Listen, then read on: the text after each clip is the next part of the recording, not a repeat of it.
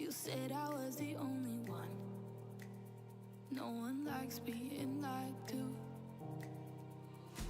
You made this mess and left me with the pieces. Now I wanna burn all the bridges between us. I can't focus, I can't forget. I've been thinking too much lately. I just need to clear my head. I just need to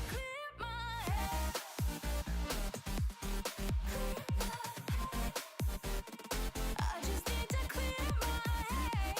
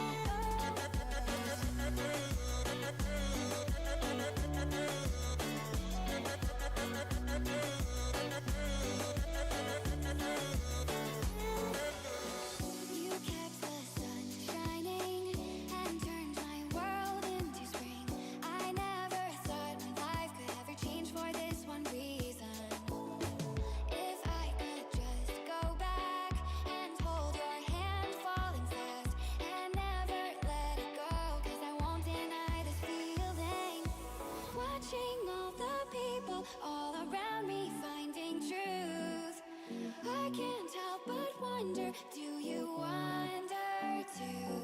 Were we meant for each other, but it just fell apart? Could we last forever if we start over?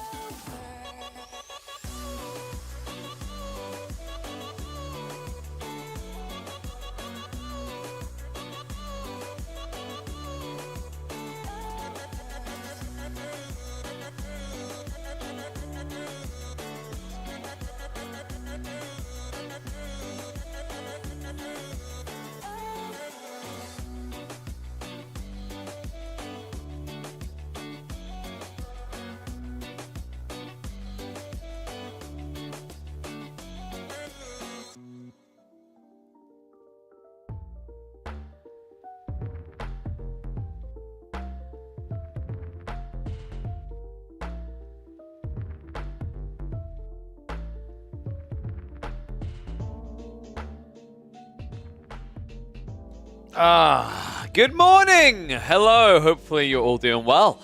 Happy Tuesday. Look at that, you are part of the way through the week to the less torturous part of it. But hopefully you're all doing well. We had some pretty fun games yesterday, actually, so I don't know if we'll be able to do community games again today. I'm going to guess probably not. We might try to get some more community games in later in the week. As it's looking right now, I'm going to have to double check on the first day. I've basically got some decking getting set up. Family members doing it. I'm going to have to see if they need any help with that. If they don't, then possibly have an impromptu stream. But we should definitely be looking to have a stream up on Friday. And then, of course, there's going to be the fun on the weekend. But for now, we're going to be checking out a bunch of different high-level games. So we've got a few people in mind here. I want to have a look at some top games. I want to have a look at some Fae games. I want to have a look at some Crackety games, Beastie, Core, Myriad. I believe there was some Sassy in there. There's also Vortex and Kiljadi. Might be able to find one or two interesting Philisberta replays. I know he's been playing a bunch against Blige, so that might be interesting to check out. And also, I'm curious about this Suleiman Musa person who's basically been spamming the crap out of the English. And is there confirmation on the new patch? Have they actually said anywhere? Do they actually, dude, I swear to God, because they don't put anything in game, do they? State has been playing some interesting games. I would love to cast State, but my good friend State needs to remember to unprivate his data for me to do that. Otherwise, it's literally impossible. But do they actually, like, is the... Hostin, where are you getting the 18 GMT? Just telling from season end. Okay, yeah. I guess that makes sense speculatively, right?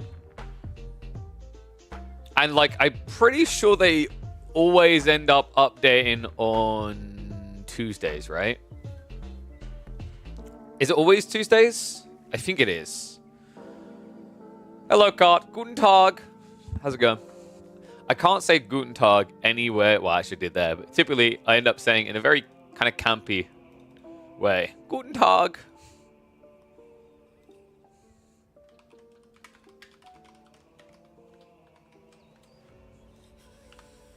Alright, there we go. We'll put it in the title and see if anyone can give us a clear insight. Pronounce it just perfectly. Yeah, it's because I'm very big about accents. I love doing accents. You know, it's quite good. It's quite fun to do. You know, like you get to be a different person for a moment in your life. And then you just get the ridiculous ones that aren't even a country, you know. But I've always loved doing voices. So yeah, when I like, you know how some people are like, oh, I really want to learn the words. I was like, oh, I really want to just learn that accent. So. Way that's going to start off, I did notice there was a game between Dumu and Core. It was Core playing HRE, which is why we didn't cast it yesterday, because we done that that Marine Law game. I was like, well, one HRE Core game will do for now. And yeah, Crackety's literally in there straight away. Yeah, he did Crackety. How did you know, dude? How did you know that Core was going to be playing the HRE? You're such a smart cookie.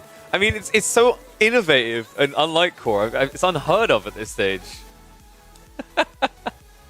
Could you believe it? Like, I was like, wow, Core gameplay. Let's check in on what we got here.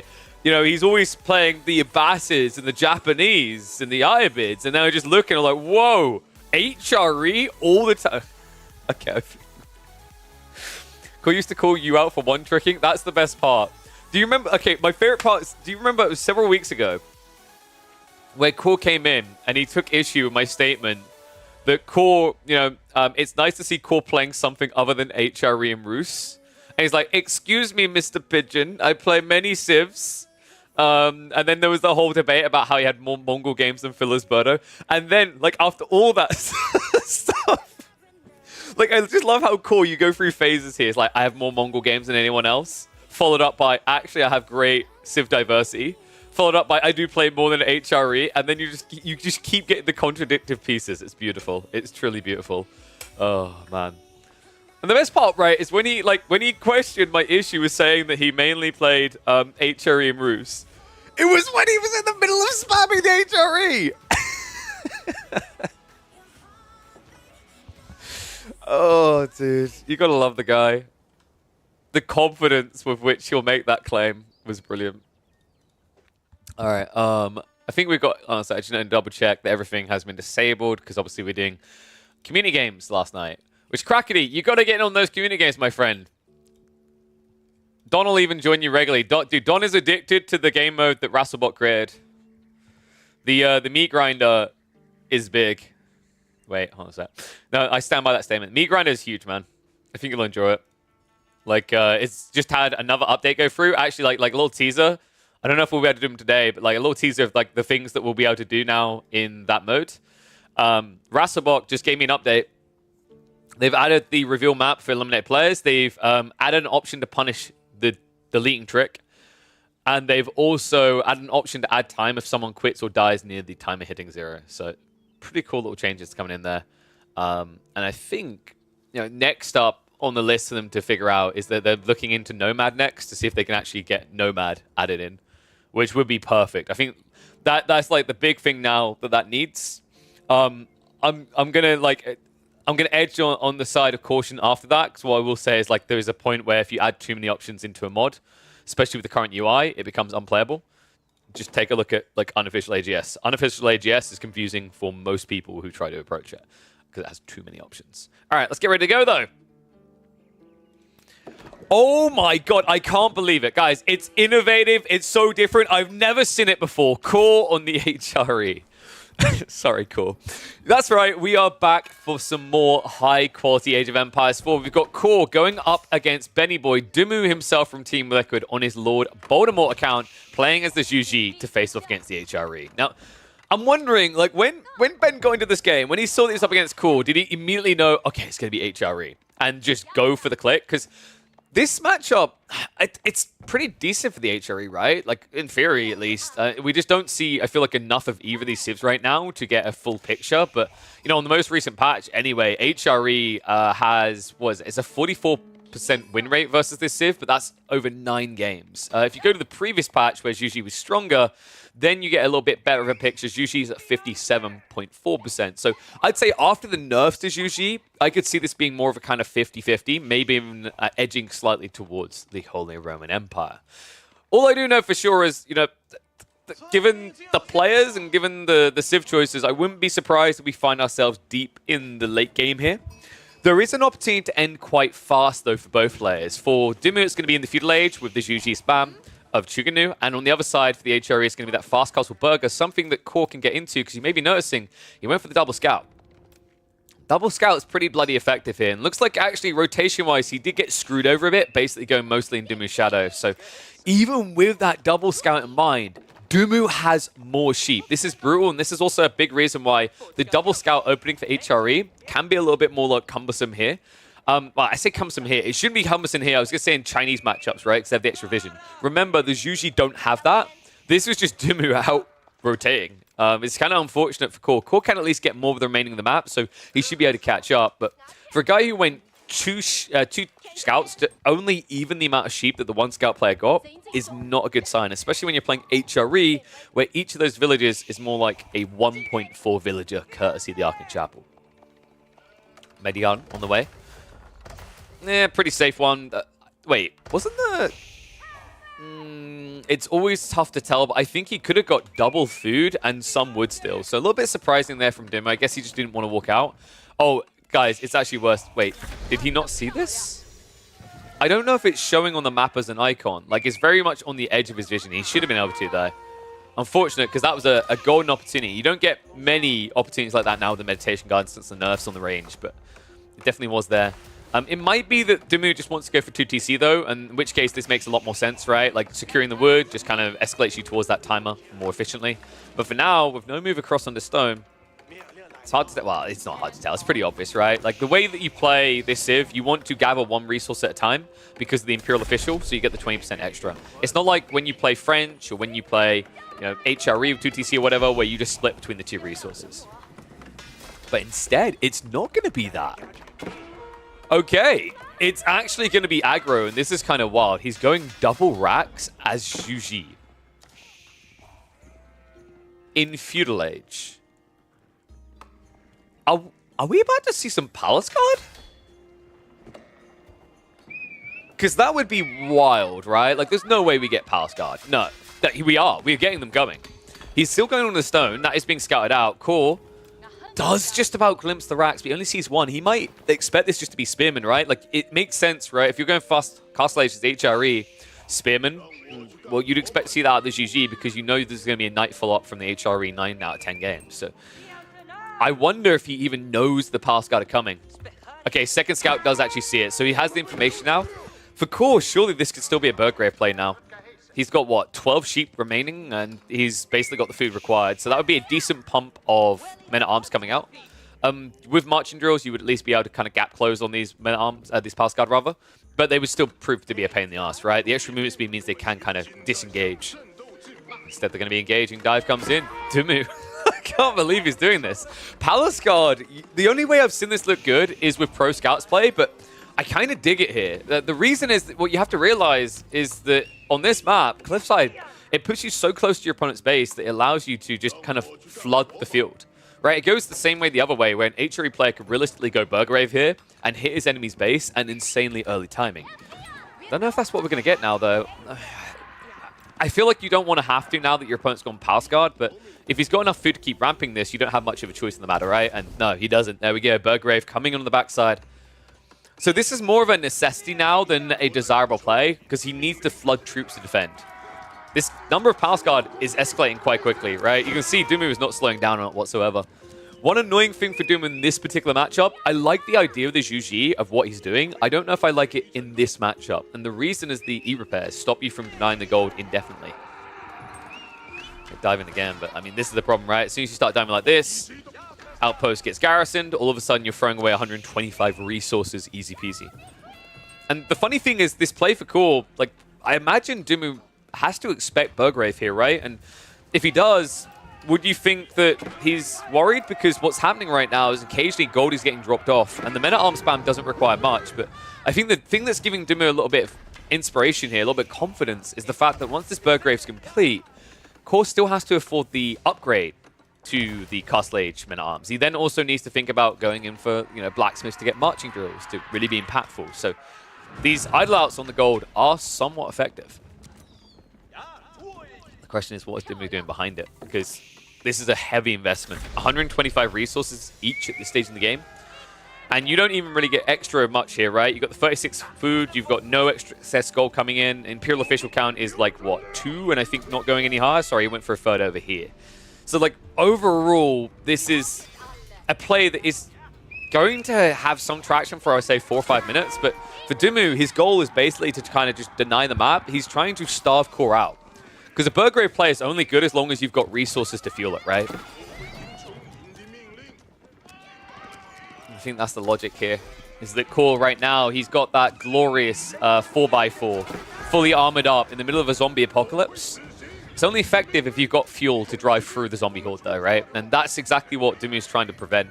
The problem is it's looking like it's already failed here, right? 12 Palace Guard versus 8 of these men-at-arms. If he spots this little pocket eco out, that could be big. But Dumu isn't rotating for that detail, is he? No, instead he's checking the back gold because he was paranoid that Core was getting resources elsewhere. Now Core happily goes on the counter-offensive. Raider's going to come around the backside, but... You should be able to find some kills surely here, right? Like, there's no textiles, there's no wheelbarrows, so Palace Guard are going to be able to chop a few down. Diving the TC in the outpost does cost you quite a lot of health here, though. A lot of Vital Eco, but the Men-at-Arms are going in on the other side. Weird wrap here by Core. Looks like he wants to hide his intent until he arrives on the gold. So it seems Core's mentality is, I want to try and deny you ever teching up now. Because if you do tech up, that's going to be a lot of Pulse Guard. The damage impact is going to be notably higher. And you're in a game right now as Core where you can't actually afford heavy maces because of the idle time. Around the back. Dimmu. He starts shifting away. We'll go for the Garrison. Imperial Official is not moving off, though, so that's going to be expensive loss there. Remember, this is Feudal versus Castle Age, so the Men-at-Arms should actually reign supreme, but the hand cannon slits are doing God's work here for Dimmu. I don't think this is enough for Core. There's just enough Pulse Guard to hold this, and this is an expensive hit for Core, considering that he's given up the Regnants to achieve this. Other side, PG still raiding. Warlord's going to come out. Oh my god, that's going to be tight. Credit to him, Dimmu, that +1 melee damage really feeling like the difference maker there. Sometimes that just gets really kind of clowny and clunky when you have to flood around troops like that, so that could have ended up being uncomfortably close. I love how Core, every time we watch him do this Burgrave rush, I've just realized every time we've watched it recently, it's been against Dimmu, and every time Dimmu's response is to outpost spam. Right? Do you guys remember that Byzantine game we had? Where he went 2TC, full outpost condensed, and just garrisoned everyone. It's kind of a similar thing here, only this matchup is harder for the HRE. You know, the Byzantines in that matchup don't have a unit to easily trade on the other side with. You do with the Pulse Guard here. And on the flip side, the other element is that the hand cannon slits are so powerful. Like, I actually am kind of surprised to this day that hand cannon slits haven't been adjusted, I want to say. If you think about the maths involved, the DPS is quite comparative to a Springald. Which is bonkers to say out loud. Like, it's just such a better version of a tier 1 defense upgrade than Arrow Slits by comparison. Shallow Monastery now on the way, though. Dimmu is trying to turn this into a relic race. Also, not a bad tool to fight with, right? Like, Men-at-Arms, they're not going to get any bonus damage against you there. You're not a heavy unit. The Shallow Monks pack quite the punch. Speaking of the heavy Walt coming in, that heavy upgrade actually starting to hurt a little. So Dimmu's goal now should be to realistically kind of dodge his opponent. He needs to find Eco, he needs to hemorrhage Eco away from Core. Core, in the meantime, is going to have that classic spam Men-at-Arms experience where you chase after someone for half an hour, screaming, come back here. This is starting to get annoying. Like, all this chip damage is adding up, right? Like, remember, Core, he's got a bunch of injured villagers over time as these Pulse Guard keep raiding in. Dimmu, not interested in playing Pulse Guard much longer. Makes sense here, right? It's going to be the crossbow transition coming. Pulse Guard can at least go over here to defend. Has got that hand cannon slit in placement, but that's not going to be very effective here. That, however, is impactful. I love that. Dimmu, sick little move there. He just pulled the Men-at-Arms away from the Eco towards the crossbows as well. And now as you start to step away, you're basically playing these Men-at-Arms into reinforcing crossbows, right? It's a really big losing fight there. So cool little element from Dimmu.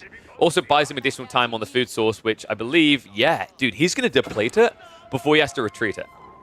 That's perfect. Well played. So yeah, now you're just trying to shift away. You've got enough Pulse Guard left over to body block this if need be.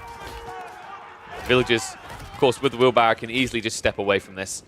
Yeah, Core only now getting marching drills feels pretty problematic, right? Like, this is usually the issue we see in a lot of these Burgrave spams, is the timing on getting access to that critical tech. Imagine how much more impactful this timing could have been with the marching drills, right? But he felt pressured. You know, he didn't have clean access to his gold. 125 gold is a lot. You're basically sacrificing 6 extra Men-at-Arms to get marching drills, is the way to think about it, from a gold cost perspective anyway. Well, now that it's not there, you're just seeing how easy it is, how trivial it is to just cut him down. Meantime, elsewhere on the map, Core is at least gathering additional relics, so he's got 2 more coming home. And Core's typical play with this build with the Burgrave spam afterwards is if he can't achieve a win, he looks for a recovery arc in Imperial with the Palace of Swabia. And judging by the way his eco is floating, I think that's exactly where we're heading.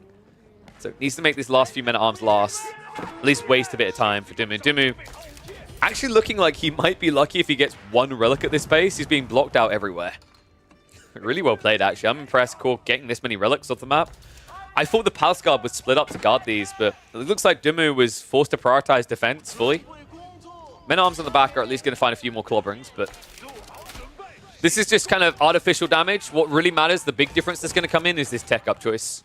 Dumu is going to need to find some sort of scale mechanism himself, whether that's going into a second TC with Song, or even maybe free TC here. It's cool. He's going to be ready to pull that trigger in about 30 seconds. How's the food looking as well? That's the one thing that worries me for Core with this play, is he has practically got no food. In fact, he's desperately gathering on berries just to get this tech up. He's going to have an awkward and uncomfortable 5 or 6 minutes ahead of him here, because realistically, there's a window where Dumu could just punish you entirely for this. Now, Outposts are at least going to get upgraded with Springles, but that's also no cannon emplacement. So if Dumu did want to go for a kind of all-in timing here, Core realistically has nothing to defend himself with. Passes Swabi now on the way. He's committed to the choice. Now, here's the thing. Like, some people are going to look at this and go, why is Core going imp, man? That's such a throwaway. He could have built 15 more minute arms for his Burgrave timing. I actually would disagree with that idea. I prefer what Core has done here. His game is kind of muddled now, right? Like, he got the relics, which is great, but the Burgrave timing didn't kill his opponent. His opponent has mass crossbows.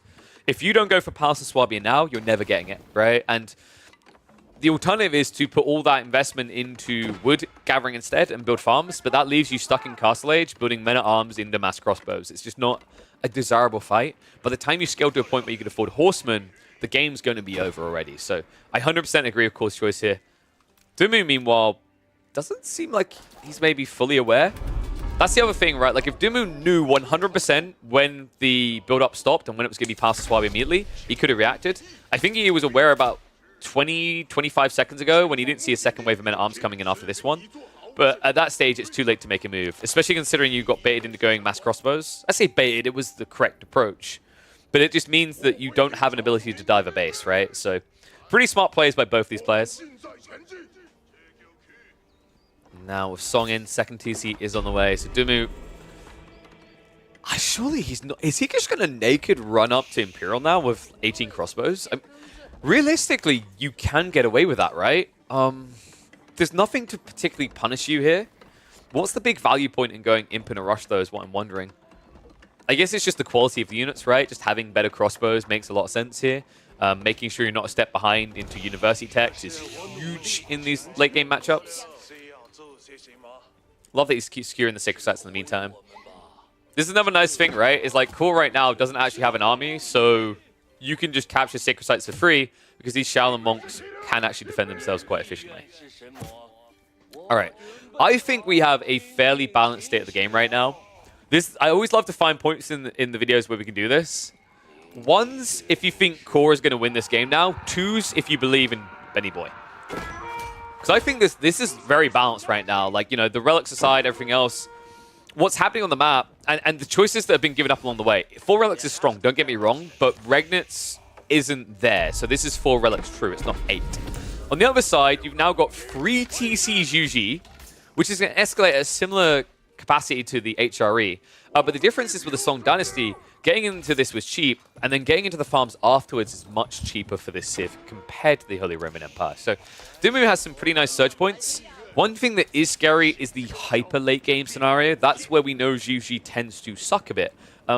The one play they used to have was the idea of the Imperial Guards, but I don't remember the last time I actually saw Imperial Guards in a Zhuji game. It's been a very long time.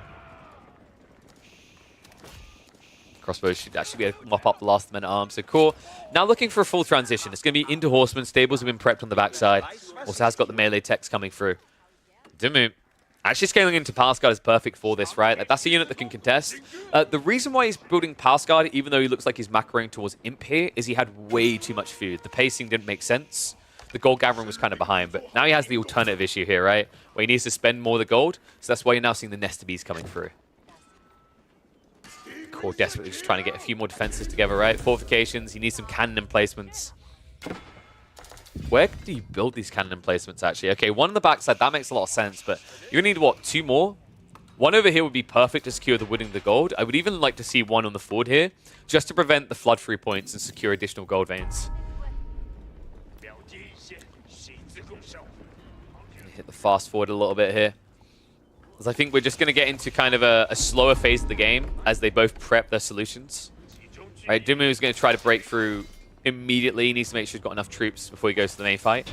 And that's going to buy time for Core to get the reaction into the hand cannoneers. This is kind of interesting and an awkward predicament now for Dimmu. Going into mass Nest of Ease when you're up against these cannon emplacements with the relics fortified inside doesn't feel like the greatest move, especially when you remember this is not Clock Tower Nest of Ease. This is just standard Nest of Ease from the Zhu. I'm a bit worried that Dimmu's timing here is off.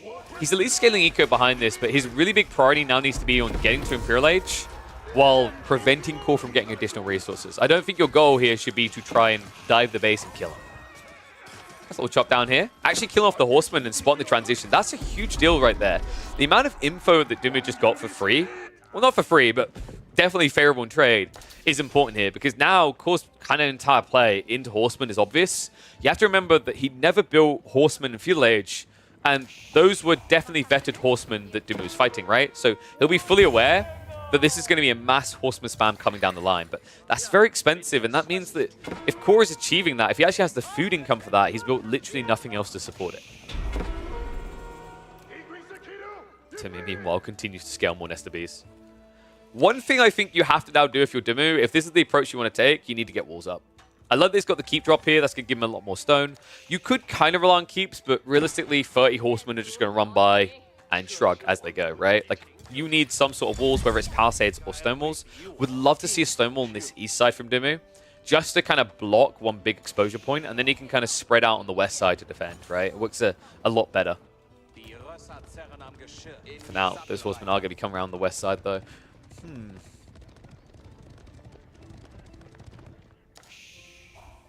I do feel a little bit worried for Dimmu the longer he waits for this tech choice. He's got a hell of a lot of Nest of Bees, but realistically, like, Nest of Bees, A, get countered by Horsemen, B, yeah, that is what they are. C, the issue is mobility here, right? It comes back to that detail about walls, and it's why I like to see that Dimmu is now trying to add those in. Timing might actually be perfect here, folks. The main Horseman wave has not come in yet. Small group going to wrap around the back, but Dimmu, game sense on point, already had a few pass guard in position to block that out. So this is very important. Core can now come down the center, but he can't come around the flanks. However, if Dimmu doesn't posture correctly here on the forward, there is a breakthrough point. Core. No, not like this. Nest of Bees. Shots coming out. And Core slowing the reaction there. Switches over to Village now, but heavy hit into the cavalry.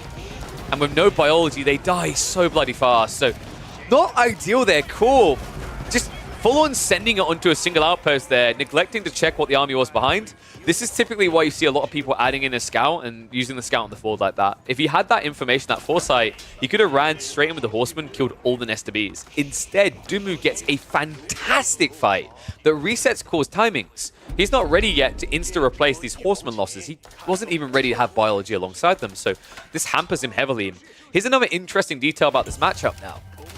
Dimmu knows that it's a Burgrave spam, right? The later in this game it goes, typically the weaker Zhu feels, but this is a rare situation where it doesn't hurt as much. And the reason is that the HRE's options are more heavily limited, right? Like 4 Relic Regnates, the world is their oyster. They can go Landsneck, they can go Hand Cannoneer, they can do what they want. Now, Core has to fight tooth and nail for these mid-map gold veins to have a chance of those premium gods. He can't pray to the gods that the Regnate's relics are going to deliver him enough, because he's basically missing half of what he's meant to have here at this stage in most HRE situations. Tech up now on the way from Dimmu. So it's going to be the Temple of the Sun. I love Temple of the Sun. Honestly, I think if you're going for the library and you're not choosing a tech in the first minute and a half, 2 minutes, you've made a mistake. Go back, change history, right? Because realistically, with the economy at this stage in the game, it's very easy to get the tech up for the second time within 2 minutes of the first invade. So just a much better approach to get your hands on Temple of the Sun, and then you immediately have a buff for your army, even before you have the elite statuses. Nest of Bees. Flurry's coming through. Horsemen are going to link around the backside of this. Nest of Bees are going to be fine for it. Not going to go down. Culverin is trying to snipe them out, but not quick enough here. Men-at-Arms trying to dive in now into the crossbows. But this is just clustering up the lines a little, and the snipe comes in. Culverin goes down, courtesy of those defenses, and it looks like now it's going to be a panic run through. Core just trying to bypass the front line here. Nest of Bees are going to hold, though, and it looks like Dimmu is not going to go down that easily. In fact, are you kidding me? He didn't lose a single one of them. disgusting fight here from Dumu. Every single Nesta Bees lives. Core once again reset, and this was the best opportunity he was going to get, right? In the middle of the tech up. Now, Dumu can get much stronger. Power Guard upgrades are coming through. Nesta Bees count is going up to 7. I mean, why not, right? Like, you're against a full kind of clump type army. The funny part is, like, typically this would be a bad idea against the Horseman spam. I'm wondering if Dumu is doing this to keep his opponent off of Men-at-Arms spam, because Men-at-Arms would get disintegrated by this, right? What I'd love to see now, and yeah, we're seeing it, is if Dumu just spams out spears, this is the perfect comp against the HRE. Nesta Bees. Oh my god! Reminder, those have biology. Oh my god, the damage output on these units though. Core needs to start hitting the economy. He has at least capped all the sacred sites, but that's not very holdable here when you're up against this many Nesta Bees, and I actually can't believe it. We're going to see Grenadiers in this game. It's not bad against the Horseman mass, right? Like, when they try to gap close you, they're going to get punished. They get frag out. I love that Core is trying to go back for the Inspired Warrior buff. I hope this is because he wants to get premium units out. It's risky, but like mass hand cannoneering might be the way to go here. Just get some Culverins, get some hand cannoneers, kind of make this fight a weird fully ranged comp. What else could he do here? Because Men-at-Arms to me feels like a no-no, right? Like into mass Nesta Bees, that's the quickest way to just die. Marching drills might be cute, might be nice, but at the end of the day, Cliffside does create these choke points which Nesta Bees can exploit. Even more so, the way that Dumu has built his base, even small details like the forward houses allows him to restrict the map. Backside raid is going to be a block. Nice keep drop from Dumu. Makes a lot of sense, right? Typically, for the Chinese, their comparison here is they have the gate, right? They've got the Great Wall up on the backside, which protects the farmland area. You don't have that option as GGE, so you do have to invest in a castle instead. Very important they do. Much better approach here now from Core. Just using the bombards to gradually get rid of the buildings. These choke points are exactly what will kill you against mass Nesta Bees. But he needs to have an overwhelming force on his side, right? Like, you need a lot of melee to run in to even reach these Nesta Bees. These key drops also just make it annoying for him to find any way through easy peasy. Looks like Core is getting into chemistry. Now, that does benefit the bombards and the Culverins, but I still feel like this is a gradual play into hand cannoneers, right? For now, what he's trying to do is just constrict Dumu from coming out because he does have that sacred site timer ticking. It's not really defended, though, so if any stage Dumu feels like that pressure's mounting a bit too much, it's a very easy decap on the right side. Dumu doesn't have to worry about anything threatening there. Core only has to keep, like, what, a screen away? So no threat of getting sniped out there. There is a lot of stone in this area, though, and I'm wondering if Core would be better served by going for a keep drop and playing for the sacred site win condition. Bombard's moving on the keep. The dive comes through. Nesta Bees! That's so bad. 2 horsemen, and they basically missed their entire load. However, now they can turn for the main fight. Men-at-Arms stuck in the choke point, and this is the problem we talked about. It's Dumu using his own base as a shield. The Nesta Bees are going to dish out the punishment. Elite Army Tactics is not in for Core. His army is not going to last long here. He gets mopped up. And now, as a result of that dive, Dumu can easily get the decap on the sacred sites. Yeah, I don't like the way that this is being played at all. This is getting ugly for Core. I think he needed the hand cannoneer transition sooner. Men-at-Arms is doing nothing for you in this game. You'd think it would be good because you're up against mass Palace Guard, but the issue you have here is, 1, you failed to get into Elite Army Tactics quickly. 2, your opponent has mass Nesta Bees. And speaking of those Palace Guard, with the Divine Haste, they're actually looking for the chase down. Looks like they won't quite be able to get it. Core breaks away, but the catch-up is quick here. These bombards, however, are incredibly tanky. Sadly, not tanky enough. One is going to go down. Second one should be safe. There's not enough Palace Guard left over, at least from the first wave, but the second wave might be another matter. Dumu now looking like he's in firm control of this game. It's like, I'll bloody well take that bombard for the last thing I do. No, you're not going to get it, mate. So 1 bomber stays up. Core, that's very important considering the gold limitations on this map, right? Like, there's a lot of 4Ks in the center, and none of that's going to feel safe now, especially when you've got Dumu pushing in like this. And remember what I said about the Jushi's library? Never far behind. It's now being queued up. Nesta Bees Flurry's coming in. Oh my god.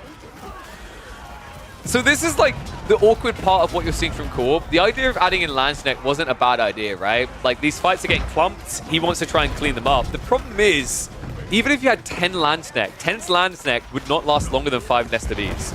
The 5 Nest of Bees would instantly kill the Lansk, and that's the big problem here for Core. For the time being, Dumu definitely starting to overextend a little, right? The melee line is gone. He hasn't moved his production forward, so he should be pushed back here by the next wave, but shaky ground that Core now finds himself on. Elite Army Tactics also on the way in, so something critical that has been missing for a while for Core. Doesn't get the Nest of Bees, though. They get away. Oh, man, and the retreat into the choke point again. I think the problem for Core is he just keeps getting stuck in the meat grinder in this choke point now, right? Like, it's literally the worst place to be against Zhu. And it's about to get worse, folks. You've seen that correctly. The Cloud of Terror! Sorry, I tried to go for like an 80s comic book angle there. The Cloud of Terror tech is on the way. This is the one that gives an AoE to Bombards. So basically, he's upgrading from the Nest of Bees for anti-clump into Bombards for anti-clump. Quite a unique thing that the Zhu have that the Chinese don't. And it's basically going to give him an ability to just blitz through these towers, these outpost cannons, which can be quite annoying when he's trying to dive this base. Speaking of cannons, freebie given over by Core. Elite Army Tactics is finally there. I can't believe how much longer it took him as well. It's unfortunate because that was the game breaker. Like, the funny thing about Elite Army Tactics in a game like this is it literally allowed the Palace Guard to beat the Men-at-Arms, right? Like, between the extra health and also the damage increases from the Ming, from the Elite Army Tactics tech itself, it's just made this MAA look trivial on the other side. Glad to see he finally has it, because it was definitely a big whoopsie to not have actually included it sooner. But you still have this Nest of Bees issue you need to resolve for. And now it's going to be mass Bombards as well. Oh my god, dude. Dumu is just loving life. You know, we usually say CGQ. I'm not sure. We haven't come up with one for Ben to this degree. Siege? Nah, it doesn't really hit. Oh my god. So what do you do now if you're Core? Like, realistically, the answer's simple, right? You just mass Culverins or you snipe. I think he has to take a slower approach to this, because every time we see him rush in, he's just dying for nothing, right? And it might not look expensive because, oh, HRE meat grinder, right? But it's the gold. The gold is the thing you always need to be conscious of here. The gold he can have access to is becoming more limited, right? At least what he has safe. He's got about 10k over here. Sorry, actually, ignore that. He's got 14k. But that can dry up very fast to the build you're going for. And also, his attempts to take the 4k over here are going to be denied. Dumu moves in with a keep drop. Oh man, that's actually a big deal. That means you can't go for a Sacred Site victory either. The other thing to be really conscious of in this game is that Core running out of money is realistically possible for him. Less so for this Zhu, right? Their comp is expensive, but that's what the taxmen are for. And they can always go back and get their hands on extra things like the Mount Lu Academy to get even more taxmen, and also they can get advanced administration for 2 additional taxmen on top of that. Means they'll have plenty of gold in their pockets. These Bombards are ridiculous.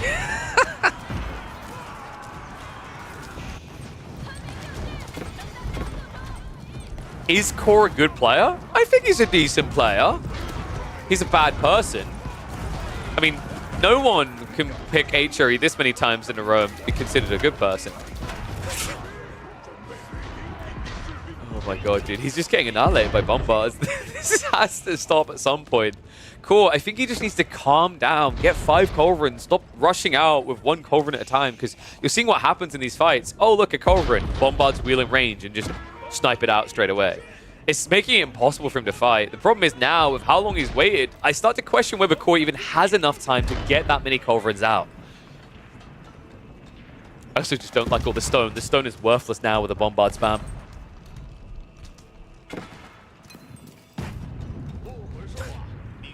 This is sick, though. I'm impressed. Like, the Divine Defense. Okay, that is genius. I wondered why it was so easy for him, and now it makes sense. That's big golf clappers actually coming out. Also, the snipers now coming, Horsemen stacking on the wrong target here. Spearmen are going to cover this. Dude, this is just perfect.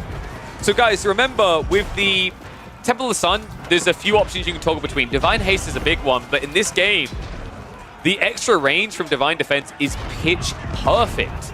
Puts him up to 11 tower range, means the Culverins only have a 1 tower range advantage. Very difficult to get in range and get out before you get sniped with that difference. And what's even worse still is you're seeing a notable difference here in health, right? Siegeworks exists on one side.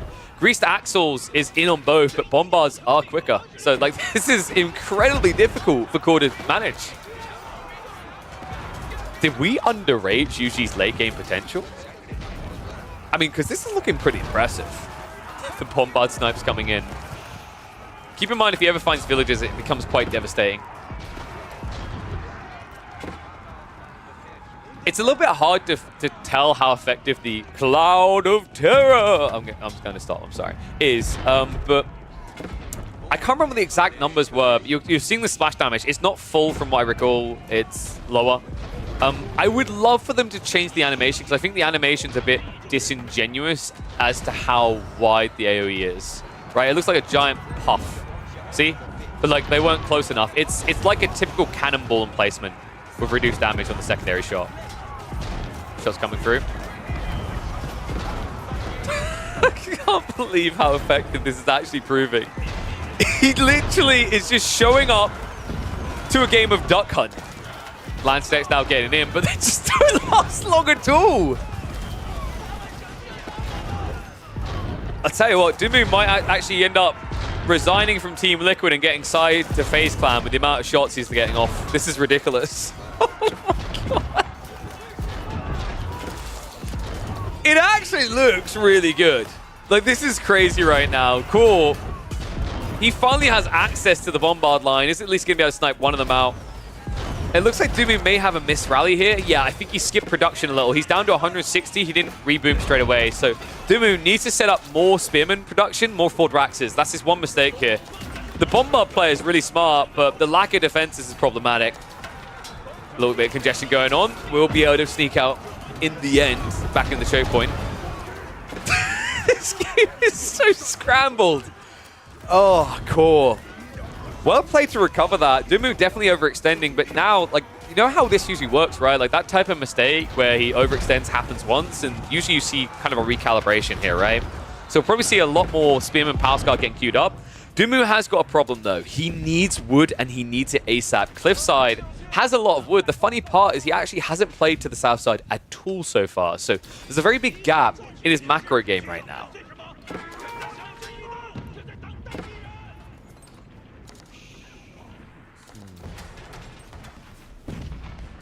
Need more wood on the other side of the map. Core has been exploiting that safe wood quite a bit, so he might find himself in a risky scenario eventually. He's stockpiling quite a bit of wood, but if he needs to go back into siege himself and more huntsmen, it dries up very quickly. The funny thing actually in this game right now for Dumu is that Palace Guard are more affordable than Spearman, right? Because like the tax is forever. His wood is the problem, as we just highlighted.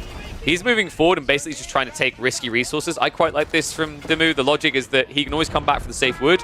He's now taking a weak point in the game to guarantee that if this turns into a resource exchange, right, where it's a drain on both sides, he has the edge. Ambitious keep by Dumu, though, and it's not going to work. He doesn't even cancel it. Wow, so that's just going to be 900 stone down the drain. Yeah, that felt neglectful. I think Dumu had a perfect moment there to cancel, but he just seemed to believe he'd be able to get back across in time to defend this. So definitely a misread there. But now that the army has arrived, this should be a good trade out. Now, if you're wondering why does Dumu want Spears so badly over Palace Guard, it's not just the Horseman details. The fact that if you do go Palace Guard, these Men-at-Arms are enabled, right?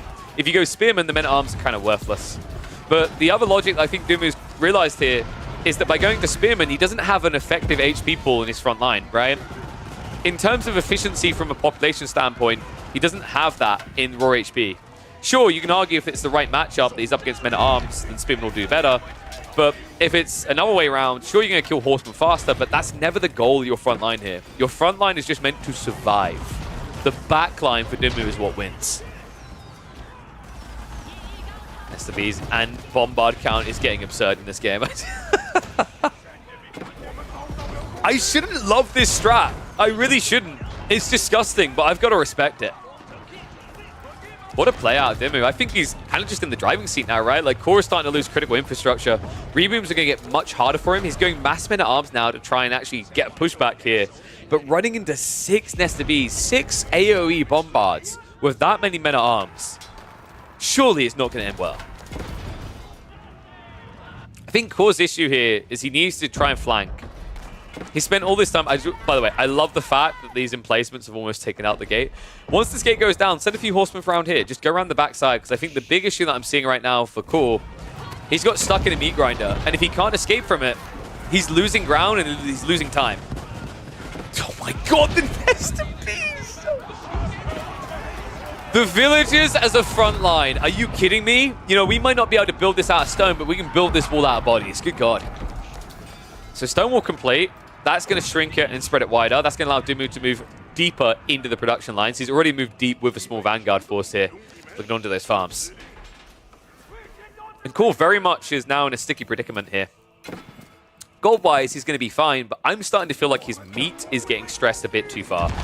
His food income, even with it being up at 4K, the amount of troops that are getting massacred in these choke points doesn't really feel like you've got an economy big enough to keep affording that, right? Like, I can't believe I'm saying that, but it's the way he's trading. When you trade into an army like this, you lose so many units in 10 seconds. It's insane just how many die to the Nesta Bees. So, like, the reboom afterwards is basically keeping you down the dirt. And now with that raid hitting the backside, hitting the food, the farmlands as well, it's just extra food missing that Core needs. Ay, ay, ay. Raids hit a few of the farms. Yeah, if 1 or 2 farm clusters got shut down, there's some over here that are not working anymore. Just all inoperational. I think the problem now for Core, he's probably realizing it. For a long time in this game, he wasn't the one who required walls. It was actually Dimmu, but Dimmu has broken out now. We've reached the point where the lack of walls is now taking full control away from Core. Cobra count. So high. The Divine Range. Oh my god. Dude, once again, just big claps all around to Dimmu for this detail. Divine Defense was 100% the right call. Divine Defense most of the time looks really bad. On anything you can think of, but cannons, I would say it's kind of right? But remember, it also works for the Nesta Bees. They're gunpowder as well, so they go from 8 range to 9 tile range, which is insane in these engagements. Leads to clusters like that. Nesta Bees clearing up again. I think we have just reached a limbo state now. Core doesn't really realize just how dead he is. And the more he fights into this same area, the more he enables Dimmu. Dimmu, who's now down to 90 eco.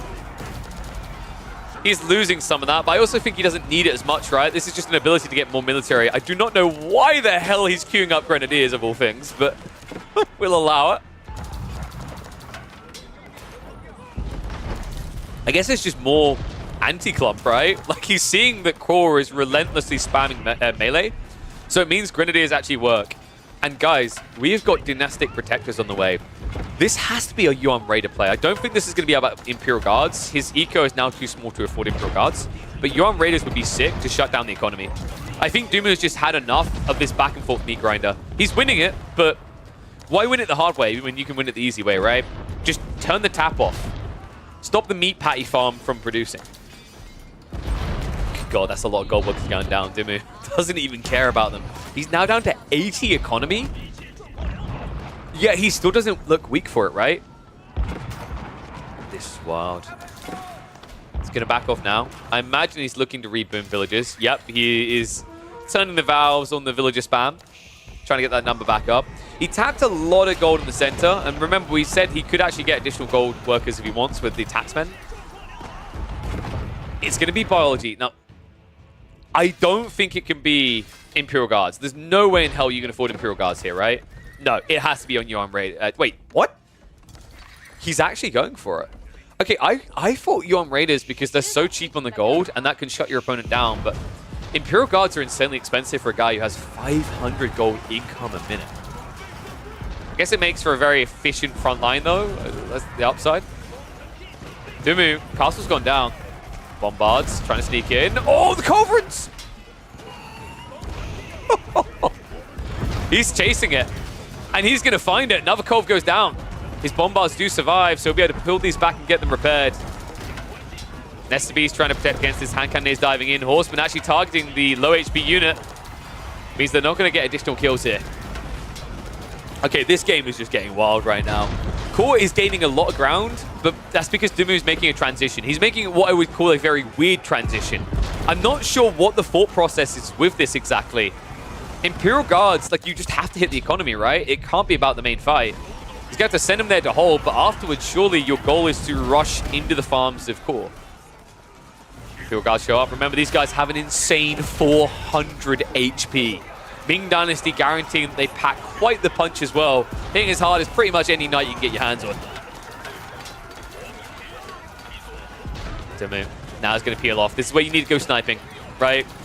Go around on the flank. You know he's been gathering gold on the left side. If you want to stop this, you need to find the gold source. This is still quite a sticky predicament though, right? Core is sitting on 3k gold in reserve. I feel like this move from Dumu came a little bit too late. Just have to rely on the main fights. I mean, I'm still shocked that he even changed script, right? Like, I would have understood this change in plan 10 minutes ago when there was still a lot of gold to work with, but now you've waited to raid this deep in. The Core only has a 3k left over here. Now, maybe that makes it a better timing because Core has less premium units to react with, but if you're building Cav, Spearman will do. Yeah, what I feel like Dumu was going for was that classic, oh, you haven't built spears the entire game, they won't be upgraded moment, right? He was trying to catch Core with his trousers down. Core now trying to return the favor, dives into the base. This is starting to look a bit shaky for Dumu, and I'm still baffled, man. Now he's going Yuan Raiders as well. It's crazy because I think if he just stuck with the cannon strategy, this was a win, right? Like, I felt like he was just winning those fights. But Dumu, getting sick and tired or something, chose to switch it up. Now, his Raiders are at least going to protect the backline eco. The farms are in a bit of trouble. Palace Guard are going to react to that now. Core's Vanguard force is going to get cleared up. On the other side, however, Dumu is still raiding the farms. And Core is now in trouble. He's basically out of food. All of his farms are going idle, bar the ones underneath the Arkan Chapel. So half of his food income is about to disappear. This is what I was waiting for. The Yuan Raiders are the bigger detail here. 2 movement speed unit that hits villagers for 26 damage per strike. This is it. This is what was missing for him. And think about what's happened, right? Like, sure, you're leaving yourself weaker on defenses because of this, because you're investing population to the offense. Dumu doesn't have that normal issue because he's not at pop cap. He's in a game where Core still has a big economy, so these Yuan Raiders get more bang for buck. Back wave is at least going to get cleared up. Core still trying to dive into the main. However, the main army is gone. Walls are going to be going up, so Core is trying to condense this into the center now. That makes a lot of sense against cavalry.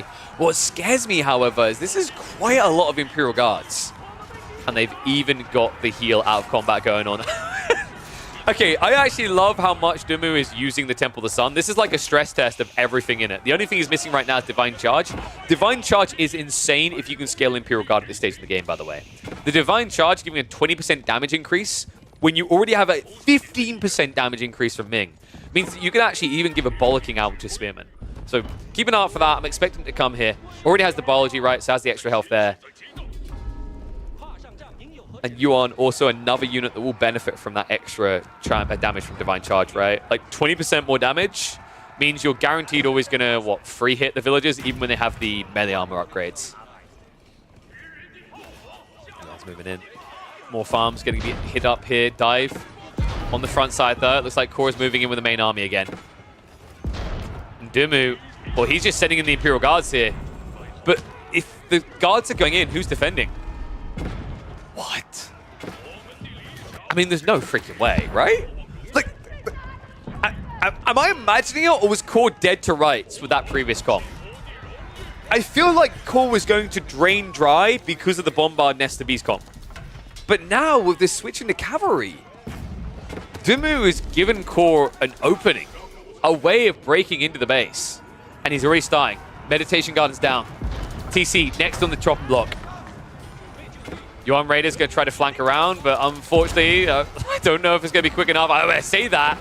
27 damage per strike's not bad, especially considering that Core still does not have siege works.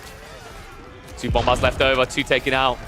Backside of this, Eco still being hit up, but not hit enough. I think that this is done, folks. I can't believe this. I mean, this game, Dumu looked like he was firmly in the driving seat. It looked like he could do no wrong, but that switchover, that tech choice, that switch into cavalry, forfeited the entire game, and I'm still perplexed by the choice to do this.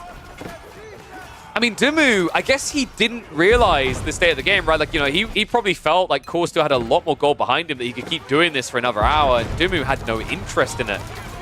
But to me, what I saw was a guy with a winning comp. Nestabees and Bombards were just breaking face there, and Core was struggling to find a way of recovering against it. But now with this switch, you gave him the answers. This is going to be a win, a dub for the German lad. The man who only knows the HRE will only know victory.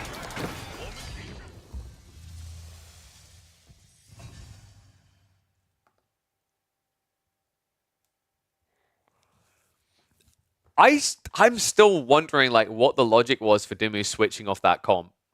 Maybe he ran like maybe he was running out. Well, he's running out of wood initially, but he came to the south side, right? So he could afford the siege there.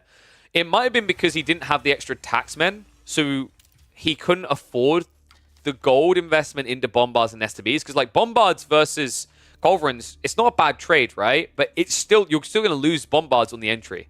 That did feel a little bit weird to me though. What am I going to call that one up? Oh, yeah.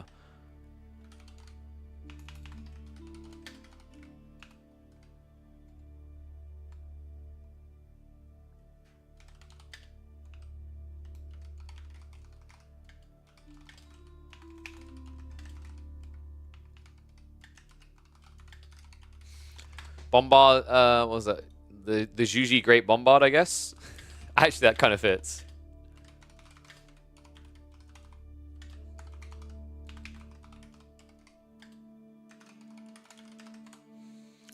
Didn't he lose a lot of his gold income was forced off that comp?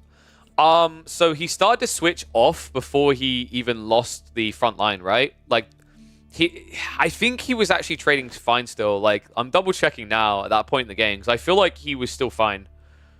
He ran out of gold, sure, but like he wasn't losing that many Bombards. He went up to 8 Bombards. I think that might have been slightly overkill. Then he loses 3. He's pushed back to his keep. There was the fight where he lost his keep, and then after that, I felt like, you know, he went down to 2 Bombards, but I think he could have afforded to just spam Spearman and get more Bombards, right? Because, like, the thing is, if you spam Spearman again, the Horseman can't snipe you. He doesn't even can. The Men-at-Arms should, like, die to the Bombers. Maybe he just felt like the Bombards weren't killing the Men-at-Arms quick enough. But, like, that's the thing I was trying to highlight is, like, on the gold issue, that's why you go for Mount Lu Academy. Because you go Mount Lu Academy and you get the increased movement speed as well as 2 extra taxmen. And then you don't have this issue, right? I think like that build from Dumu, I really like it. I think he just like there was maybe a mistake in that he went for he didn't go back for the tax inflation. Like tax is kind of crazy with Zhuji. That's where they can actually outdo the Chinese, the amount of taxation they get. I really like that comp from Dumu. Okay. And also, like, another kind of point to that whim, if the issue is gold, you need to remember that he just spent 700 gold on the Zhuji library tech, and then he's spending 140 gold, was it 150, per Imperial Guard. So, at that point, Bombards don't really feel that expensive compared, right? Like, it's kind of a weird one. I think if you want that cavalry comp, it would have made sense sooner rather than later. Just having a look now, see who else we can check in on. So, we had the Core versus Dumu game. There's a Myriad versus Sassy. Let's do the Vortex versus Killjadi game. There's a Vortex versus Killjadi one.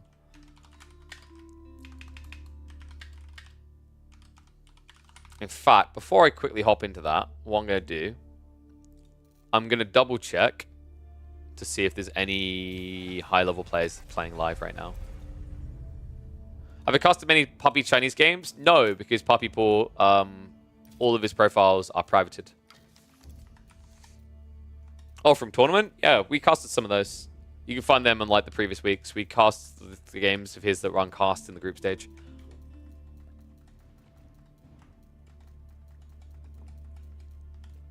Okay, so let's see who we've got here.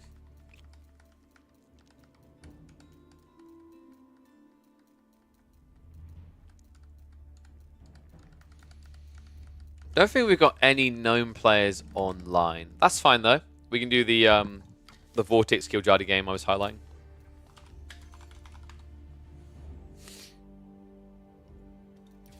He destroyed Vortex like it was some random play of China. Yeah, so the interesting thing is actually, like, I can give you a little bit of dissection on what happened in that series. So Puppy Paw had actually got fantastic like draft and strategy deviation compared to Vortex. Vortex was playing very standard to his approach and how he's known to play, right? He has this kind of clear idea of this timing where he wants to be all in, and he usually aims into it. The thing that Puppy Paw done really well in that series is that he essentially changed the script multiple times. So at the end of the game, he'd see something, he'd react to it, he'd adapt. He was incredible in his adaptation. The other thing that was very interesting is that series, historically, those guys, the way those two are meant to play out is attack versus defend. Is that Vortex will come at you and Puppy Paw just has to hold his own. Notice it didn't play out that way at all. Vortex was actually forced to defend time and time again. Puppy Paw was insanely aggressive in that series. And I think that bodes well, because it shows you his flexibility as a player, because he can be the turtle guy, but he can also be the aggro. Vortex, on the other hand, looks very uncomfortable whenever you force him into a corner like that to defend. So really, really well played by Puppy Paw to use that weakness against Vortex. All right, guys. We've got another game, though. I need to actually turn the heating off. Give me a sec. I mean, Vortex was in defense because he had no choice. Like that Ottoman game, for example. Ottomans versus Chinese, you're not going to come out of the... They're not going to come out swinging, not with the way that started off. You could. I just don't think it's beneficial to do so. Especially considering that most of the Ottoman builds involve Anatolian Hills. The problem with the Chinese-Ottoman matchup is you're forced to go into Anatolian Hills, the vizier point that spawns the sheep, because you get less sheep on the map due to the fact that the Chinese has better rotation. Remember, the Chinese, they have more vision on their scout, so they can actually see things ahead of you. And it means they can get more sheep off the map. Quickly going to catch up with chat, because I noticed some comments before. When will ranked games be activated in Age of Empires 4? Anyone knows? I assume after the patch drops. There. So 20th of March at, what is that? Yeah, 8 p.m. UTC. Okay. And that would mean that the patch probably drops today. That would be my guess. Patch today makes a lot of sense because they're going to want to tweak a few things before they release ranked, just to make sure there's no like exploits or anything.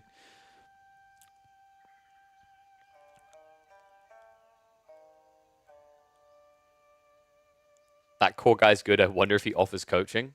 I hear he can teach you how to be a fantastic gold Valorant player. All right. Let's get to it.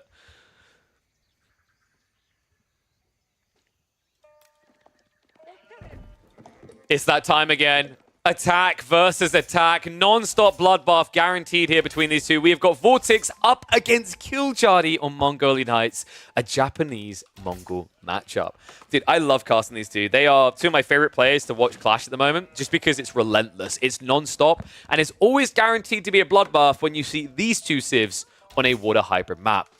Now, this is interesting, actually, because on land, Mongols versus Japanese, Mongols feel like they just restrict the Japanese game. But the moment you switch to a water map, the script changes. All of a sudden, Japan, Nippon are the ones that can actually get the game swinging in their direction. Let's see if that's going to happen here. Just to kind of highlight the skill of these two players, because I think like a lot of people hearing the Killjadi name, they really need to respect this. Killjadi is tickling at the toes, the absolute top any given time. The Duck account, which is his secondary, is 17th in the world right now with 2,099 elo at the time recording this game. Meanwhile, El Sensei, aka Vortex, has 2,183 elo at the time of this recording. So, pretty tight. Last time we cast these two, it was actually a win for Killjadi, and I think I've been seeing more wins for Killjadi against players like this in the last few weeks. Like, something just seems to have ticked on, right? Like, he's been on the escalation arc, shall we say, to being a better player over the last few months quite cleanly. But I think in the last 2 or 3 weeks, for me, Killjadi on the ladder especially has been a beast. I just hope he's able to then find a way of kind of picking the ball up and carrying that into competitive. Because I think with what we saw in the Elite Classic 2, signs of a capable player, but Just needs a little bit more time, right? Needs a little bit more experience in those drafting formats to really get the edge. But you don't have to worry about draft here, folks. When you're on a normie little ranked experience, you can pick whatever you want. We're going to hit the 2 times here. Spinman Spam's going to be coming out. You may notice that Killjoy has not gone out for a dock drop. That is standard play here in this matchup. You don't want to actually give over the dock at all. It's all about prioritizing getting to the Shinobi ASAP. The interesting part is that Vortex is actively producing into spears, so suggests we're going towards an outpost rush. I do not like this. This outpost rush has been failing time and time again against the Japanese due to their timing. And if the Koga Township gets rushed here, it's going to fail again. Although there's one problem. Killjadi, he went wide with the scout. He doesn't actually know yet. Funnily enough, he's going to cancel the gold. That surprises me even more. Killjadi, he didn't even gather enough gold to get 2 additional Shinobis. I would have expected this if he actually had 120 gold, but he's short and shy of what he needs. And that's because he went for Tawara. So Tawara makes a lot of sense because he's playing on berries. The reason why you need Tawara here is because he's gone for the wide arc. He went all the way around the outskirts of the map. I actually love this approach. Up against the Mongol Khan, the Mongol Khan will always prioritize the center of the map because he wants to head towards your base to find the gold, but also because Mongolian Heights has a heavy saturation of sheep around the embankment. By going for this wide arc, you guarantee that you get all the outskirts sheep without any contest whatsoever. Pretty smart play there, and the reason he's able to do that is because of him going on the berries. With the Tawara activated, the 25% increase, it means that you're actually gathering from these berries as quickly, actually a little bit quicker than you gather from sheep. Koga Township, soon to be complete. Still a little bit surprised that he didn't rush this. I feel like the build has quite often been 6 to 8 on a water map, even sometimes when you don't actually have fishing to assist, right? Like, fishing, it's always 6 to 8. But, yeah, the problem I'm seeing here is that this outpost going up, the other gold is kind of vulnerable on the side. Maybe Killjadi doesn't care about that, though. Like, realistically, having a few Shinobi, you can contest any sort of blocker towards that secondary gold. And he will still at least be able to get the 2 Shinobi you talked about, right? And 2 Shinobi will beat 5 Spearmen. Unless you micro like a goldfish. Outside Vortex making the standard choice as well. Silver Tree coming in. Makes a lot of sense on this map. He did actually get the good spawn. Something I think they need to change about Mongolian Heights. I've noticed this and it's really, really stupid. Can't be nicer about it, to be honest with you, because it's kind of absurd how big of a difference it is. Every time I see Mongolian Heights, one player gets a loose spawn on the trade post, one gets a tight. And what I mean by that is one gets right up against the edge of the map, the other ends up spawning between 2 and 6 tiles inwards. And that's a very big difference based on which side you spawn on, right? Like, let's say you were playing a mirror. Let's say you're Mongol mirror. Ugh. Or let's say you had 2 civs that trade. One side can just trade much better than the other. It's really ridiculous how much of a difference it makes. All right. Spearman still trying to just burn this down. I love the fact that he's like, yeah, guys, I'm the villager. I'm the one that came to build the outpost, right? You trust me, right? No. Double Shinobi here, though. So realistically, he could actually just spam Spearman and burn this down. I'm wondering if that's the goal here. Yeah, Hardened Upgrade just came through. So that's 100% what he's going for. So Spearman to be able to, address the outpost. And we're actually getting Yuumi as well. So no fishing whatsoever. This is wild. I don't think I've seen a build like this out of Killjadi on a map like this ever. This is pretty crafty though, right? Like, you'd be expected to go for fish very quickly now as the Japanese with the tech up. Instead, it looks like his goal is to allow Vortex to try and be the greedy one first, right? Allow him to start using the Silver Tree and then come at him hard with archers and spears. The interesting part is I actually think, like, with this format now, if Naira you're going to fish, a 2TC build would have been better for the Japanese with this comp. If you want to spam Spearmen and Archers, it makes a lot of sense to do 2TC, because that second TC could secure this second wood line, right? And then you just spam Yuumi non-stop, just building this entire area into an Archer line production. Yuumi, by the way, are actually pretty good against Keshiks. Keshiks struggle because they have lower base HP than your Knights will have, and they have less armor overall. So actually, with the Bannerman Aura, you do some damage to Keshiks. You do about 1.5 damage per Yuumi. You have to remember, you have a lot more Yuumi than Archers, typically, right? So actually not a bad idea. The extra movement speed also can guarantee that the Keshiks struggle to stay on top of you, which means they spend less time life-stealing, more time dying. Well, when you add in the Shinobi, do I need to say more? Because these Shinobi are really the kind of ball buster in this. Vortex walking out with his lads. And now he realizes he needs a transition. He's going to need archers. So the way that you try and win this now as Mongols, you just have to spam archers. But the Shinobi do make this difficult. Also this tower. I like to go up. Starting to torch it down. He's baiting with a spearman. Like, he's not even reacting right now. Charge comes in. And that may have been a mistake right there. The Shinobi finally peel off, but on a delay. Outpost is most definitely going to go up. Vortex, he was shocked as well. Did you see that? He's like, huh? Why is he not attack with a spear? Attack with a spear? And then he just commits in. I think that Killjadi got a little bit too cute there. What happened is he got to a stage where he's probably paying attention, getting ready to brace when the charge came too close each time. But then, because he almost got the outpost, he was like one wallop away with the torches. He got tunnel visioned, and that was a great read by Vortex to just exploit that to go in for the hit. So now, with that reset, things get a little bit awkward because actually right now, there's not great production here. It's one archery range. I'm not liking this build anymore coming out from Killjadi. He's gone in for the dock as well. So this is another thing that I take issue with, is if your plan was to go docks anyway, Yuumi feels even worse than it did before. Because the issue with Yuumi here is that they hit best when you're fully focusing your wood investment on it.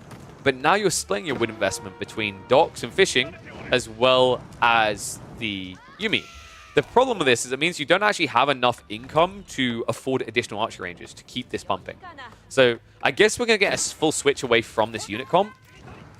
He did find some value, right? But arguably not a grand scale level that feels super impactful. Especially considering now, like in return, you're up against 4 Keshiks. You have no map control. You could actually lose this dot before it finds any real value. Yuumi gonna get chopped down. Yeah, I think if Killjadi wanted to do this comp, a few more Spearmen might have made more sense. But the issue as well with going Spearmen is it's slower than the Yuumi, right? So getting across the map to be involved would have been more difficult. And although there are some worker kills, we've got to give credit to that. Good job, Killjadi. The issue now is trade is going to be happening. So I think that was the real goal. This is why I like Yuumi a lot against Mongols, is Yuumi are basically your raiding unit. You could do Onibugisha, sure, but you don't really want to build Onibugisha into Keshiks, right? That's melee on melee. It's kind of favorable for your opponent. Yuumi is just more cost efficient and a very effective raider. I'd argue also Yuumi are actually better at killing trade than Onibugisha are. Because Onibugisha, although they're fast, they have to get on top and stick on top, right? If you show up in an area with Yuumi and there's a trader here, but then there's also like another trader here, and then another trader come back here, the Yuumi can just switch on the fly.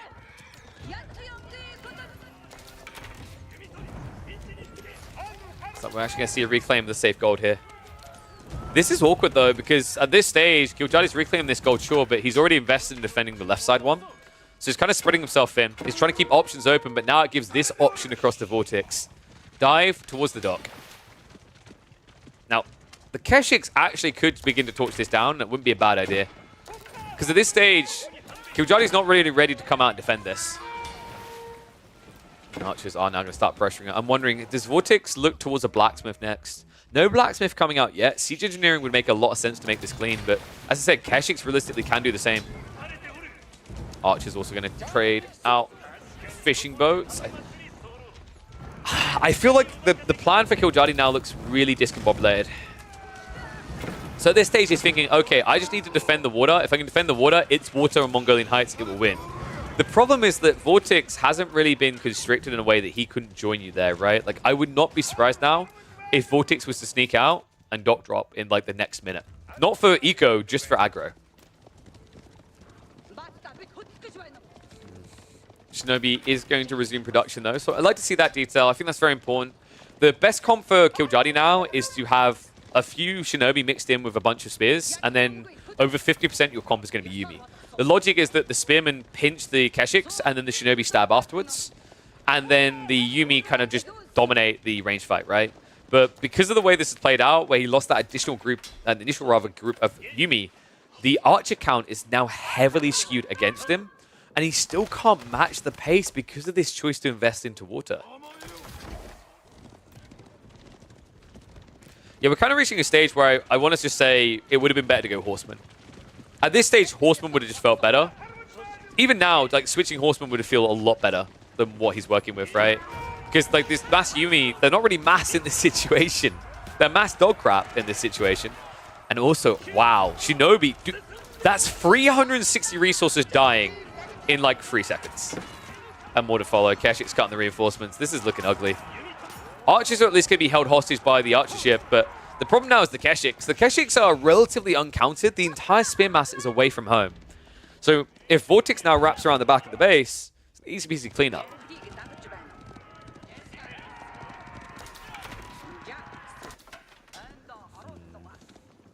What is the play now for Killjadi? You can't just fast castle, right? You need to get more fishing going. You need to get more protection. Vortex won't go fast castle either. He's going to scale up to 20 traders, close to, before he chooses to tech up. He doesn't really have a rush to do so, right? Like, if you see your opponent's comp being Yuumi Spearman, the idea of, like, dragging Feudal out longer before you go castle is actually better for you, because the logic is that you're going to force him to overinvest in an army comp he doesn't want anymore, and then you're going to tech up, right? And he's stuck with just kind of trash at that stage. So, works pretty well.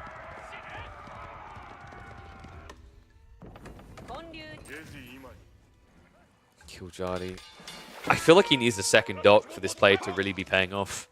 He's also floating quite a bit of food and gold, so maybe he is now targeting that castle age timing, but to me, that's insanely dangerous here. I prefer over the alternative of building like 20 spears and 50 Yuumi right now, but the problem is like, he's not shutting this trade down at all, right? It'd be different if there was a small group of Yuumi heading in to block trade.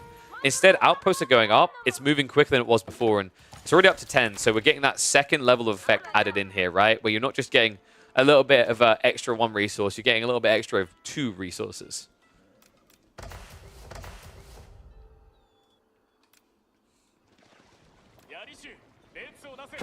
I imagine if we are going towards castle quickly, for the Japanese, that has to be...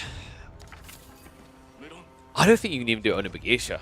I think Onibagisha is too slow. Sorry, too squishy, rather. You don't have the best food income.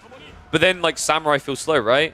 The issue that I'm now seeing is, like, how do you address the Keshik threat? You can't go for the Onimusha. Onimusha would be terrible here. The problem with Onimusha is your opponent has mass archers, so you just get sniped, right? So I imagine we're probably just going to be looking at Killjadi trying to go for that big punch of Onibagisha spam. We might begin with like 4 or 5 knights, which makes sense, right? That'll be a way that you can actually raid the trade. That's also a way that you can mirror the Keshiks. Yeah, pulls the trigger. Floating gate now on the way. Back of the base. Vortex not too far off his own tech up if he chooses to lean in towards it. For now, just going to start moving in. We'll be able to deny out the gold. Northside gold is still safe, but already half exhausted. I think Vortex is actually going for a tech up now as well. The way he's macroing, he's not like just stockpiling more troops, right? And I think you read this perfectly. When Killjadi backs off the map the way he did while having fishing, it kind of just alarm bells you, right? It's like, okay, he must be looking for a tech up because why wouldn't he protect around this area? I think the cool thing that Vortex could now do while going for a tech up, he could just attack this fishing line. He could take the dock out ASAP. Instead, looks like he's just going to camp in the center. Kurotai now on the way.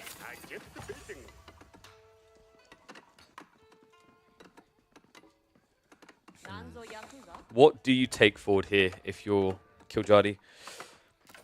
I think you take none of it forward, actually. You go into Mount Samurai, and then you want to be queuing up Onibagisha straight away afterwards. It's probably your best way to win this. Samurai could work as well. Mount Samurai, but then you're getting countered by Vortex because Mongols, one of the most built units when they reach Castle Age has to be crossbows, right?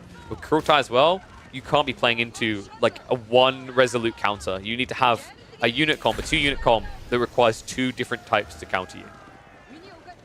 Yuumi upgrade being queued. Hardened status for the Samurai as well. Basically everything. And that feels like too much. Demo ship is not going to get shot out here.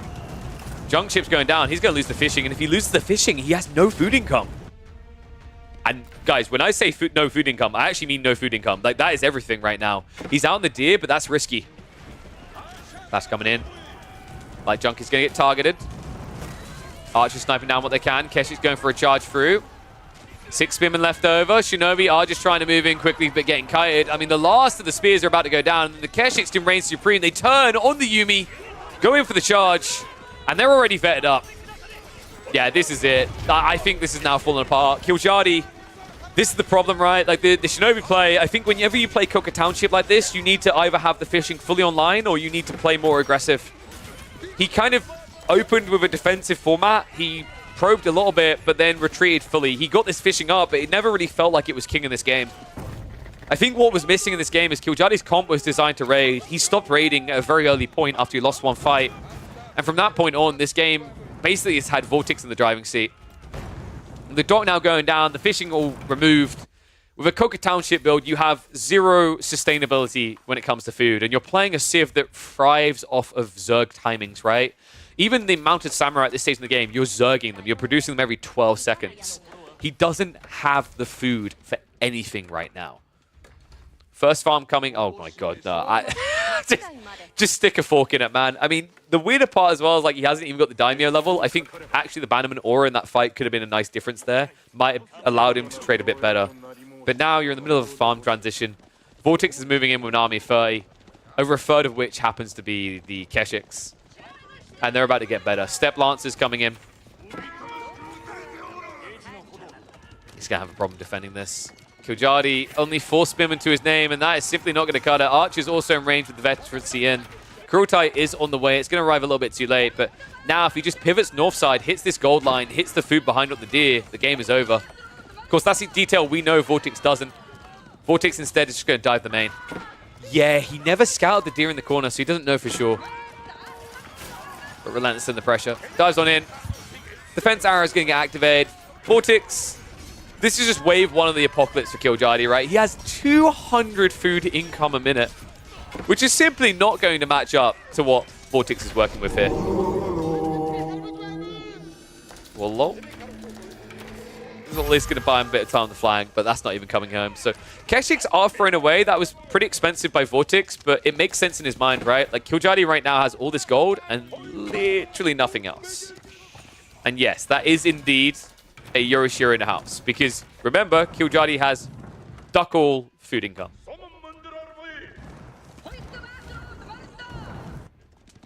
I think at this point he's kind of processing the loss. Like, he needs confirmation. There it is. He gets caught going down the flank. GG called. Vortex managing to do something that I feel like doesn't happen much at the moment. What a hybrid map, being the Japanese.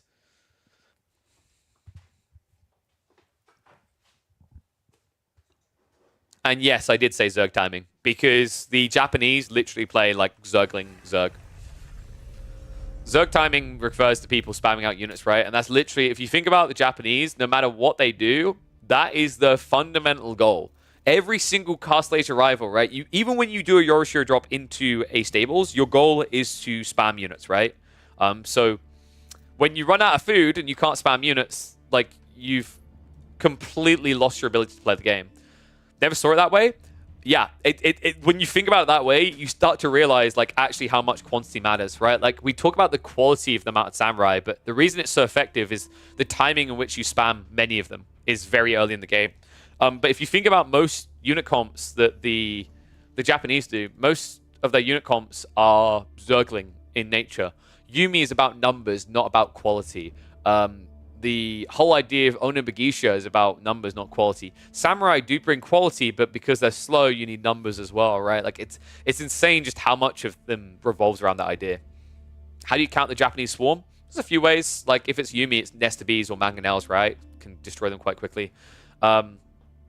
Outside that, you can have some premium kind of like quality type unit comps. Choke points are really good, I find, against the Japanese. Like, actually, choke points are really helpful. You can use your own base as a defensive layout because the Japanese strats revolve primarily around melee units, and melee units can't fully fight in choke points, right? So you can use like range units to beat them. Counter the Japanese swarms is like you'd have to give me more context because it's different depending on the civs. Denial of food also works quite well. Like, it's kind of difficult because Kura Storehouse makes their life easy. I still remember telling the devs when the expansion came out that I thought Kura Storehouse was broken.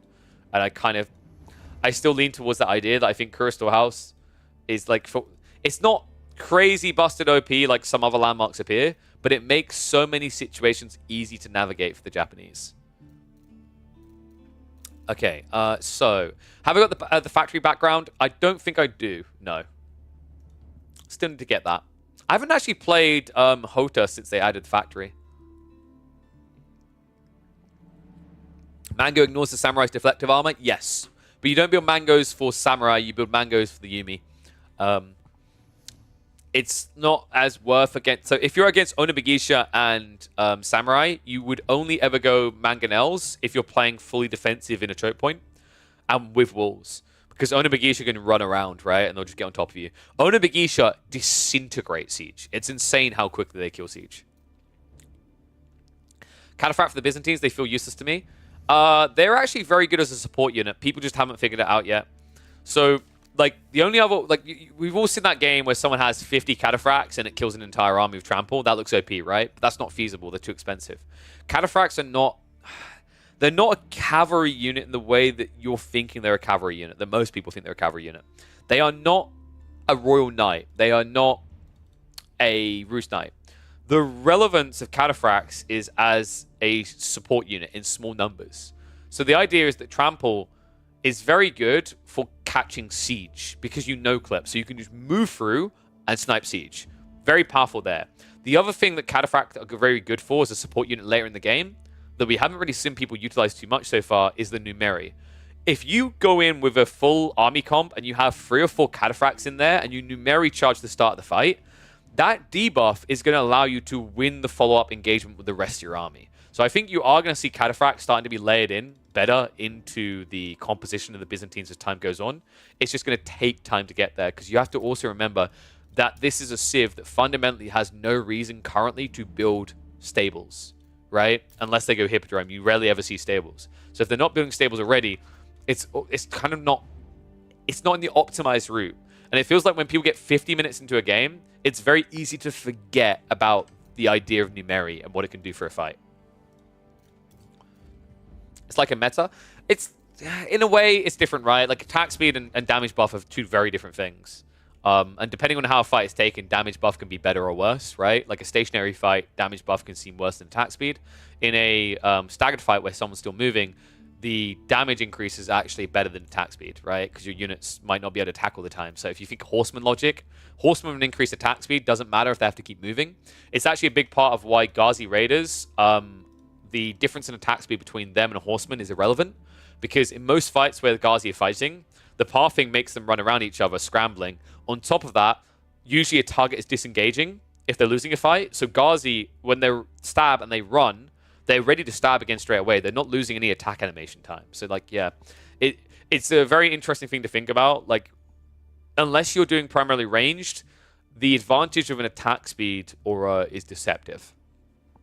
Like, if you're playing primarily melee, I'd say 8 times out of 10, having a damage increase is better than having attack speed increase. Playing nothing but FFA. I got a bad feeling about FFA. There's going to be like nothing against people leaving early or whatever, right? I don't know. Like it's. I got a bad feeling. And also, if I'm not like, are you going to be able to? I could have sworn there's someone in there that you'll be able to queue, right? That has me a little bit worried. If people can queue, that means that you could technically team. Oh yeah, there you go. Someone just said it in chat as well.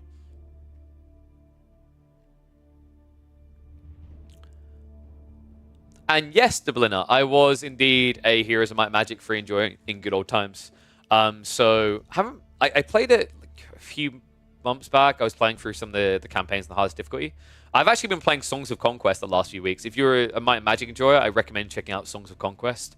It's a spiritual successor created by I think like 1 or 2 developers. One of the developers even like he does all the telling the story through bard singing, and he recorded it all himself.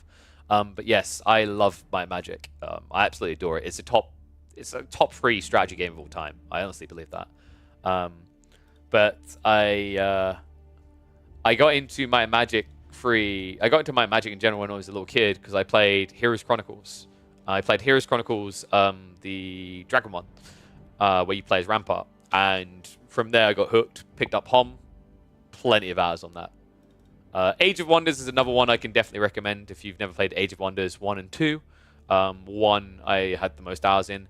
The new ones are kind of okay. They just don't have the same soul that I came to love from the original AOW.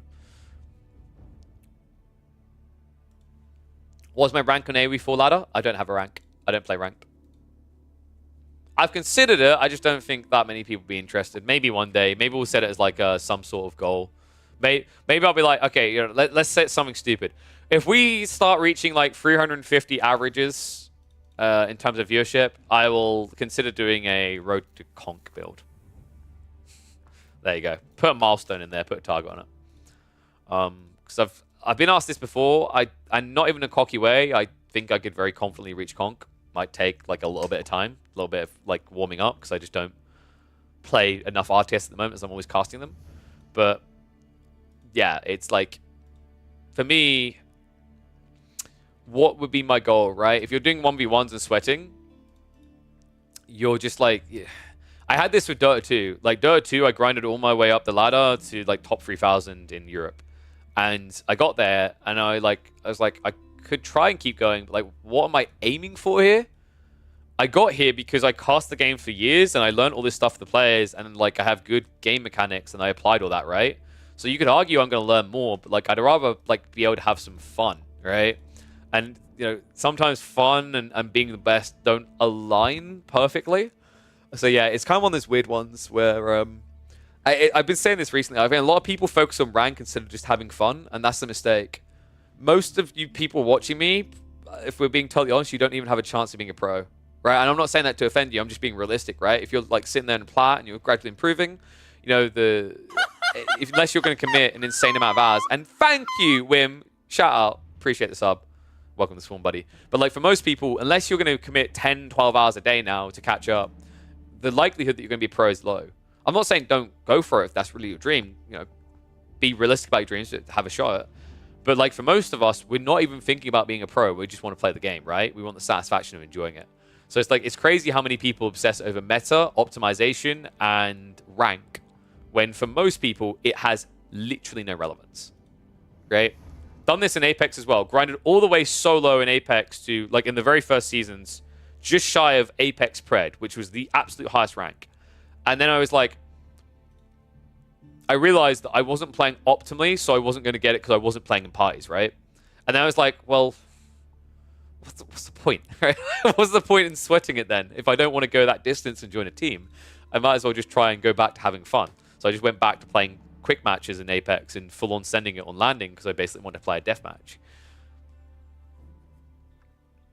Wingman Peacekeeper meta? Damn, dude. Nah. I couldn't use the Wingman. Well, it's not that I couldn't use it. I wouldn't use it because it felt dirty.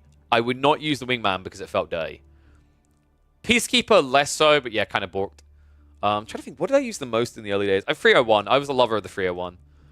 I still remember when Shroud started playing Apex Legends and he single-handedly got the 301 and the Hemlock nerfed.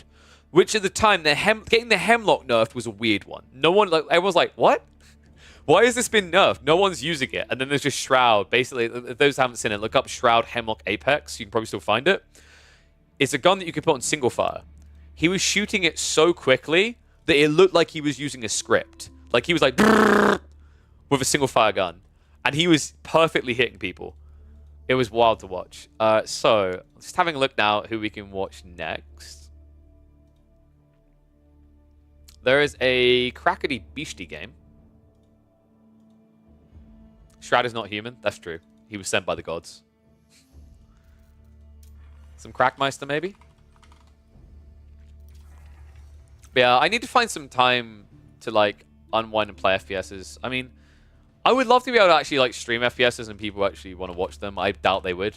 Because I'm fairly, like, decent at FPSs. It's just, I've been noticing, like, I was playing through Doom recently. I hadn't done 2016 Doom until now, and I absolutely love it. I was like, when I first started playing, I was like, man, I actually haven't touched an FPS in weeks. I was like really rusty, but then very quickly we were just beaming again. I was like, I like this. It's something I realized, like, I need to find some unwind games. I want to try to, like, get a balance point with the content I make where there would be types of content that I can play as well as what we do with casting. Because I realized that right now I'm spending 30 hours on this channel casting other people's gameplay, and then I'm not leaving myself any room to, like, play as well. Part of streamers stream for fun as well, not just the grind. That's true, but it's like actually like so there's a misconstrue there. You want to have fun, yes, but you also want to create content. I think a lot of streamers who just play games aren't creating content, if that makes sense, right? So like for example, I think I mentioned to people before, so I said the whole 300, 350 CCV will do a Road to Conk. How about this? The way I do that Road to Conk, and this is why you should definitely share the stream around, why you should definitely tune in to get us to that number eventually. I'd do like an Owner Bagisha only to Conk. That would be my goal. All the way to Conk with just Owner Bagisha only, right? Like, what fun stuff do you guys remember when Snoop had done the Villager only challenge? He was the first one to do it, right? People love that crap. Why? Because it's bloody great content. Why do people enjoy the community game stuff we've been doing so much? Well, one, it's fun to play, but also from a watch perspective, if you look back at like the last few months of uploads, my uploads that are doing bad are actually my tournament games, where I'm casting the Elite Classic series. The ones that are doing really well are like World Conquest, or every X minutes someone dies, right? Because it's different. It's unique. The Donati 50 APM. Dude, that's what I mean. Like, it's like when I heard you done that yesterday, I was like, that is so genius. That is so brilliant. Like, I had a smile on my face the moment I read that that's what he was doing. I was like, yep. Big clappers for the Don, because that was actually a really smart choice. No, I 100% agreed. Like that, it's all about content. And most people go live streaming without an idea of content. And what I mean by that is they stream to get the content. Like, they stream to get content, but they don't go live with the idea of what they want to do. I think Ludwig put this really well before, where Ludwig highlighted, like, for him, his approach to streaming is that he would plan out what his content was going to be and then go live. So he went live to get the content he was looking for. But the difference with most streamers is most streamers are clicking live, and then after the content, they're going back and seeing what they've got, if that makes sense, right? I kind of have that in a middle ground way. That I'm casting, I'm looking for things, right? But I'd say I'm mid ground, right? The optimal route is to actually get to the stage where like you're doing all of the you plan out all the custom games, right? You do all the custom games, because then what you're doing is you're planning the content and finding it, right? I think the numbers speak for itself on which one has been more successful, right? It's not to mean we don't find jewels occasionally, but they can be few and far between. And on top of that, everyone and their mum is doing that type of content, right? Like, I'm pretty sure I'm the only person doing custom game casted content. I'm pretty sure of that now. Like, Drongo obviously done the Outback Octagon, but that's one example, and that only happens like once a year. Viper did a left-hand only challenge, dude. I was saying the other day that I was trying to get a sponsor with a company that makes a gaming PC that looks like a shoe. And one of the things I pitched to them is that I would play AoE4 with my feet, controlling the mouse to see how high I could get on ranks. I done that with Apex Legends before. And people tuned in. I remember back in those days, because I didn't focus much on my channel. I didn't do any YouTube content creation. Like, I put streaming using my feet to control mouse or whatever. And then, like, my Apex Legends viewership quadrupled. Did a one-handed challenge when he did his subathon. I still think, like, something that would be really incredible, I think some pro player needs to, like, take this and he can actually give me a 10% finder fee for it. You just need to create a mod that, well, don't get the wrong idea, mod, something used locally, that allows Twitch chat's inputs to impact your game as you're playing. So, like, you remember, like, Pokemon play, like Twitch chat plays Pokemon, Twitch chat plays Mario? That, a pseudo-hybrid version of that when you're playing Age of Empires 4. Because the closest we've got right now is Henero created a mod where Twitch can do things in game. They could spawn things, give resources, or whatever. That's not what I'm talking about. I'm talking about, like, you're there, and you're just like, you select your TC and you get ready to queue up some villagers, and then all of a sudden you've got 5 scouts queued. Right? That kind of stuff. The other one would be the idea that, like, literally you could only do mouse movement as a pro, and chat would control your keybinds entirely.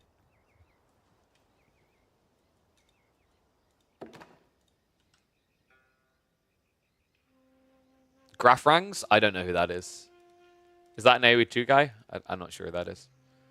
But yeah, there's loads of fun things you can do. Like, I thought about the idea of doing a tournament where you'd have that, where legit, what I'd do is I'd have, like, remote access situation. You'd have a noob and you'd have a pro, both content creators, and one of them would, like, be all key bindings. The other one would be all mouse movement, right? So you'd let the pro do key bindings, and you let the noob do mouse movement, and you think that's pretty good because if you think about it, a pro can actually do most of what they need to just by key binding after they set up the initial stuff. They like communicate to the guy, select this so I can key bind it, right? But where it then gets really challenging is later in the game, the noob has to process everything you're doing. Because, like, if you've ever thought about a situation where your camera keeps shifting, but you're not in control of it, it's really disorienting, right? There's a reason why we never, ever, ever use player perspective in AoE 4. Because for some players, it'd be like this. Right? And like, how can you even follow what's happening on the screen as a casual viewer? You can't, right? That's why you have observers that do this, that hit the follow command, right? That maybe occasionally switch, but they are very careful about how they switch, right? The micro would be fun to... Dude, that's what I mean, though, right? Like, you'd still... I think what you do, that would be where you'd use the screen and screen stuff that Cal created. That's where it's actually really smart usage, is I would have a screen and screen here showing you the POV of the player, but the main would always be the view we see. Because then you get an idea of the chaos they're experiencing, while we get the more calming perspective, right? All right. Should we get ready for this, though? Oh, did I update the title?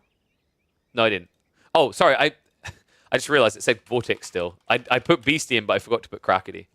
Let me fix that. Yeah, these are all the type of ideas I want to try and put in place, and that is my goal. Like, my goal for this year, maybe it's overly confident, is to get towards like 300, 350 CCV. That's concurrent viewership, average viewership. And the reason for that is so that I can start approaching like companies like a SteelSeries or Elgato or whatever, and pitching them to sponsor these kind of weird little events. Because like, I would love to do that as a tournament series, just grouping together. Oh, dude, you know what would be a great one? Like, you put Beastie in... Do you guys know Excessive Profanity? Excessive Profanity, he's like streaming right now in AoE4. He's not a high-ranking player, right? I can't remember what rank he is exactly, but he'll admit, like, he's pretty chill. But, like, imagine putting him in a tournament situation on a team with, like, a Beastie. And then what you also do is you put them in, like, Discord channels so they VoIP. So, like, you can actually hop in as the cast. Like, you can actually get, like, a listen-in moment, like you get in Call of Duty or whatever, just to listen to the chaos as he's trying to explain things. And it'd be great with certain players, because, like, I'm just imagining, like, a Marine Lord or someone just, like, losing their patience. It'd be so good.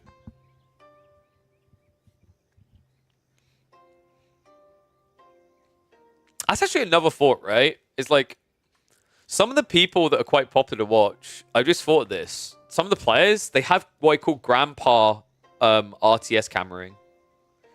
Right? Like, I think Crackety is good at the game, but the other thing that's really nice is when you watch him, I don't feel like Crackety's POV is insane. Right? So, like, I think for the Age of Empires audience especially, that's very nice. Whereas the StarCraft audience are kind of used to the... That's not to say we don't have that in AoE, right? Some of the high people like Beastie and Dimu will, like, have that. Luztron will have that. But, like, another one that came to mind is Recon. People seem to quite enjoy when Recon starts streaming. And I remember watching Recon's perspective, and I was like, man, this is really grandpa pacing. Because Recon's very chill. He's like this, and then he's like, right?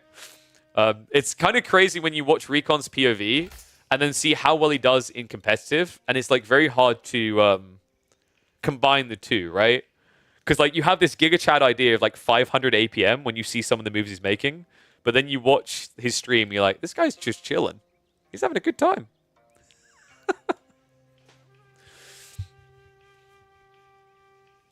All right, well, on to two people that will definitely just give your brain an aneurysm watching their APM and their camera movements. It's time for more AoE4 action, this time between Beastie and Crackety. I had to check on this one. Beastie, filthy IB picker he will be. On the other side, though, not so filthy these days, actually, because it's underwhelming. There's usually coming out. When I saw this in the match history for Crackety, I was already intrigued. IBIDs are one of the best performing civs right now, by far. They are looking insane, actually. If you look at tournament play alone, some of the players are making them look borderline broken. Actually, not even borderline. They are so far across the border, they are in Mexico City. Marine Lord, for example. in the Elite Classic 2 has 7 wins in a row with the Ibids, no losses whatsoever, right? BC, I think, is also unbeaten on them in the tournament, like 3 picks so far. So this Civ is looking dominant. And the transitions we've been seeing, even after the nerfs, has somehow made them even more broken, not less. On the other side, there's usually have been absolutely kneecap crippled by the nerfs. No one wants to touch this Civ anymore. It's kind of wild as well, right? Because they had that nerf to the Song Dynasty, taking it down to, what was it? It was from 40 to 30%, right? Then they had the Meditation Garden nerfs, which were definitely warranted. And then the other kind of crazy thing is after all that, they then got that nerf to the production speed on docks for water hybrid maps, which was, it felt unnecessary because like that was more the Chinese issue. But the funny part is like, even with that change, usually their relevance right now is actually on water hybrid maps. There is no water here. We're going to be on cliffside of all maps. A map that puts you very close to the enemy base. And that's where actually Chuge Nu Spam can win games. I'm wondering if that's what we're going to see here. Right? Like, I've seen this build before. Actually, we've watched Beastie playing the Ibids get slaughtered by this build that I'm talking about before. The all-in Chuge Nu Spam on such a short map is really strong. I think if Cliffside was actually being picked more in competitive right now, we'd probably see more Zhuji. Because their Chuge Nu spamming is actually better than the Chinese. And if you're not up against a Civ like the Chinese or the Rus, there's no defensive landmark to block you out on a rush. Crackety, dude, no. So I meant rush after the age up. Not. Wait, what? Wait, what? Crackety. Barbican's on the left, right? Did Crackety misclick his Civ? Oh, what?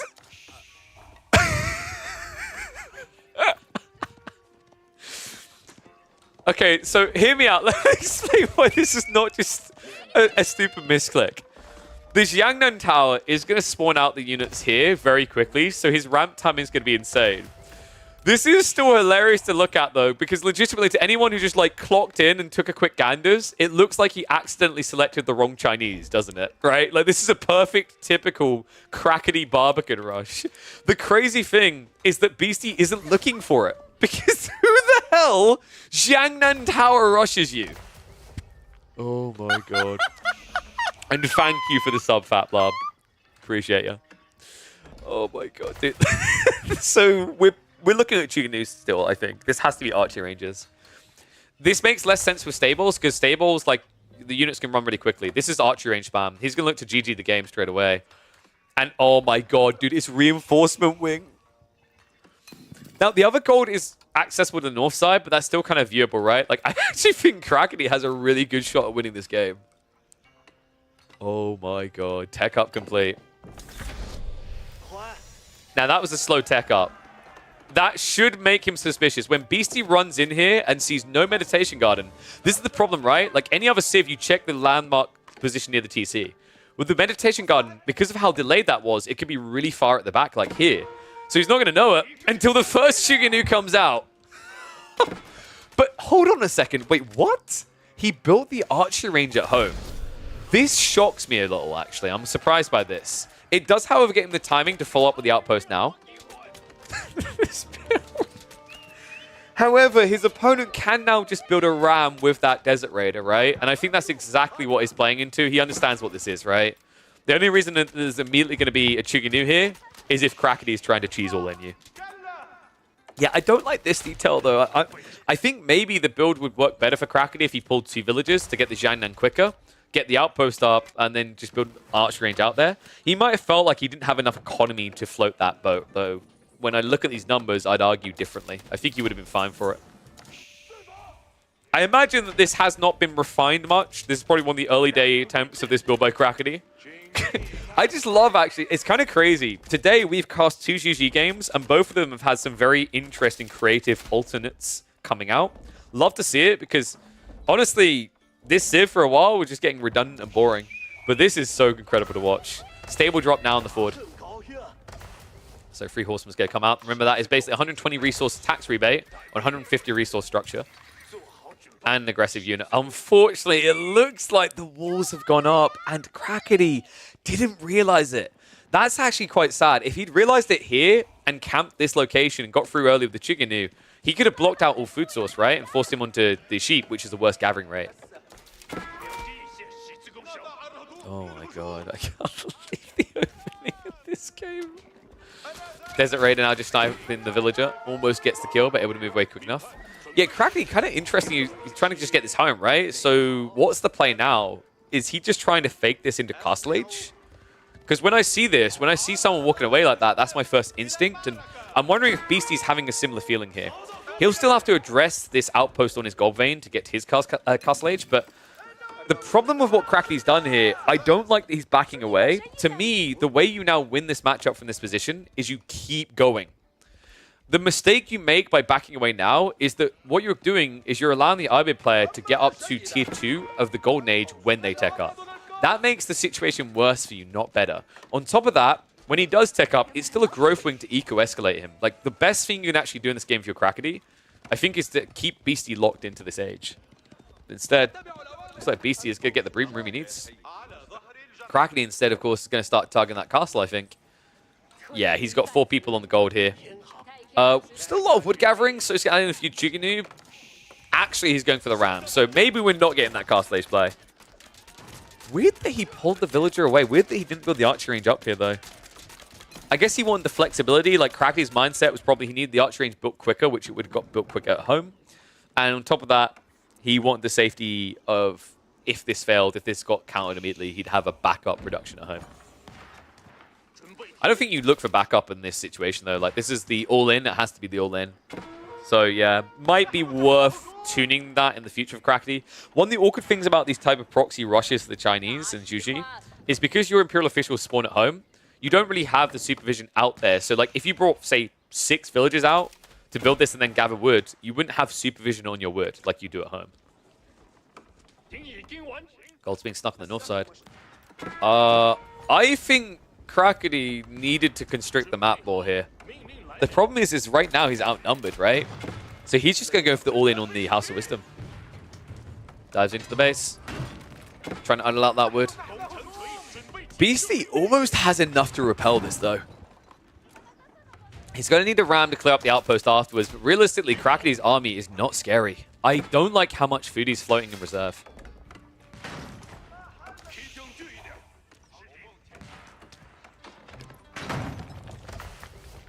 People asking the Jiangnan Tower, yes, it acts as a drop-off location, so you can drop off here.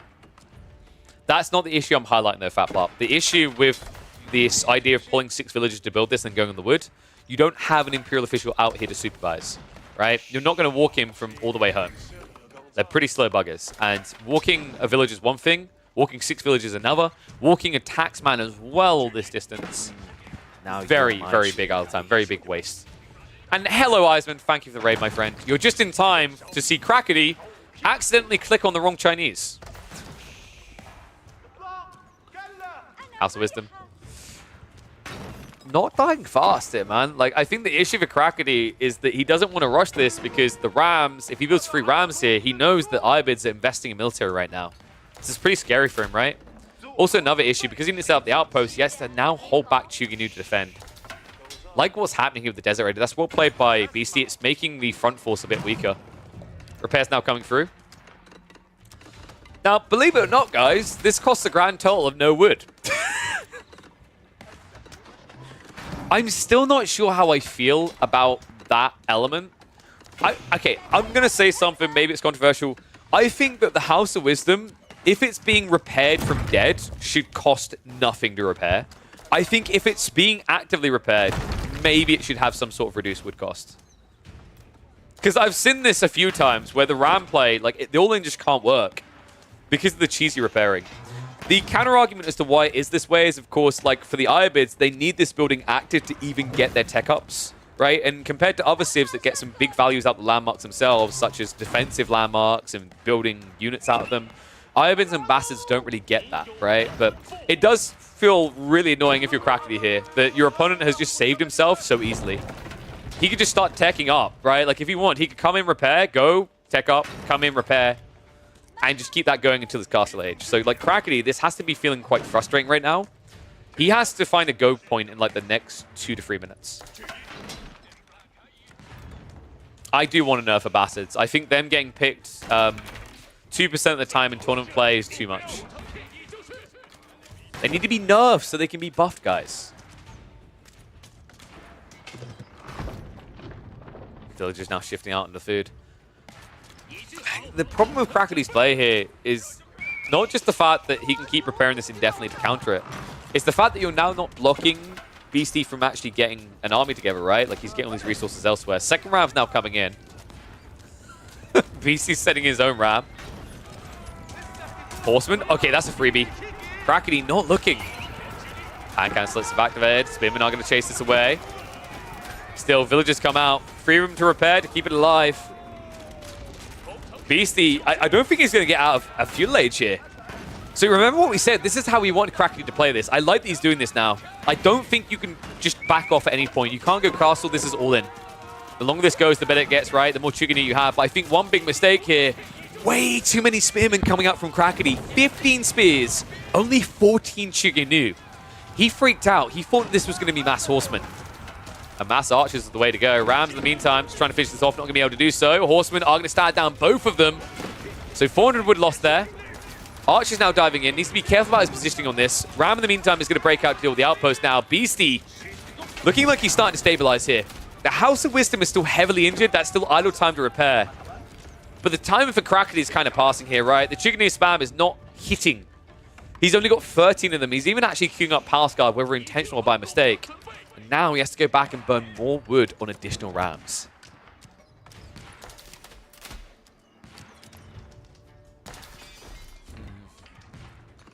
I genuinely think Crackety will be reviewing this game and thinking that there is something to it. Because I actually think that this build works. Like, seeing this, I nod my head. I'm like, this is actually really good against Ibids. The problem really was the amount of spears he added in. And it's because he didn't scout. Like, one thing that's disappointing me here is Crackety, he's had all this agency to scout beyond. He never scouted the extra gold or the berries being gathered.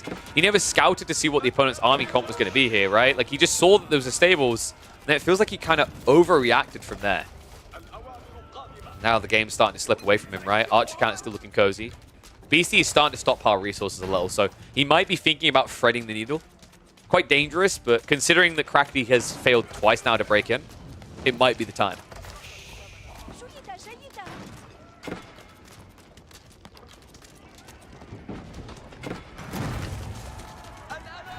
Ram now shifting in, trying to deal with that outpost again. Okay, these horsemen, dude, this is getting absurd. Ram's going to back off, barely alive. So 3 horsemen going down for that, right? To almost kill it. Not too bad. Now the dive comes in. Archer count 22. Only 10 Chuganu. Where are the rest? Oh my god, he kept them back to defend. Okay, no, dude, this is looking like it's make and broken. I don't see a way now. Outpost. Oh my god, is it? Okay, outpost is on fire. It will eventually go down unless you pull villages. The ram is going to fail. This is looking pretty over. Oh, dude. It was so close as well. I love how now we've just got an overkill repair because BC's like, I've started the tech up, brother. I must protect it. Just in case Crackety has 15 rams coming over the hill. Yeah, I think that was the issue for Crackety. It's like, man, imagine if he instead came in with like 4 rams at once. Maybe that could work. Once again, though, the spin was the biggest issue. Some walls might have been nice here, but this is the power of the Desert Raider, right? This is why the Desert Raider is just so bloody absurd, is it forces reactions out your opponent.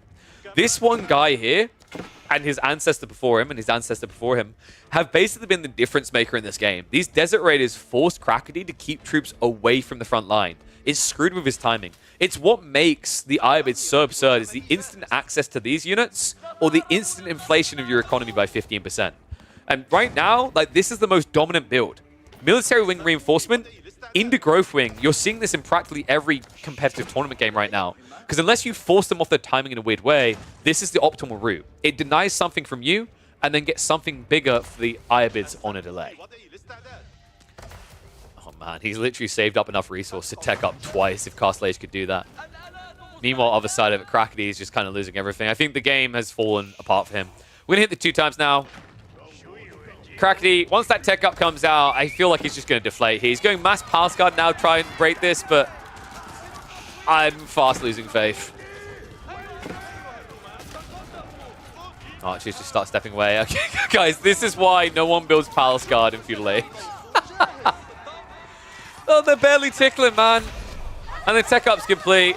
And this is the thing about this build. When you force a longer feud off the Ibids, it doesn't weaken them unless you can keep them there. Because now he has the tier 2. He's got the faster research speed. Archer upgrade now coming through in 30 seconds. Crackety. This spam of Palace Guard is not going to last long either, right? He's exhausting the deer ASAP. Berries is what he's got left after that, and he doesn't want to hang around for that. GG comes in. The discount Barbican... No, I'm not even going to call it that. The misclick Barbican Rush is not going to work out for the Zhuji.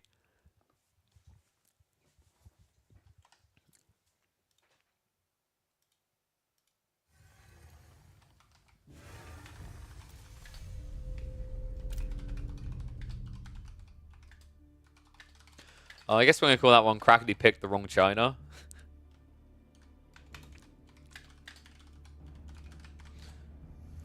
Yeah.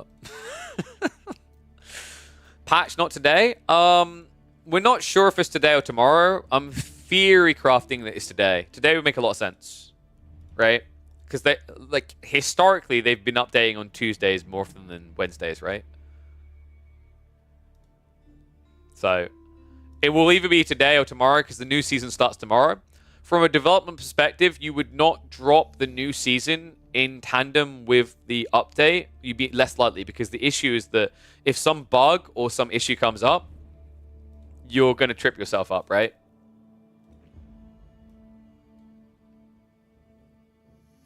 Because like it's the same reason why most development studios won't drop any sort of updates on Fridays. Because then you go home for the weekend. You don't want to have to rush into the office on an emergency because something broke, right? So kind of a similar thing there.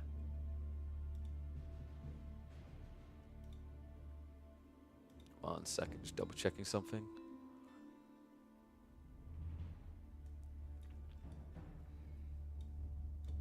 Like, I'm pretty sure a lot of their patches have come on a Tuesday as well. You looked at that game? Damn right I did, Crackety. Do you want to know what the title is going to be on YouTube? I've already got it lined up. Crackety picked the wrong China, and then me just pointing to the not a Barbican. Or maybe I might actually just type, he thought it was a Barbican. Oh, God. Dude, why wouldn't I click on that game? Crackety, I think you're onto something there, man. I would say that the issue is that you didn't build all your production buildings there, right? Like, the archer range at home made that weaker. I really liked it. So let me check if we've got any players live that we can watch their games of. Give me a sec. You're talking to Drongo? Oh, was this about the fact that there's no wood repair? What do you think about full proxies, Yangnan? I actually like it, dude. It's so like if you're doing stables, it's crap. You don't. There's no point in doing it with stables because like stables units move fast enough, it's irrelevant. But for Chuginu, 100%. Whoa, whoa, whoa. He used the R word? Naughty Drongo. Bad word.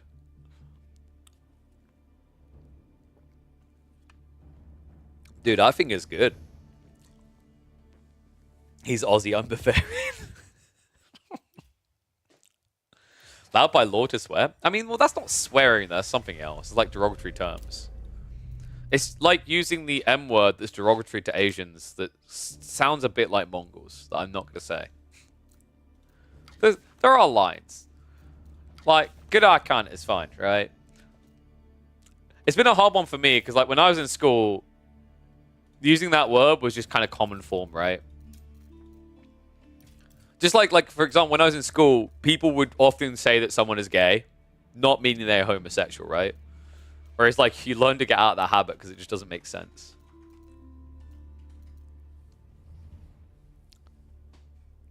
That's true. I did call Crackety a grandpa. Yeah, Crackety, I was saying, it's kind of interesting because obviously you have some very entertaining games. You're well-spoken.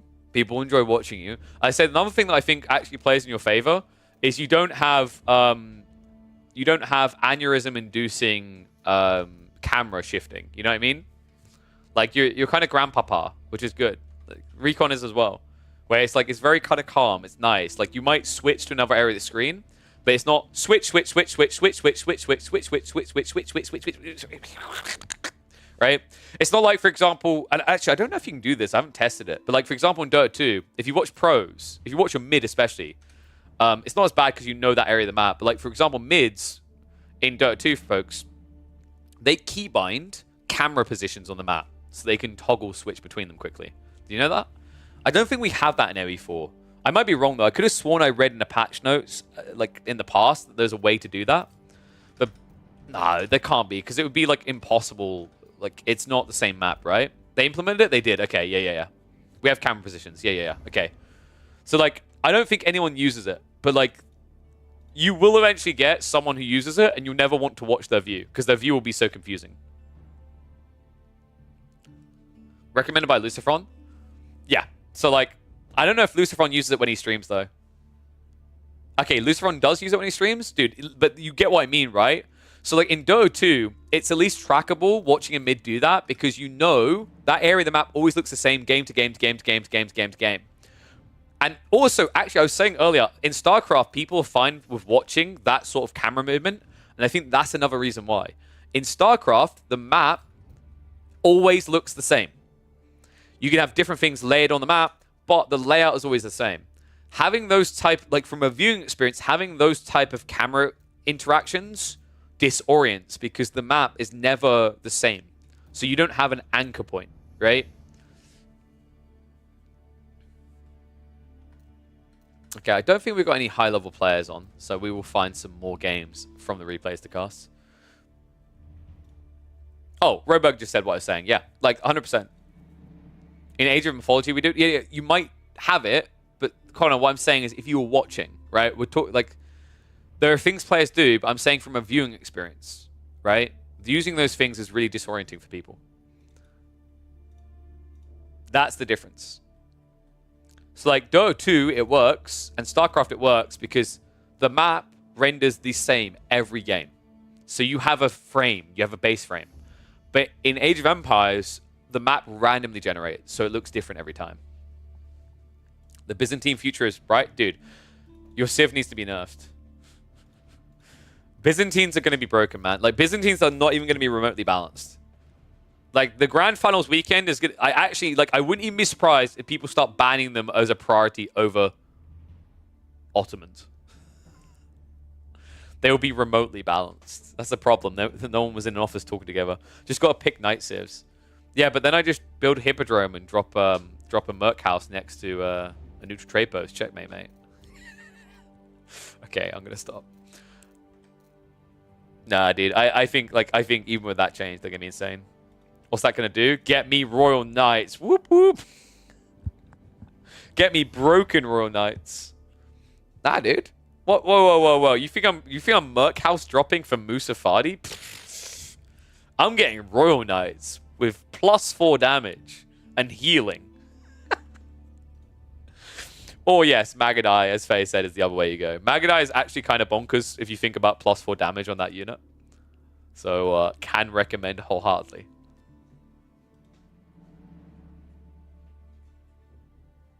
You get 2 out before your berries will be denied. But yeah, then I reclaim my berries, so suck it.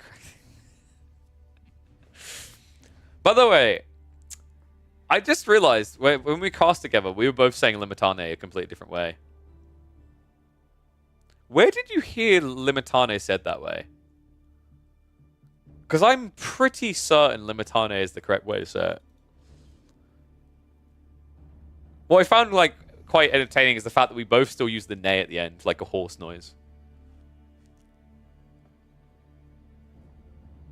No, because so I say Limitane, Krakeny says Limitane. So I assume he's just like reading the way it looks like as a separate word, right? You said it the way you'd expect an English person. Oh, that's what we're doing. Actually, no, dude. Like, the way that if you ever have like British voice actors in like Roman games, right? Like if you play like Caesar Free, Limitane is exactly how I'd expect them to say it. Because like actually, like how's the let's see the pronunciation, shall we? How to pronounce Limitane. So we've got 3 different ways. This has -2 on the rating. Limitanii. Yep, because Limitanii. that's a terrible way of pronouncing it. No one should do that. Limitanii. That's even worse. Limitani. Limitane. Hey, there we go. And they even had the right accent. Limitani. Limitane. Limitani. I also love how it's nay at the end, which is perfect on a spearman unit. It's almost just like, yes, this thing kills the horses that neigh. All right. I think there was a Sassy versus Myriad game we could probably watch. Did Philly have any interesting ones? I'm not sure. Top is playing right now. Actually, let me see who Top's up against if he's got an interesting opponent. And yes, Caesar 3 is incredible, man. Did anyone play Emperor Rise of the Middle Kingdom, I think it was? Which was like the last game made by the studio that made Caesar and Pharaoh. That was really fun. I enjoyed that. I did not enjoy when a panda would come into your residency area though and maul all your people, and you get like 10 plus policemen and they still die. That wasn't fun. So Top's up against someone called Tech. I don't notice that name, so... No, dude, he's up against a rank 5,000 opponent. Like, is there a time for the new patch? I would assume if it's going to be today, it's probably going to be around... What's the time now? It would be in like, what? 3.5? Something like 3 to 5 hours, if it's going to be today, right? Okay, Crackety, yeah, 4.5 hours from now.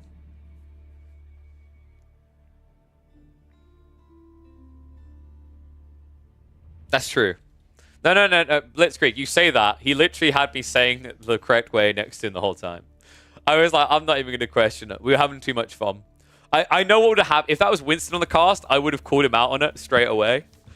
Oh, and I know I would have. I've done it to him before. It's like, how did you say that word? We were just having too much fun talking about bad superpowers to come up with that, though. To bring that up, though. So, I think we said we were going to check out Myriad versus Sassy. Japanese versus Byzantines. What do you think, actually? With the current patch, Cracky, I think that matchup is quite tight. Would you agree? I think it's not going to be tight with the update. I think it's going to be Byzantine favored. But like pre-patch, I would say Byzantine versus Japanese is a fairly 50-50 matchup, right? Say it's even Japan favored. Really? I wasn't sure about Japanese favored because I think you can turtle, right? You can turtle, like you turtle as the Byzantine player. You play like Western Contract. Both just flood and Japan is floodier. True. I guess I was thinking from like a defensive perspective, right? And you ramp quite nicely. Is there going to be community games? Not sure. We'll see. See how it goes. Both 1 TC? Yeah. If you're both 1 TC, Japan ahead in Eco? You really think that? Level 2 system straight away. Are you trying to like argue because they go berries, right? Because you get Tawara, Takazaiku. And then their initial holdings is better, I guess is your point. Which makes sense. I think the stone is kind of moot for the early game.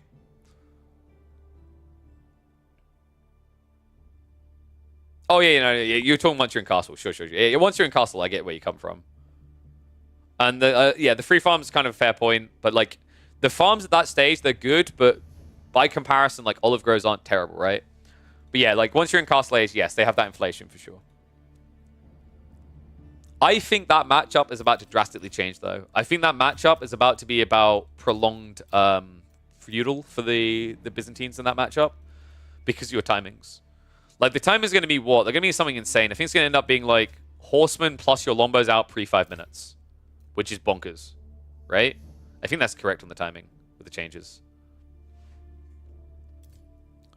Prolonged feudal... Yeah, but my point is, like, the Byzantines, I think their spike timing is quick. So, like, the idea of prolonged feudal, the way you prolong it, it's like... The difference right now is you're trekking like this. And I agree that the Japanese benefit from that. But the Byzantines are about to trek like this. Right? So their ramp is much quicker. And then I think like you could even be very efficient about baiting and switching from feudal into castle age with that build, right? Where because you're showing up with a lot more units, the Japanese player then has to react to you. So like, I'm thinking similar to what you do to Malians right now, where you go double Lombo, maybe you add a few horsemen, then you build a Kyro Siphon, and then you tech up at home, right?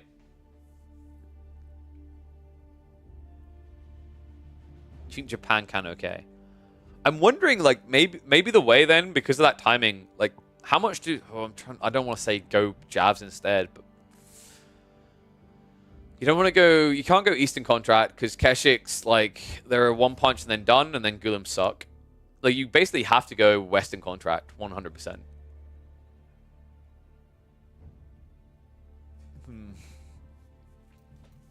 It's definitely going to be interesting. I think, like, what we're assessing here is kind of map specific, right? So I think some maps it'll be a lot more impactful on. Like, I could see Gorge it working a lot better on due to how the gold typically spawns in, like, 80% of games.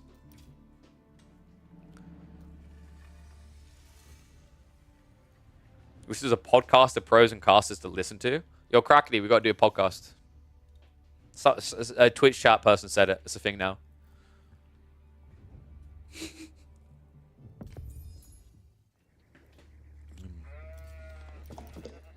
It's interesting. I think I highlighted this before, like, because I know there's a few podcasts in AoE 4. The problem is, like, when the scene is so small, doing that type of content, the investment it takes, it's very hard to make it pay off, which is difficult to then sustain. It's weird, because I think the type of content AoE 4 needs more of is the casual content right now. I think that's the thing that's missing in vast majorities. The crack pigeon. No, you just call it the pigeon crack. It's pigeon crack. I can tell you that podcast will never get a sponsor. Casting your game a while back, Bronze Barbarians. Oh, hell yeah. I think I can recall that one. Yeah, I need some new low-level games. I think someone did submit a game to cast, so we might be able to get around to it later. It wasn't low elo, though. I think it was mid elo, if I'm not mistaken. I think it was Leave who put one in, so maybe we'll be able to check that out. I want more low elo games like that, by the way. If anyone, like, honestly, there's no shame being low rank. Like, we have fun with it, but it is what it is. If you discover, like, if you're one of those weird people, or you discover some weird people, funky people, unique people, if you discover one of those unique people, or you are one of those unique people yourself, join my Discord, drop details on the games or the person, and I'll go take a look. The problem right now, the reason why Bronze Barbarians has been on hiatus, is because of the fact that I can't go find these games. It's so difficult. We've tried. It's so incredibly difficult to find them. And the time investment it would take would mean I wouldn't be able to do other things, right? So it's like it's a balance point at this point. It requires community help. I'm pretty sure that T90 is the exact same way. I'm pretty sure T90 has like a lot of people recommending games, which makes it a lot easier. Cracker Barrel, and we steal the trademark for that name? Wait, is that actually like a thing? Cracker Barrel? I've never heard of that before. Should I have heard of that?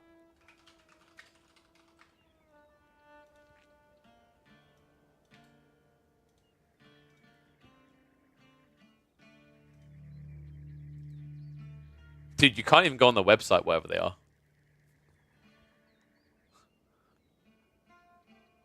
Oh, is this like American restaurant place? I look like a porn star from Miami in the 70s. What? No, because, like... There you go. Then I'm looking like her, okay? Then I'm looking like the guy that slides into your mum's DMs. You know what I mean? Like, if it's just the moustache. Like, the rest of the beard, though. So much easier to find games in AoE 2? Yep. Whenever you run out of low elo stuff to cast, check the latest low elo Legends bottom bracket. The Warmers League Open Division games, I suppose. So the issue is the quality of the games, though, is what I'm saying, Ask a Lad. What you want when you're looking at low ranking people, you want people to have quirky things. So we used to have one guy, I've forgotten his name. I can't believe I forgot his name. I think it was Berserk or something like that. He would genuinely, like, he had a game where he literally turned mountain clearing into arena from AoE 2. by walling his opponent in, right? And this was a silver level player, and it was one of the funniest things we've ever cast, right? Like, those are the type of people you need. You're not looking for like and the thing is, like, often the ones that provide that best, the funniest stuff to watch, are the ones that don't even know they're being watched. You know what I mean? Like, I think the way I described it before is like there's an island. We should probably get rid of this cast, actually. I need to update the title. There's this island in Asia where there's these people that are incredibly primitive, right? Like, they haven't been modernized at all. And now, like, it is legal to go to that island, right? You can't intrude in their little ecosystem. Now Yo, you're my what is up? I am Boyd. Thank you very much for the raid, my friend. We've got an Age of Mythology raid coming in. Dude, big pog.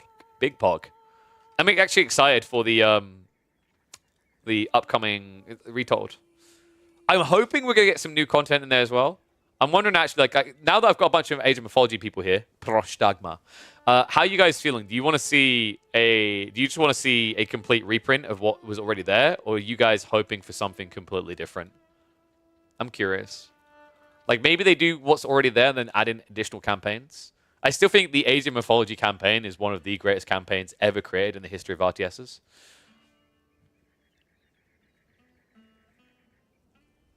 Like, it's incredible. I think it was a Giant Grunt Games. I think he even done a complete video breakdown on why it is the best one ever. I kind of want to do a playthrough of it again sometime soon.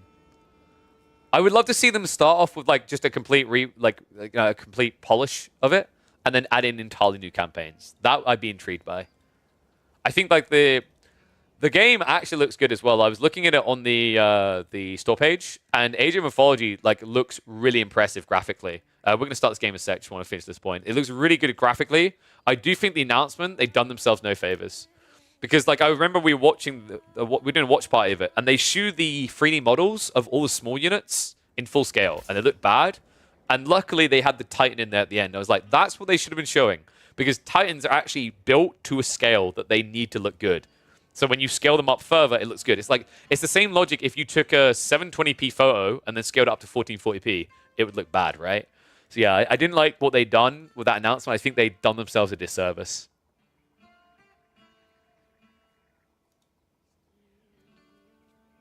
Can't wait for the Retold. You know what? I'm actually like, I'm not gonna lie. I'm also hoping that they eventually get around to doing Rise of Nations properly. Like, I'm hoping this is gonna wake them up. Like, yeah, Rise of Nations should be done as well, because I think like both of those games, I'd love to see what they're gonna look like in 2024. Yeah, I mean, Microsoft, reach out. I'm willing to help your marketing. I've said it time and time again. I'd love to be the, I don't want to say the face, that sounds really arrogant, the face of Age of Empires, but I'd love to be involved in a capacity that I'm able to host and present the big shows for them. It's literally what I've been doing for years. Like, I've been a commentator and host since 2018. I'd love to be able to help them do that, because I think they've got some amazing products on their hands. I think Age of Mythology could have a really good shot. Age of Empires 4 is incredible. AoE 2 has a long-lasting legacy. You know, even AoE 3, we played it for a little bit, has some perks. It just needs someone to rep it. Your PC Game Pass partner, what does that even mean? It means the Keymailer sent me a key for the Xbox Game Pass, because I said I'd cover Xbox Game Pass games, and technically I'm covering an Xbox Game Pass game. Wink. So hopefully they'll look at these videos, go, yeah, these numbers are good, and then give me loads of Xbox Game Pass keys, because I want to do a Frostpunk 2 playthrough when it comes out later this year. I think I'll stream that as well. I want to start like actually branching into just showing off different strategy games each day, so that when we come back to OE4 like twice or 3 times a week, it's like it doesn't just feel like we've seen the same things. That's the thing that's been amazing today, is some of these ones we've been watching have been incredible, right? Like the Juji games, both from Krakeny and Dumu, have been an absolute treat. But let's get ready for this treat, shall we? Let's get into it. All right, one and all, welcome back to OE4 action. We have got a Byzantine-Japanese showdown. This matchup is about to take a complete pivot and turn, actually. There's an upcoming patch where the Byzantines are about to get buffed through the roof, and I have a feeling that it is going to heavily favor the Byzantines from there on out. Let's see if it does between these two players. I think Myriad and Sassy, two that I would say are fairly evenly matched in terms of skills and accomplishments. Sassy has, maybe had a little bit more light on him at times, scrims a lot of beastie, right? But Myriad has always been there grinding in the smaller tournaments like the Warchief clubs. So I think we have a fairly balanced matchup to see kind of where this matchup in particular leans. I was just talking to Crafty in the chat about, who he favors, who he thinks is better here. And he was saying that he thinks that the Japanese, both these civs are kind of spammy right now, but the Japanese, of course, are kings of spammers. So he would favor them. We're going to see if it plays out that way. We've already got pretty much the standard openings, Grand Winery and Kura Storehouse on each side. We're going to hit the 2 times just to get through this early game. At the time of recording in this particular one, Myriad and Sassy, Myriad is 1,733 elo, Sassy is 1,838 elo. Myriad has been playing more games from what I've been seeing recently, though. He's been kind of fluctuating by 100 or 200 elo. This guy has regularly been, I'd say, most consistently between 50 and 100. I'm looking forward to seeing what Myriad can do in some upcoming tournaments. I'm hoping we're going to have a flood through of tournaments for him to compete in, because I think we've got all these dominant players like your Dumus, like your Lucifrons, like your Beasties. But the issue is for these upcoming players, it's often finding enough opportunities to practice right now. And especially with the new tournament elo system, I think there's been a little bit of hesitation and a pause and a rethink as to how people make these smaller tournaments desirable for people to compete in. So, opening-wise, we are getting the second system to connect onto the wood line. Love this, by the way. This house out here, are we going to be getting border settlements? I rate border settlements really highly if you think the game's going to go late. The Rax opener is kind of surprising here, but then again, look at what he scouted. Sassy went for an early stables play. Now, that's intriguing to me, actually. I'm surprised he actually went in this early to try and play into stables. I can't blame him when I see this, though. Are you kidding me? Sass got 17 sheep. Good God. No wonder he went for stable play here. He can afford it, right? So his goal now is to try and drag Myriad around in feudal age and then tech up ahead. Typically, when you're playing the Japanese, your goal in this matchup is to get into castle age quite quickly. But this isn't a civ that can't necessarily play along feudal. If you think about the advantages that the Byzantines get, it's primarily around the idea of Limitane, right? That's the #1 spammy unit. Lombos gradually can be queued up, but both of those units can run into problem town if you go up against mass horsemen, mass Onabagisha. I really like that 1-2 combo, and I think that's exactly what we're getting here from Sassy. Rax now on the way. This is a potent element of the early Japanese game that allows them to play feudal. You're just able to spam out units that move insanely quick. The pacing across the map is unrivaled, really. If you think about most civs in the game, there's not really any other civ that can have a 2-unit comp that moves this fast.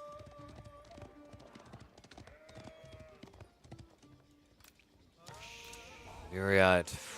Western Contract is going to get locked in, so he's anchored into this formation. Melee tech level 2 is already on the way. That's impressive. Sassy just fully prioritizing it here. A lot of gold is still being gathered. You're going to need that for the Onabagisha spam. The cool thing is the longer this now goes on, the better it gets to the Japanese, right? Like for Myriad, Grand Winery is great to begin with, but then you have to move out into berries out of your base.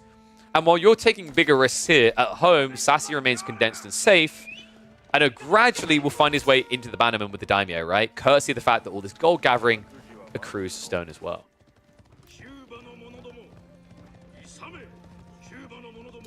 Russian Knight Horse Archers, Mongol Keshik, and Magadai. So there's one problem with those two ideas of a better combo than the Onabagisha Horsemen. One of those you cannot get in feudal age. And the other one is a great way of losing a game because you built Magadai. But yeah, it's like at this point in the game, I don't think anything is more impressive for mobility and still impact and fights than Horseman Onabagisha. The other big reason is at this stage in the game, like double melee tech upgrade is kind of insane. Especially the timings you get, especially considering that Onabagisha, one of the units in the composition, basically increases its damage by 33% from those two techs, right? Compared to most other, like for the Knight example, right? A Knight getting melee tech increase. Ooh, wow. +1 damage. I already have 20, right? It's kind of insane. Don't badmouth your Magadai. I will stop badmouthing them when they stop losing to H3 players that don't build a single unit for 20 minutes. I'm sorry, that was mean. Still traumatized by that game.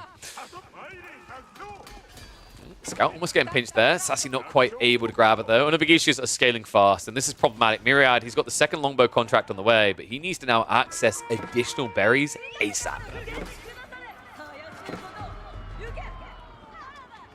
What is the play for Myriad out of this? He's just trying to get towards Castle Age ASAP. And I think Sassy now knows it. Like, when you run in and see this kind of lining of units, you don't see much beyond it. You have to be kind of aware that this is going to be a tech choice coming in, right? Like, Sassy's a smart cookie. I think this is the right call by Myriad, though. Like, you don't want to play a long feudal. We already highlighted this. I need Sassy to stop producing. Like, stop producing Horsemen. Owner Bagish is fine. You can keep going with that. That works absolutely fine. But if you don't start switching over for a Castle Age timing, you're going to go give over a big edge here to Myriad. This Limitane and Lombo will definitely hold up if they get those castle upgrades in. Sassy's using most of the farms. Just one of them is a little bit idle here. I think he forgot about it. Nope. No, that's an even bigger surprise to me, though. Sassy, he went out onto the berries, did not get Takazaiku.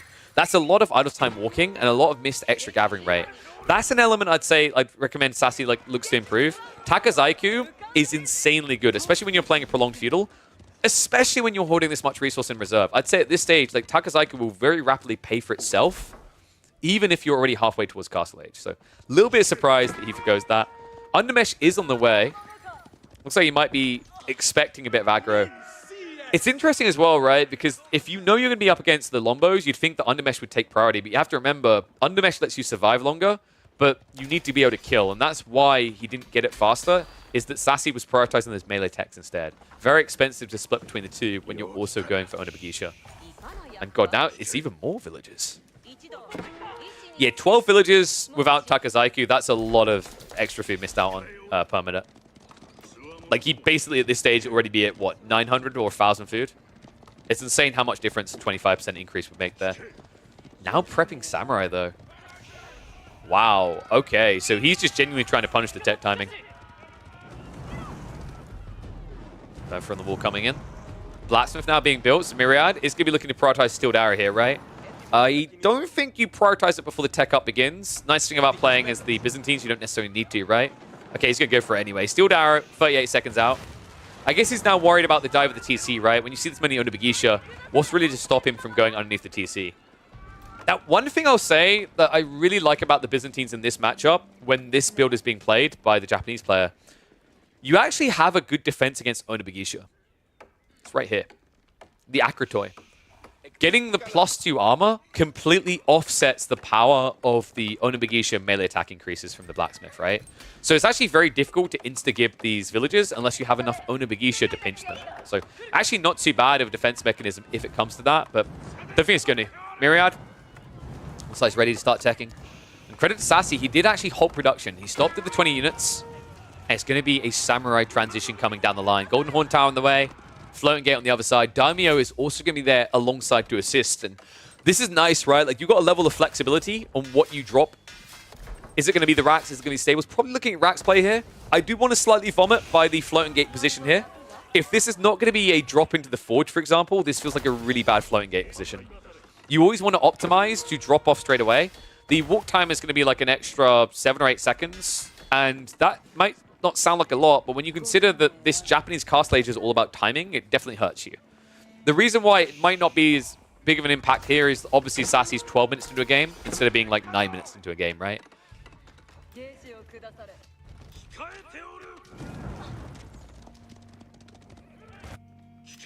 I like the idea of, like, you know, this Japanese player not getting any eco upgrades and all the people that watch these videos to learn how to play these civs and like, oh, wow. Sassy's playing with the no eco upgrade build. I must do this too. I pray, I really do pray that the overlay gets fixed soon. So tech up is complete on one side. Myriad's coming through on a delay. Remember though, the really nice thing about playing Byzantines is another reason why I think they're kind of just absurd right now is the upgrade timings are accelerated. This is like playing the Chinese with supervision, right? Dialecticus just makes everything unlock so quickly. 38 seconds for Blacksmith tech. You know, if you want to upgrade into your veterancies for the archers for the spearmen, you can get them 20 seconds sooner at this stage of the game. It's insane how powerful systems are.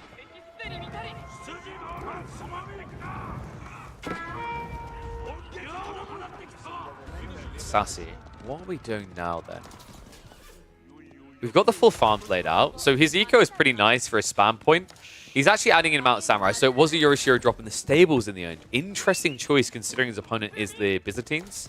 With Limitane there, with the fact they're likely to go to crossbows because they saw you got Samurai anyway. A little bit surprised by this, but if he can break through, and he can with this many torches, that means he has an active Raider. Mount Samurai in. Hesitance there, though. I'm a little bit surprised Sassy didn't peel the Mount Samurai to head on through. It would have been an easy raid on the backside, right? These berries should be your #1 priority right now, as Myriad obviously wants to be on berries for the additional contracts. And what's the plans for today? We'll see how it goes. We might be able to do some community games a little bit later. If we've got enough people. We might look to cast some people live if the patch does drop.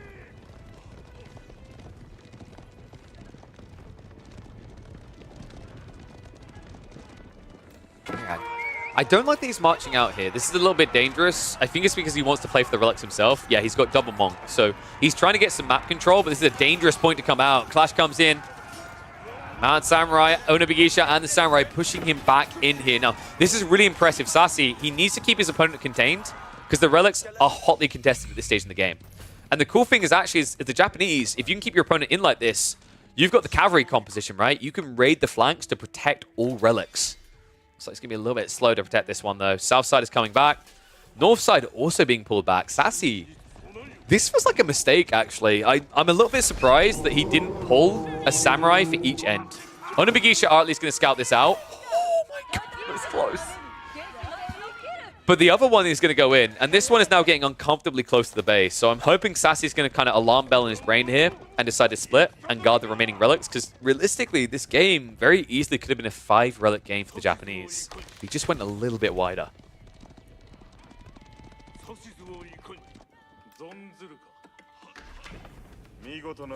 We might look at team games. It depends on whether some of the pros are playing.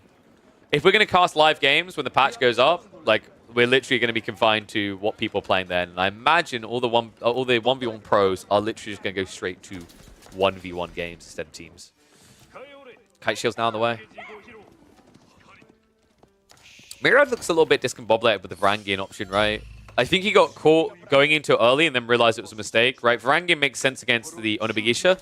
Terrible against Samurai, though, with Adachi on the way especially. So Lance Neck now is going to be the return option. Lance is kind of weird here against the Mass Samurai. Like, Samurai clear you up very quick, but arguably the Onobugisha, if I'm not mistaken, the Lance Neck cleave will hit the Onobugisha just behind. So you should get some value there. I think it's kind of buggy. Sometimes you see the Onobugisha get hit. Other times they don't get touched by the Lance. See which Onobugisha, only one will be able to break through in the end. North side. This is the awkward thing, right? Like, you needed the Onobugisha to open the way, Mount Samurai to go in. But now, Sassy doesn't really have that torch comp. Instead, he's backed off entirely. Slowly scaling to the Samurai. So, this is starting to look pretty good for Myriad, right? Like, he's getting the Bream Room he needs. He's going to be able to scale into his Olive Grove farms. This is like the weakest point in his game right now for Myriad, rather. Sassy's at kind of a surge point. He waited for a tech up until he had all the farms. He's got relics coming home. He's not overly investing in getting those relics. Like, realistically, Myriad should be more threatened right now, but I think that choice to try and like brute force the front and then not commit in afterwards has meant that actually the Byzantines are pretty content with the state of the game.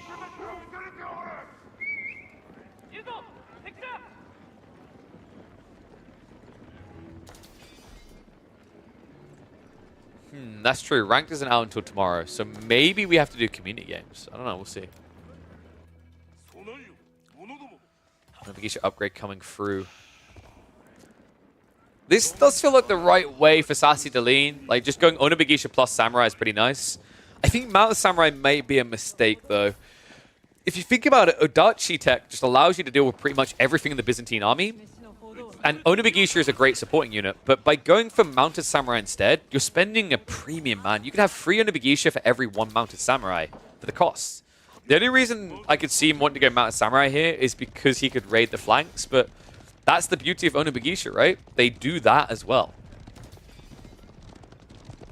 Military Academy is on the way, so we are going to start getting to that infinite pump. I'm going to hit the fast forward because it seems we've just hit kind of a lull in the game. Myriad obviously doesn't want to contest too aggressively. He's got a very static army. He's just trying to place himself on guard. Wall going up just in the nick of time from Myriad there. Oh my god, that was so close to a breakthrough.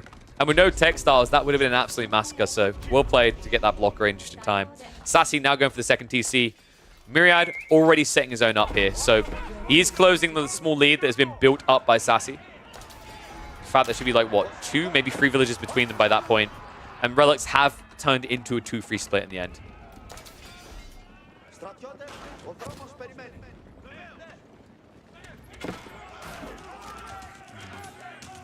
Still not liking Sassy's position right now. Your goal is to Zerg. Like, Japanese really do form the backbone of a Zerg Civ, but this isn't a Zerg. He does at least have Odachi, which are incredibly effective, but you're seeing the threat that's coming in, right? A switch over to Mangonels tells you everything you need to know about the game for Sass right now. Even plop the Yorishiro in to get them out ASAP. So he needs to hit with this, right? Like, the Mango gets revealed, though, straight away, Myriad backs up. Oh my god, dude, that's worst case scenario. Yorishiros are very valuable at this stage in the game. Investing one into a Siege Workshop screws with your timings if you don't find a value for it. But Myriad immediately spots the threat, backs away. Now Springles are on the way. We'll find the central outpost. If you can get a Mango Tower here, they are ridiculously effective. Even against the Samurai, with the way that they just do damage through the deflective. Sassy still looking to take that main fight. Surprised he's willing to right now as well. There is a worry that if this game goes to Imperial Age, Byzantines start to get heavily favored. I think Foreign Engineering Company actually breaks the Japanese here. Volley plus the marching drills and Landsneck disintegrates everything Fortitude. So I think it's Sassy's merit to either try and win a fight now or tech up first. This fight doesn't look that winnable, does it? No, Clash comes in. Samurai count down to 20. Springles are trading out. Mangonel is definitely going to get sniped out. Gets away just in time. But now the Mango's hitting the wrong unit. Frontline is somewhat holding for Sassy, but the backline for Myriad is strong enough to clear this up. Just a few Samurai left over, a few Onabagisha in the mixer, but mass Lombos and mass Crossbows protected means that Myriad can now just micro this fight to a win. Mango does at least get rid of one of the Springles, but heavy loss there, right? This siege was meant to overwhelm. The crazy thing is, because of the timing on the Springles coming out, Myriad basically just held those Mangoes hostage. They could only attack melee. This is the importance of scouting vision, right? And the way that you react to what you see. Myriad instantaneously backed away when he saw that first Mango. Sassy failing to just kind of shroud that element of his composition led to this ugly fight. And now Myriad in a dominant position in this game. 52 military to 19. Sassy doesn't have a grand level of farms here either, right? He's at Daimyo level 2. He basically has the Kura Storehouse plus 4 extra farms. This is not enough economy. Deer is also gathered on the front side. There's a lot of risks involved in the game for Sass in the next 2 or 3 minutes.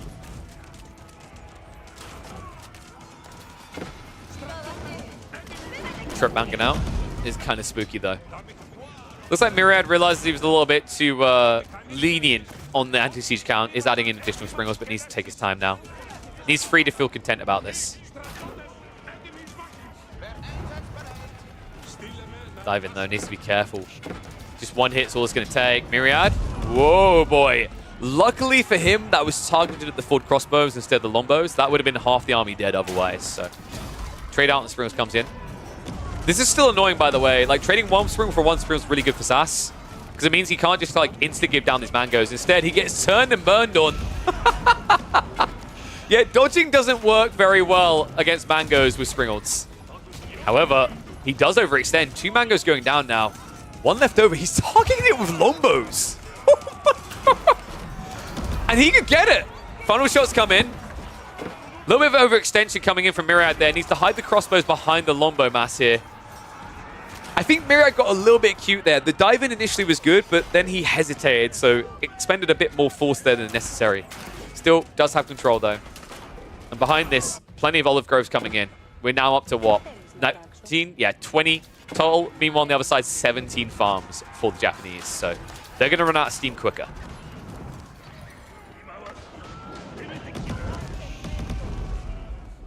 How does Sassy get out of his base now? Because he's at the edge of just being pushed over. Shogunate Castle is going to be a big deal. I'd love to see Sass just take a few of his limited Onabagisha and run around the flanks. Like, you have to realize when your opponent's pumping a lot of siege like this, Frangian, crossbows, all these things, he needs gold, right? And he only had limited gold in his base, so you also need that gold if you want to play a late game. Japanese is one of the most gold-dependent civs in the game. So it's to your benefit to start looking towards these fat veins. We're already seeing that coming out from Myriad. Already actually setting up an outpost and also getting the Mangonel in placement. Dive in the main. Spiro still getting freebies. Sassy needs to be careful. Yoroshiros are being lost.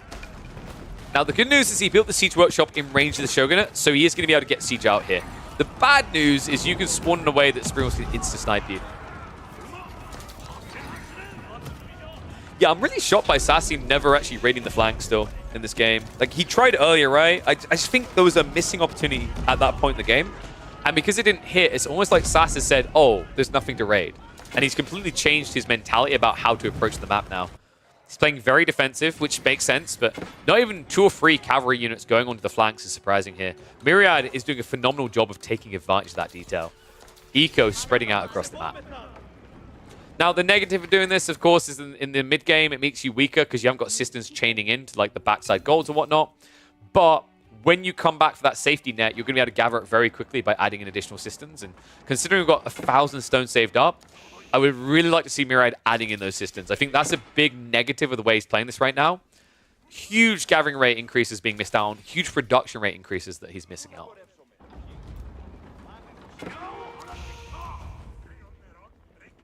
Well, of course you don't hydrate your villagers. If you leave them thirsty, they work harder, right? I think that's how that works. Keep drop now coming in. Oh boy, that's bad news for Sassy. He's trying to rush from an outpost in the area. He's got the fat gold vein to the north side, but he's not going to be able to get his hands on the south. Myriad, if he's going to turtle like this, I just want to see a tech up. Like, the only reason you back off from your aggro play is now to go imp.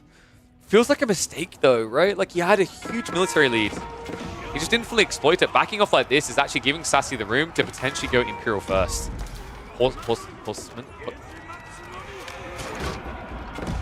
Alright then, that happened. It's not like we knew there was a Byzantine army in this era or anything. Seems he's kind of fixated on the gold. Treb's now coming out. So Myriad actually is going to try to all-in this point in the game. I guess he just fully reset when he saw the Shogunate.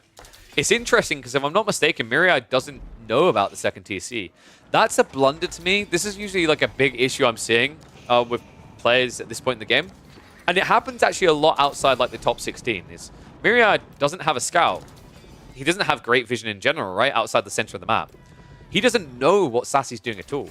One scout could give you all the info you need. You could have beeline north side, shut down this eco. You could have shut down everything in the area by extension, and then all of a sudden Sassy's at death's door, right? He has no gold access, he has no game. Instead, he's gotten away with his second TC. He's gotten away with playing wide, the same as Myriad. Both of them are guilty of this same sin.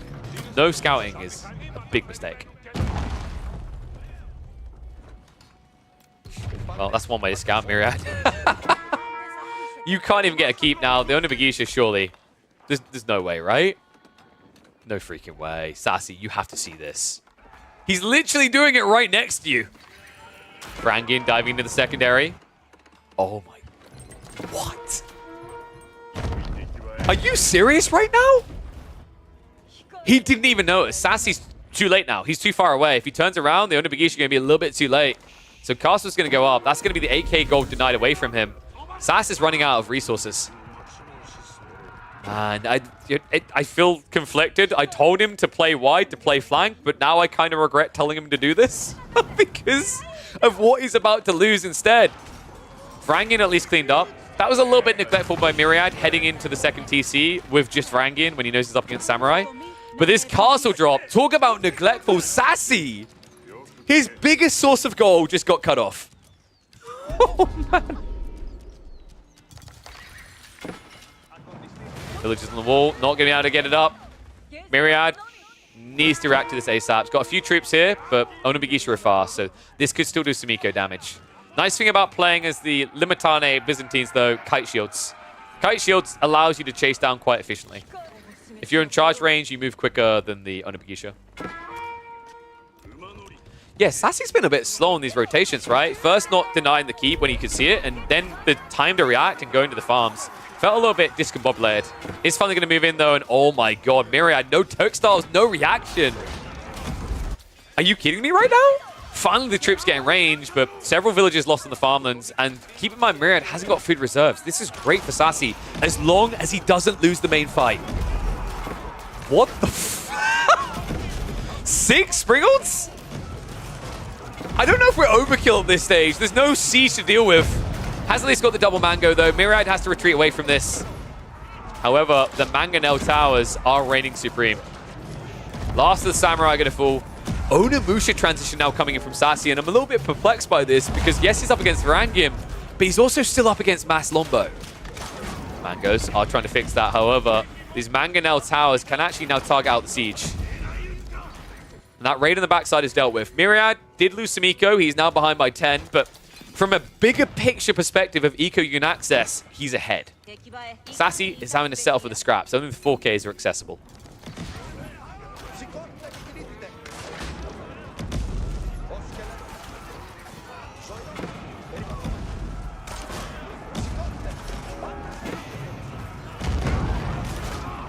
I'm trying to figure out who this is favoring right now, because like all I'm seeing is Sassy trading well enough to live and getting closer to Imperial Age, but it's got that feeling that the Imperial Age kills him, right? His army has been reduced to practically nothing. The second wave came in. It's almost like Sassy keeps holding resources, assuming that we're going to Imperial here. And then as soon as he sees a new army come over, everything goes back into military. But because Myriad keeps doing this, it's hurting Sass more and more. Varangian will get in to snipe some siege. Turns out when you don't have a front line, Varangian are pretty bloody good at killing siege. If they can reach it. And Trebs are now moving up, right? Shogunate can be targeted. You can even think about just targeting farms here to reduce the spam. I'm a really big fan in this situation of taking farms over Shogunate, just because by getting rid of these farms, you're essentially invalidating the Shogunate anyway, right? But instead, he targets the main. Lance also actually just getting into melee mosh pits now. Not the best way to fight up against Landsneck. You want to be taking those out first, not the Varangian. Siege also trading out. Springolds starting to lose out here. Even trade. At this rate, it's going to be one Mango left over. One-on-one Springold. So Mango will make the difference there. And Myriad now once again having to think about retreating here. Trebs are in range, but surely going for the Shogunate is just not feasible here. It's so bloody tanky, and he's only got 2 of these trebuchets. A lot of gold in reserve. Myriad, wait, why am I seeing Kairos Siphons being added in, and are you okay? Oh, huh? I guess? They're kind of tanky? No, they're not that tanky, guys. They have great ranged armor, but they get hit by 81 damage, right? So they die fairly fast.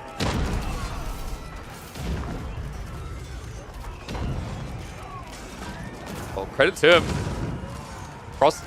Progress is being made. I am starting to think that nobody's getting into Imperial Age in this game, and it's all Myriad's fault, right? Like, he's actually just keeping both players here. He could have went up himself twice over. Sassy could have as well, but every time you see Sassy stockpiling for it, he's denied. Now, just look at all this stone he's holding onto, right? He could upgrade the second TC if he wanted to. I think he wanted to keep drop to stabilize him. He just can't get it.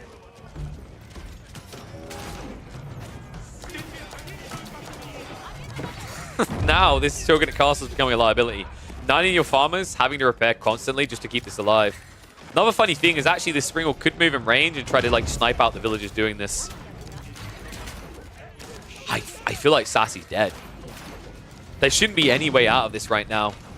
He's finally accepted that this stone has to be used somewhere, so he's upgrading the level 2 Daimyo on the second TC. He can get Shogun up there as well. That would at least stop a dive that is now moving north side. Myriad splitting wide.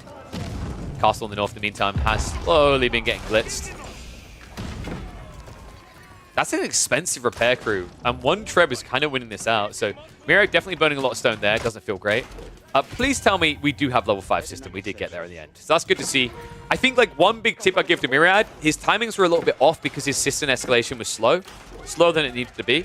On Sassy's side, I think like the big kind of mistake here was just not raiding. Not raiding when he could, right? Like the best time to raid is when Myriad is posturing here. He tried to raid when Myriad was sitting in his base. And now he can't go and raid, right? Like every troop is needed to defend. Shogunate still being kept alive, sure, but the wood cost is expensive here. Remember, when you repair with more than 3 villages, you're burning additional wood to do so. A little bit of an overextension from the Springles, though. And Myriad has finally accepted he needs more trebs. Third one on the way, fourth being produced. Mass Horseman coming from Sassy though, so he has one good strike to try and get out here. Mass Katana Bannerman as well. Has got an Uma Bannerman in there, so pretty impactful for these fights. And wait, Myriad, dude, that is a lot of Landsneck. Holy crap. Oh my god. Castle kept alive, well played. Flash is going to come in, Horseman ride out, Landsneck go in. And this is the problem, you led with the Horseman, the Samurai can't actually counter Lansk. Good cleaves coming through. Is there enough of them though? It feels like Myriad must be holding troops back somewhere because not everyone is involved in this. Plenty of Horsemen going down though, and I think Myriad has cleared out enough that he can start a step to hold this fight. In fact, why start a step? Just commit. There's nothing left of him. Sassy has been picked to the bone. Good god, dude. I mean, Landsneck, this is the thing. Sassy would have actually won that fight against Lansk if the Samurai went in first, but he couldn't afford that sort of delay. Horseman leading the way, body blocked the Samurai with Dachi, and it meant that actually Landsneck got to swing 3 or 4 more times than they would have otherwise. Great fight by Myriad. And now it feels like he's on the precipice of victory. Shogunate Castle down to half HP. More trebs are showing up as time goes on, and this is just unsustainable now for Sassy. Sacred Site also has not been decapped, right? So we're now 6.5 minutes away from a victory there for Myriad.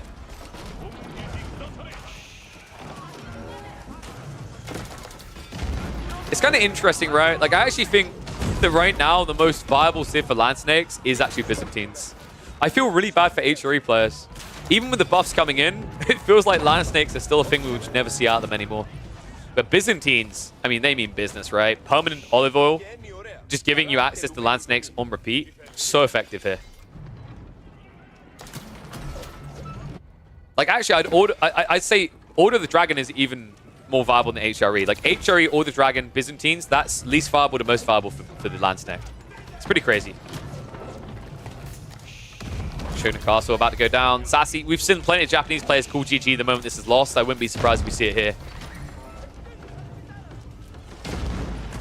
Then again, he's that type of player that if he's been in the game for half an hour, he'll probably hang around to the bitter end and try to recover. I think this is where we hit the fast forward because this game, to me, it's already over at this stage. Bar Myriad really slipping up. I mean, the thing for Myriad is just he could win easy going Imperial Age, but if he just keeps spamming like this, he's still favored, right? Sassy would have to completely out-micro him 4 fights in a row to get control of this game. Lombos are going to mostly get cleaned up, but the next wave is on the way in. It feels like Myriad is literally holding his troops back to give false hope to Sassy. And then he comes in, overcommits, loses the entire army, and then can't replace it because the food income is a mile apart. Second Shogunate is up here, also being sniped. And that is going to be it. GG gets called. Myriad, really impressive the way he's been improving as a player. And, you know, a matchup that I would say Japanese tends to feel like they can actually get an edge here if they can get ahead. Sassy never seemed to find that opportunity. Myriad just... well done to turtle up and then relentlessly pressure when the Byzantines are stronger. Bias Caster calling the game earlier. I don't like when the game is obviously over. We call it. I know you're teasing. I always find it funny, like when people take issue with that. It's like, dog, if the game is over, don't delude. You can talk about the way it comes back in, but that game was unrecoverable, bar someone completely ducking up. Oh man. Oh, well played by Myriad, though. Japan never got eco upgrades. I can't believe it, right? Like, what a noob. You played a game with a playstyle that you imagine will have next season against Urk. Interesting. You have sparked my intrigue, sir. Well, let's quickly catch up on chat. Did I miss anything else while I was gone? I don't think so.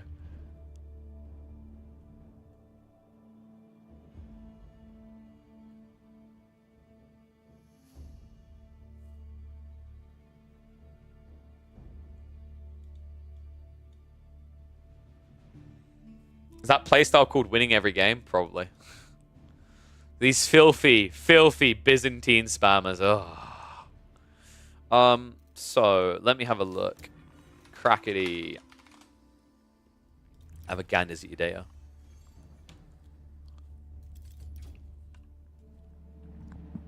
If you don't win this crash, civ, diff, or lag, would you care to explain that Zhu game to me earlier then?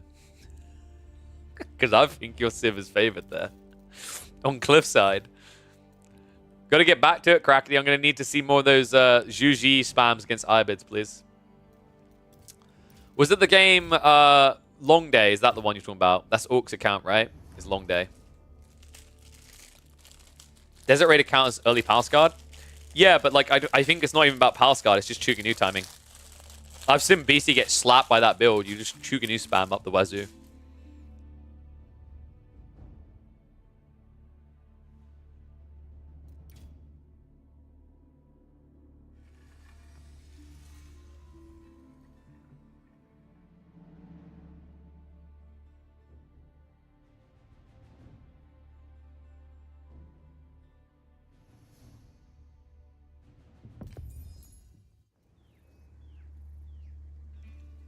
Like, I think in that game, Crackety, if you'd scout blocked the first wall on the short, you probably would have had him dead. The only other thing I think that was awkward in that game, right, is like you never moved north to try and block out extra resources. So like he basically was having his cake and eating it while you were like wasting effort trying to kill a building that cost nothing to repair. It's like really difficult. I had no game plan. I think you should do more of it. I think it actually is viable. I think you found a pretty interesting strategy there. The other thing I found kind of weird is that you dropped stables, but you didn't drop archery range there. You know what I mean? Like stables, there's not as much value out of having stables right on the front side, whereas the archery range, it makes a world of difference, right?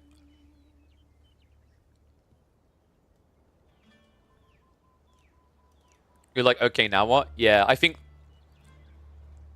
you should have went archery range there straight away. But I imagine you were trying to get a tight timing. But like when you start spamming archers afterwards, I think like maybe it makes more sense to have the archery range on the front side. I might even say like bring 2 villages to build the Jiangnan. So one can build outpost, then the other archery range. Because I think you did have enough wood to start that proceeding a bit earlier. But yeah. I think there is something to that. It's just the way that I've seen that Chuganu spam build work against the Ibids on that map, you literally just have to, you constrict the map. Mainly you prioritize their wood line. Like whenever it's a forward spawning wood line like that on Cliffside, it's actually a jackpot for the Chuganu spam. Because you can block out the best wood, the easy wood for them, right next to usually where the House of Wisdom is. You low-key didn't want to spam. Wait, were you trying not to be dirty for once? Be dirty. What happened to the clown carring, Crackety? Where's the clown carring? Could have beaten all those archers and horsemen. Oh dear, oh dear. Yo, what up, my boy Faplop? Thank you very much for the sub. Look at you go, 42 subs. Woohoo! People are expecting it. Yeah, but win's a win, I guess. I don't know. Like, I think Chuganu spamming is dirty, but then again, Beastie decided to pick Ibids, so kind of deserves it. like if you're looking for my approval, son, I give it to you there. Hey, thank you very much, Faplop. Appreciate you, buddy. Mwah. You don't want to be predictable. I can see where you're coming from, because we did literally get in that game, and I said, wait, did Crackety misclick the wrong Chinese? Because I'm pretty sure Barbican is on the same hotkey. Don't gift you a sub. You don't want to be seen supporting KP. That's it. That's the last time I help your ass. God damn it.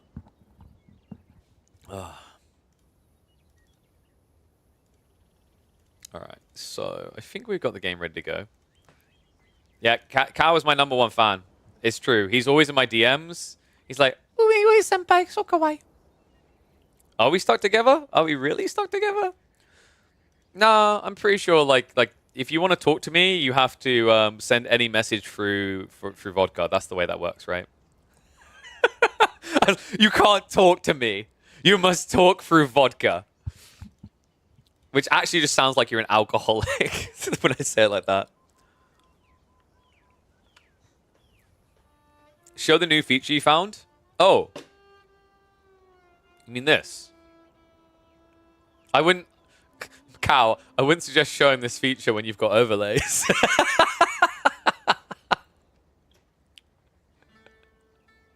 Looks a bit bad, doesn't it? Oh dear, oh dear.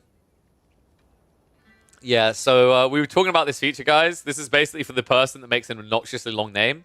So like when you cast a Donati game, it actually has a use because the name gets like it gets cut off. But that's literally it. That's the only time it's useful is when you're casting a long Donati name. But the yeah, I think that has been there for quite a while now. Because this one I've glimpsed it before. It's just like I didn't even. It's not even worth talking about. It's so redundant. You know what I'm going to start doing, actually? I'm going to start using this area to show different info. This area is so redundant. I'm just going to say, I think even the Army Value and Destroyed Value is like, eh. You could look at this once every 5 minutes, and that would be good enough. Like, I think the only, like, for a narrative and tracking perspective, the only single stat here that really grandiosa matters to see regularly is worker kills.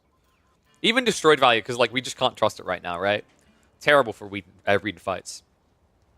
My favorite part is that big shout out to Rasselbach. Rasselbach, who created the Meat Grinder mod, he somehow is able to track Destroyed Value correctly, but this can't. As other statistics, oh yes, people love these statistics. When was the last time you ever heard someone talk about the conversion statistic? Even like this is the thing that I've said. Like this is weird because these stats already exist here. Literally two of them, two of the three stats already exist. It's very weird. I don't know, man. I think they just had an original different design in mind, and then they came back to this. I'm looking. All right, I'll respond to this, and then we'll get ready for the game. I noob in the game, but is there a reason to play French when you can play Jeanne d'Arc? Yes, French actually is better for like eco booming games, so it depends on your playstyle. French actually still has some relevance for sure. Conversions is going to be really important when proselytization becomes meta for Abbasids. Wow, Neri. That's very bold of you to say that you'll still be playing the game in 2032.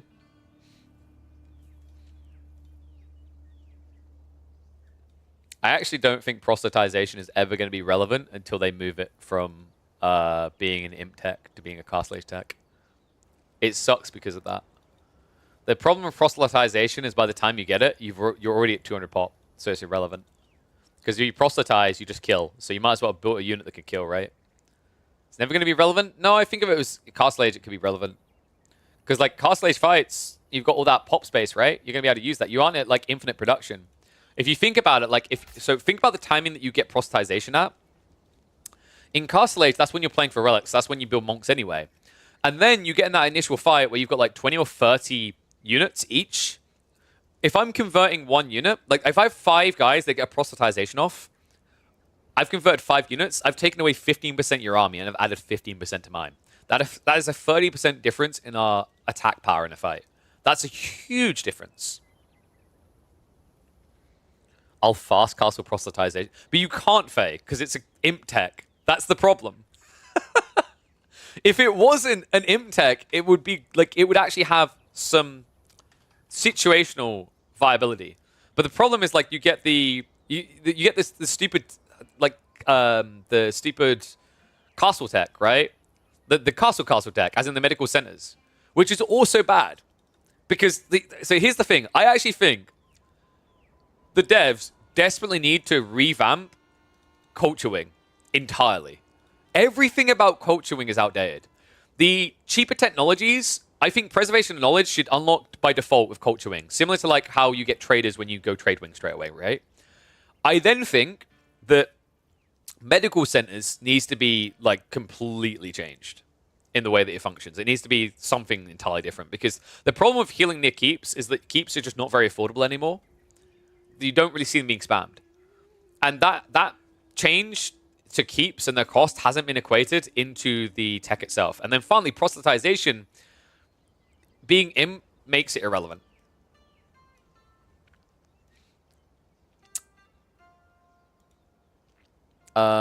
Wait, what's all this? There's no stream today's stream. There's no ranked. That's what custom games are for. All right, should we get ready to go? But yeah, I think the Abbasids need a complete revamp of Culture Wing. I'm just saying, devs, if you need like a consultant, yo, players, that's the play. We keep giving feedback for free to Microsoft. Let's charge them. Ooh. Oh. You have enough FFA PTSD?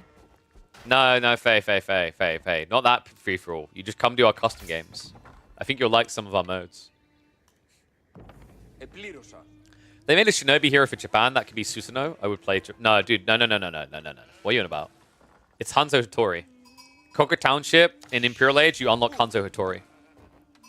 And he has free Shinshin charges, hits for 50 melee damage, and has 600 health and 50% melee damage reduction. Wait a second. This is sounding like a ripoff of something else in the game. All right, here we go. Crackety versus Urk in a Byzantine mirror. Okay, hear me out, guys. Crackety said that this is a prelude to how he's going to be playing Byzantines when the patch comes in. So I was like, what's the worst that could happen from watching it? I guess we'll watch his gameplay. So let's get into it. Cliffside of all maps. This has to be Hippodrome on Hippodrome, right? Whenever I say Cliffside, I'm expecting it to be Hippodrome almost guaranteed. But I guess a mirror makes it different. Like, does that make it better or worse? I feel like Limitane Lombo is very easy to camp with against Hippodrome play. We'll see out in a second. Urk, by the way, very talented player. Always floating around, like I say, around rank 100 to 200. Prolific Mongol spammer. I still remember the amount of free-falls he's played. Haven't really seen him been able to make like a deep dive. I think he just about missed out on making it to the main event Elite Classic too. He was in the playoffs. He was in the decider games rather up against Numidan where he got 3-0'd. So did get stomped there, but I'd say he's just out of that echelon. I think he needs a little bit more time, a little bit more commitment. I definitely think he has the quality to start making it to some main events if he can start figuring out that drafting phase. And yeah, we've got the difference. It's going to be Hippodrome versus Grand Winery. Dude, this is actually disgusting because the Imperial Hippodrome, here's my thought process on why I quite like it on a map like Cliffside. You're so close to the enemy base, Hippodrome essentially counters all the options Byzantines have from the Merc House. If the game goes on too long, Hippodrome feels sucky compared to Grand Winery. But for the openings, it's really powerful because think about what you counter. Horsemen get bonus damage versus ranged. So you already counter 2 of the 3 contract choices. The remaining is Keshik. Do you really want to build Keshik against the Byzantine Civ of Hippodrome that could also build Keshik, right? Like, it doesn't feel great. So now you have this awkward situation where for purple, for Urk, it's going to be all about spamming Limitane to defend. And if that is the read that Crackety has on the situation, this is very easily going to end up being a Western contract build or a Silk Road. I would love to see Silk Road here. I think Silk Road is really smart because of the fact that you immediately counter the Lombos, but the safer option is probably to go Lombos due to the fact that you get countered less by the shield wall of Limitane. Is that free tiles? What, from the TC and the gold? Yeah, it's really far away for both players. But Crackety having 4 gold doesn't hurt him because of the fact that he's going to be the aggro player here. So Rack's already in the way. Looks like it has been scouted out. Scouting rotation-wise, how did we do in the end? 13 sheep, pull 13 sheep. So pitch perfect by the 2. Horseman already moving in. Notice there's no Expilatores yet because Crackety likes to win games. Expilatores doesn't make sense until you have at least 4 of these horsemen at least. And even then, it's kind of a gamble of a payoff, right? Like, you need to kill 4 villagers to get a return. The other awkward thing is, I've highlighted this before, my issue with Expilatores is if you're playing Western Contract, you need a blacksmith anyway. You could either get Expilatores and increase your damage against one unit type for 80 resources, or you could pay 175 resources and increase your damage against all unit types. And the reason why the difference actually is better for the melee tech upgrade, you're already on 9 damage. Without Triumph, melee tech 1 puts you to 10. That's 5 hits to kill a villager, right? If you go for the Expilatores here, you're not going to kill villagers in less hits, unless your opponent has melee tech. And if we're being totally real, melee tech is like the lowest priority for anyone, unless you're up against Japanese. So Lombo's already in the way. Looks like Urk is going to be going into them as well. Well, not Lombos, cheap bows. Actually, this is crazy, dude. How does he not have any contract ready? He put a few people on the berries, but not many, right? So this is kind of him blinking first. I don't like Urk's build. With what you're up against, surely Javs probably makes the most sense, right? The whole logic is you can contest Lombos, and then when Horsemen run in, you're able to run away quicker, right? Lombos works as well, though. I really like Lombos when you're turtling. It just makes a lot of sense.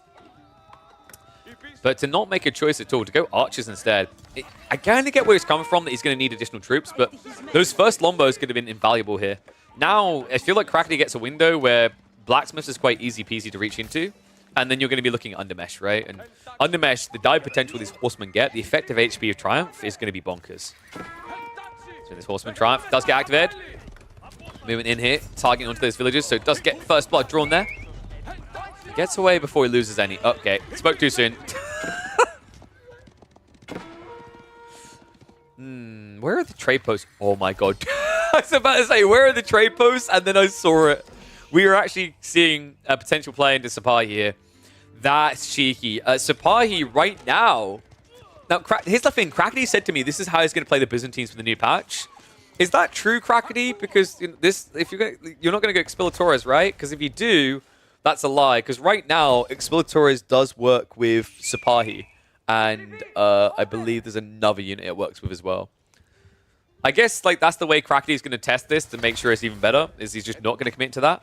The interesting thing now as well is like his opponent has started building archers because he sees Lombos. So if you just double down on cavalry, everything dies.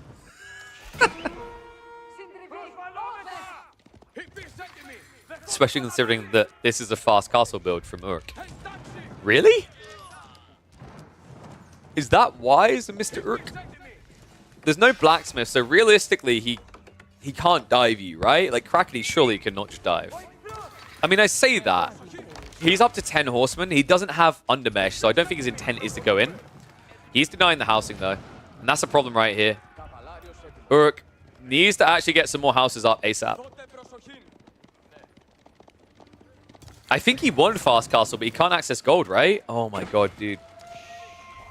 I think Urk doesn't know what to do. He's prepping... What? Okay, this game might be over. So, Crackety has completely forced him off of any comp that makes sense anymore. Archers plus Spearmen can kind of hold, right? Against mass Horsemen like this. But when you start adding in Horsemen against a Hippodrome player, what is your play out of this? The problem is he doesn't have any alternative. He has way too much food, not enough wood. He doesn't have the wood to even pump into Limitani. He definitely doesn't have the wood to pump into Archers. He secures a small wood line here in the meantime, but that's not going to last very long. Yeah, this game is rough. And he only now has enough for a contract. He hasn't even gone and dropped a mercenary house because he doesn't have the wood once again.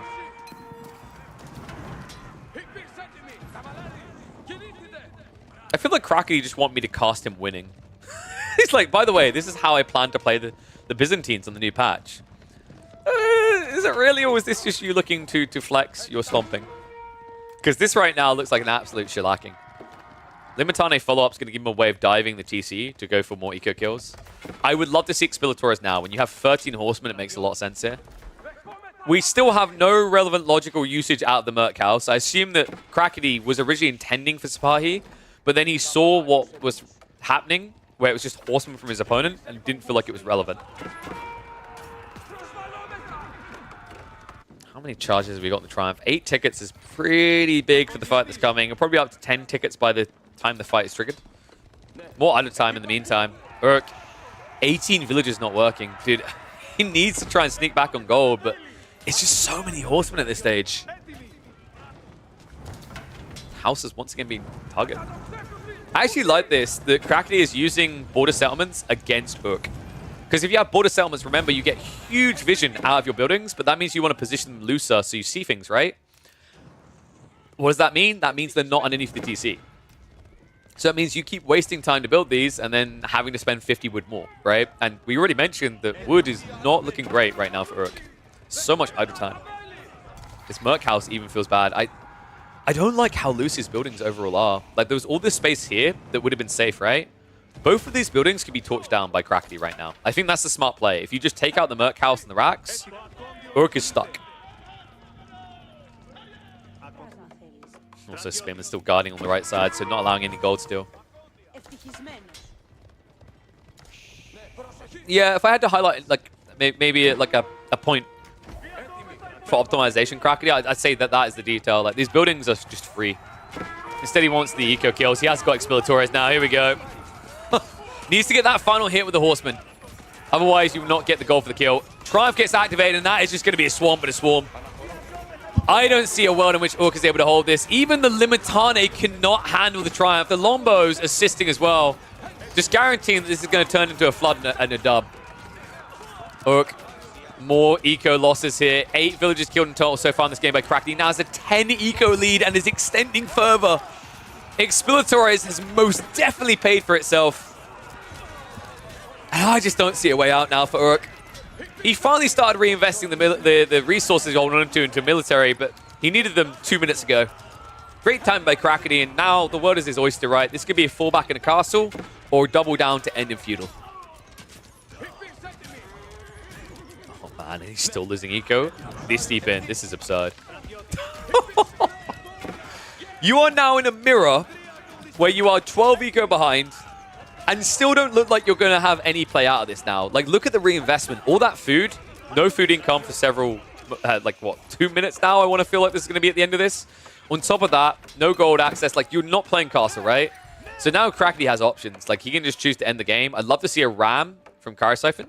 The other thing that I'm noticing with Krakeny's build that's maybe a bit weird is if his intent was always to dive, there was no blacksmiths, which is kind of surprising because of how quickly you unlock Undermesh. That would have been huge for that dive there. It would have meant that at the end of this, he probably would have had an extra 5 horsemen left over underneath that TC. But whatever. Anything works here for Krakeny, right?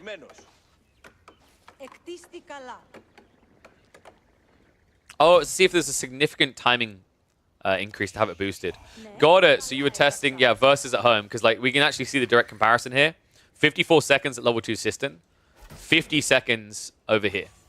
It's not too bad. I think the play on this map, Krakeny, is really good for Cliffside. It's a long kind of grab. You see where I'm going with this, right? Level 3 Sistan connecting in onto the deer and the boar makes a lot of sense. I think that would be really solid here. It's not like an immediate play, but on a delay, playing into this is really strong. And the distance to walk to the base is similar. Like, in this case, it's better because the gold was on the right side, right? I'm actually looking forward to some sort of map where trade post is in the center, because I think that that would be very interesting to see Byzantines on. Considering that if you go for like a full aggro feudal all-in, imagine how powerful that would be with a proxy Merc House. Okay, I shouldn't give ideas to Byzantine players and the devs. Do we have any maps with central trade posts? I'm trying to remember now. Definitely not in rotation right now. Oh, sorry. Yeah. Oh, yeah. Forts, you're right. Yeah, sorry. Definitely not in tournaments, though, right? There's none in tournaments that do this. Dry Arabia, most definitely not. That's like the center, I mean, between the two players, not off to the side.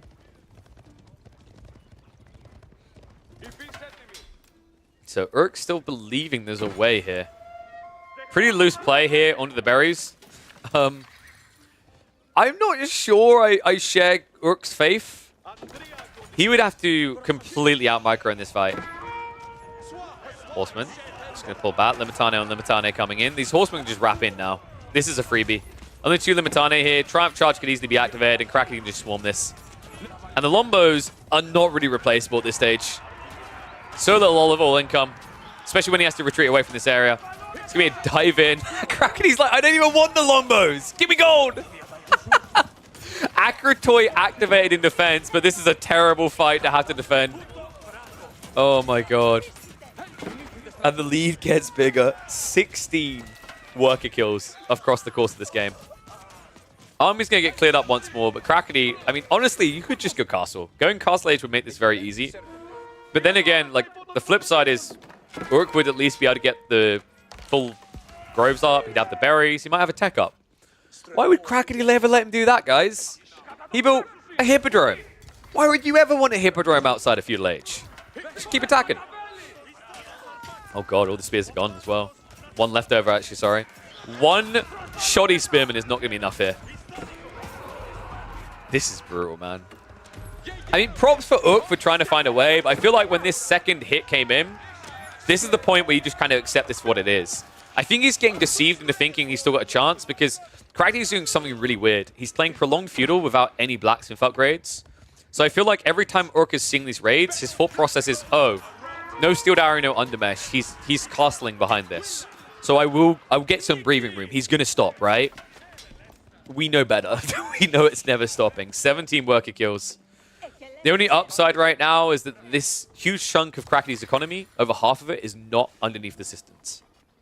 Negative is that actually third of Urks is not under Sistance. Not good Sistance anyway. Level 1 is pretty respectable, but compared to the level 3 it should be. Yet.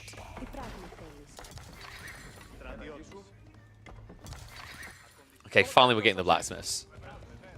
It might be fair to highlight that this could have probably been here several minutes ago, and it wouldn't have necessarily hurt Crackney's timing too much.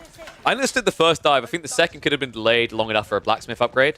But this should be the deciding moment, right? Like, if Crackney waits for Undermesh and Urk sees it, he's going to know that he can't fight. Like, his army is half-ranged, right? So he gets mitigated there. With the second group of Lombos coming out, I wouldn't be surprised. What the f 14 horsemen! Good God.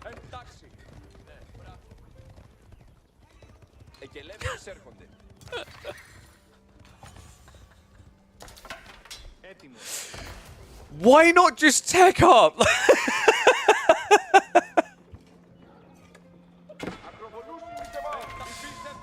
Cracky's like, Castle Age is for pussies. Let's go.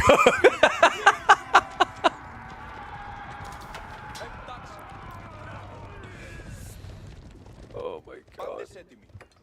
This is the classic, why won't you just leave moment when you scream at your opponent, right? I would love to see the messages just being typed out at this point in the game. Urk's like, where there is a will, there is a way. Cracky's like, let me help you write your will. Suddenly the Star Wars music starts playing. Dun, dun, dun. The dark side is emerging. 17 horsemen with Triumph. 17 charges of Triumph at that.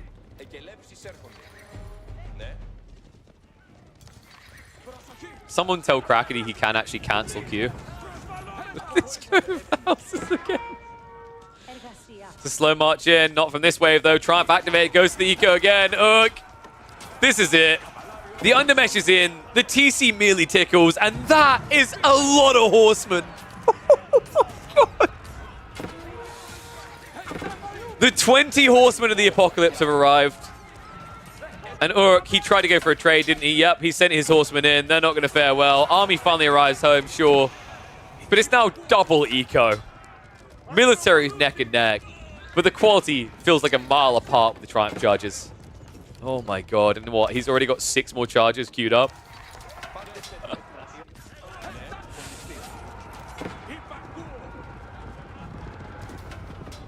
He's not going to age up, is he?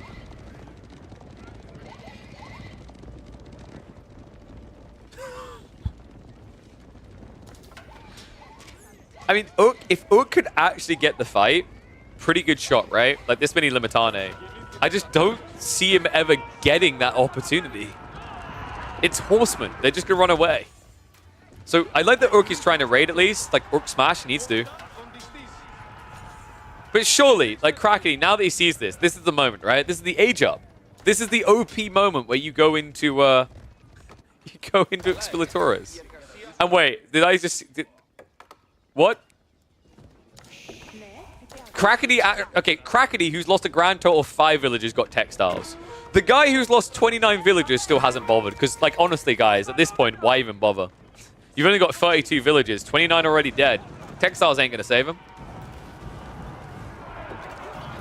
Crackety. Has he at least got a marketplace? Because I feel like you could just buy olive oil, right? And get enough Lombos to win this game. Nope. Instead, he's going to get olive oil the good old-fashioned way.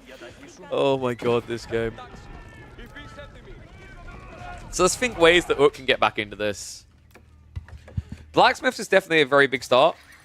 You are 4 blacksmith techs behind. I do find that like actually having those upgrades should help. Lombo count isn't too bad for him. He has an edge there. The archers could fare all right. And you know, he just needs to bump more Limitane. With the Olive Groves coming in, that's something he can afford. This is still a very difficult game, but okay, he gives up. He's had enough. He saw the army, immediately shuddered. What was this game? Oh my god, Crackety, please. Just saying this will be meta? Oh, I don't doubt it. It's the timing. Like, it's the timing on the Horseman spam. It's like it's going to be so much better than what you've done there. The Horseman plus Lombo timing is going to be so much better. I don't think you go that long. I think you still go Castle Age, but like your early aggro timings are getting ridiculously buffed. Wine is much better. You're drunk, go home. You're drunk, go home. Castle's overrated.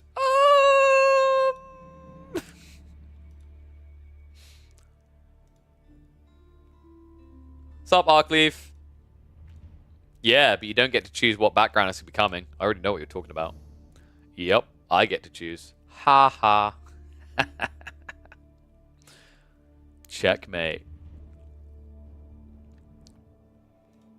Here, I know exactly what you want.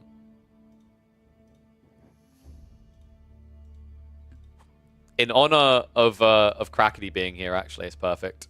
There we go. Let me just... Crackety when Recon comes back to play in the game.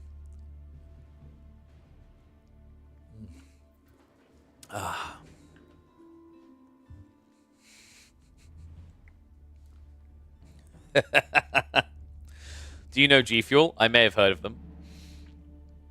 Why? They don't sponsor me, so... Maybe I should look into getting an energy drink sponsor. I feel like I'm literally the perfect poster boy for energy drink sponsors. I'll put pretty much anything in my mouth. Wait, that's not what I meant. Such a nice drink. They have some decent flavors. I have a bunch of different ones. Like at the moment, I'm going through... I got sent some Peak. Because when I was doing the Race to World First, that was their sponsor. It's not bad. Like, it's interesting. They have a flavor that basically just tastes like standard energy drink, which is pretty interesting for a powder. I don't think I've had that before. Just kind of a standard energy drink flavor.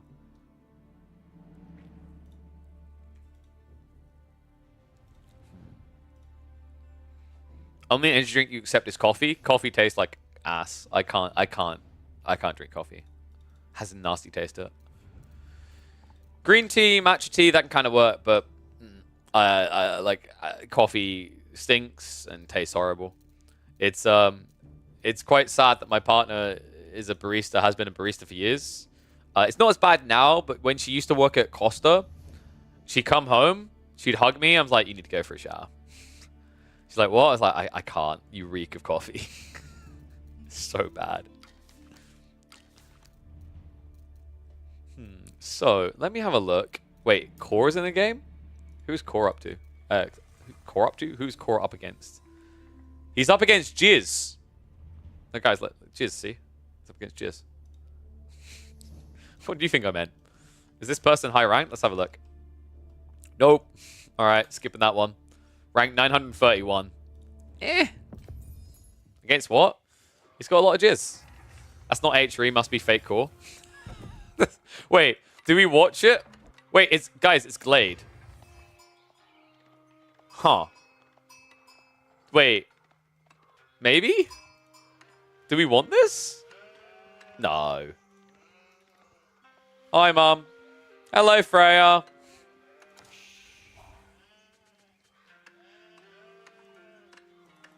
Yeah.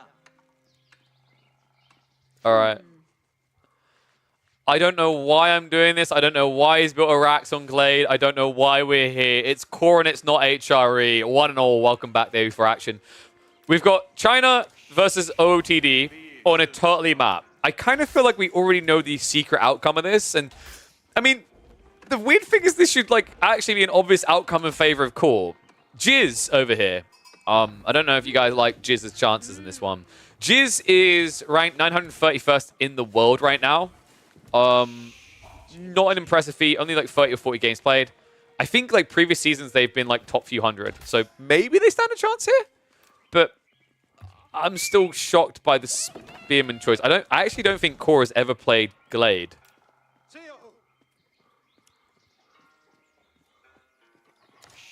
In fact, please don't build an extra Spearman. I actually don't think he's ever played Glade. He just scouted it. So for those who haven't seen Glade before, because it's a quick match, right? Like, you don't get it ranked.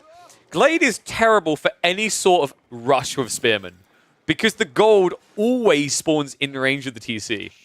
You can't get in. Like, he literally can't walk around without getting shot in the face.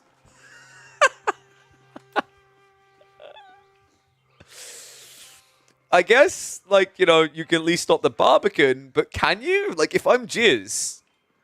That sounded weird to say. I'd just drop it here. Like, Jizz can just drop his load here. Okay, I'm going to stop now.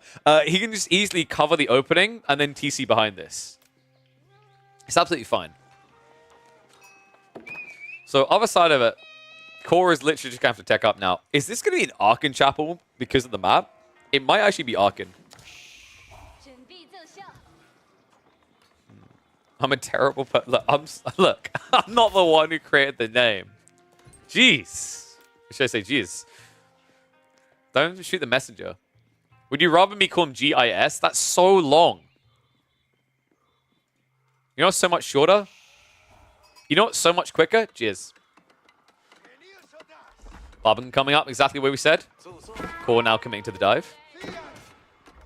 Stabby infantry not looking too great here, though. Getting shot in the face for 25 damage hurts. I mean, he's forcing some idle time, but realistically, like, for what this cost Core, it doesn't feel great, right? What was the scout haul like in the end? Oh, God, he only got 8 sheep? I mean, he's been eating them quicker, but still, that's 12 on the other side. So, pretty cozy game for his opponent.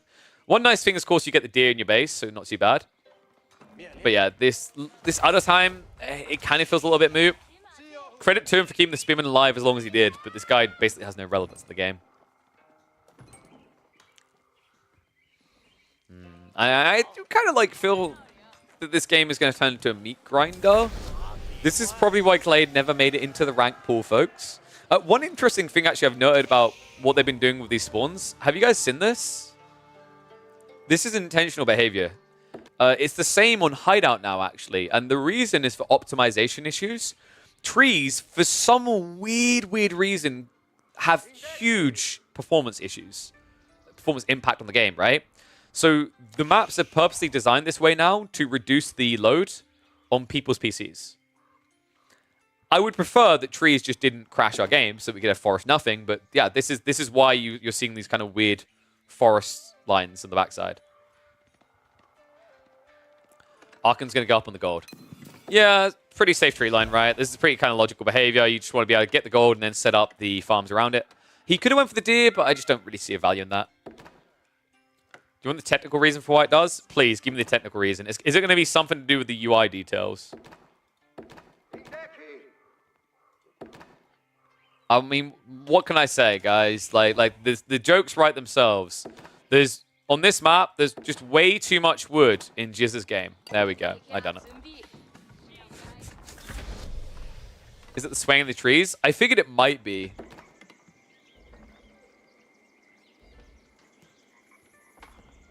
Every tree is an entity. Yep, figured. Because it has its own stats and everything else. Yeah, I don't know, man. I feel like they just need to solve that. I'm kind of baffled we've had the game this many years and they haven't solved for that. Oh, flash coming in. Scout.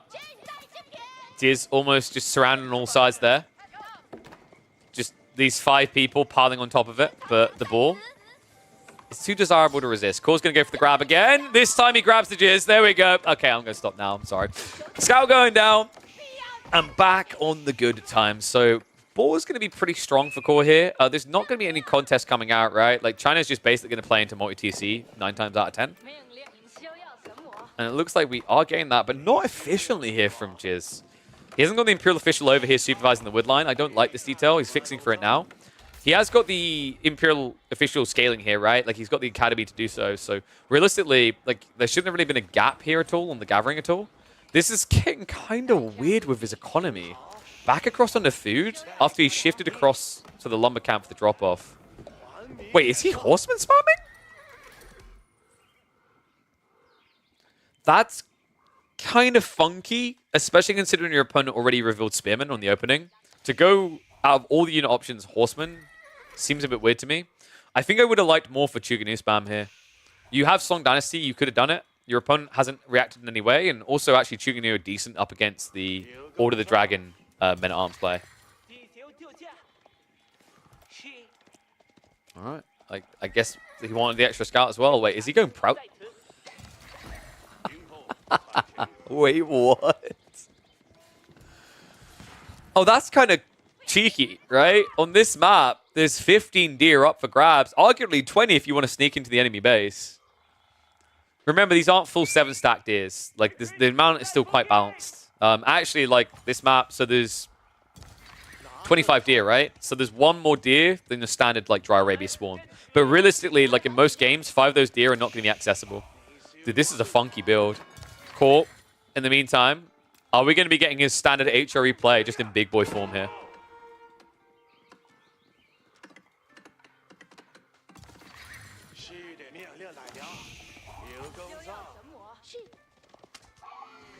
I'm not sure if I like this from Jizz.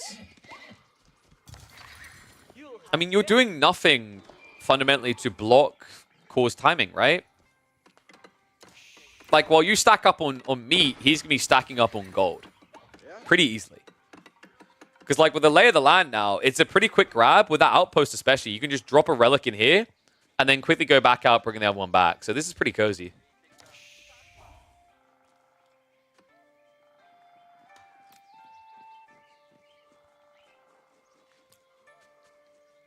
All games had crazy optimizations because of, like, dial-up. No, dial-up has nothing to do with it. So tree simulation shouldn't matter for internet connection. We're going to get nerdy here, aren't we? So basically, for internet connections, it has no relevance because with these, this is locally animated. There's no reason to send this data across the network.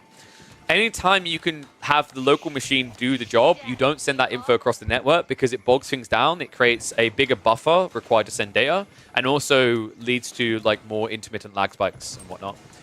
So, for example, when you play most FPSs will not do smoke grenades across the network. They will instead simulate them locally. The reason is that physics is a lot of data, so that's a lot of bits to send across the network. So that's actually a very big change that's happened with CS2. CS2, one of the very big changes that a lot of people didn't realize just how big technologically it was, is that CS2 now renders smokes universally. So they're always accurate to everyone. Whereas historically, like Call of Duty, CS, all these games would have rendered smokes locally because sending that level of data across a network is really inefficient. So yeah, animations are something that, especially in RTS, you will not send across a network. All right, enough nerd talk. Let's get back to the D-jokes. All right, a large phallic structure is being built at the front of Jizz's base here. It's about time for him to start unloading in Castle H. Other side of it, Order the Dented. Already have 2 more relics on the way home. It's basically you get relics and I get food, is the way this is playing out. And that's quite an expensive, quite a dear price to pay. Core's, funnily enough, actually moving out for the deal on the north side. That is risky here, considering Knights are on the way. Weird choice being made, but then again, I guess from Core's mentality, is like, if I sacrifice these villages, but I get half this food, that's Imperial Age. Smiley face.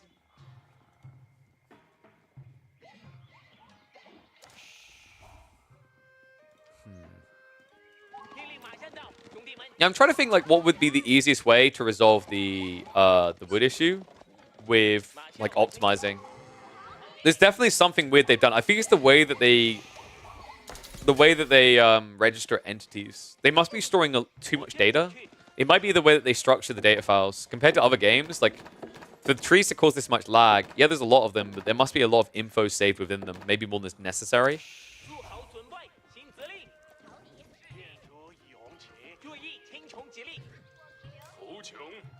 In some ways, it shouldn't matter, right? Like, the way it shouldn't matter is I think fundamentally maps with a lot of wood are bad in AoE 4 in general. But the fact that that becomes a limitation, that is even able to be a limitation, is a problem in itself, right?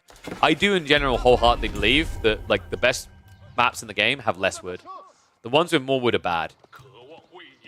And while they might make Jizz feel cozy, like in most cases, people don't really want that much wood. They just don't realize it. Because it grinds the game out, right?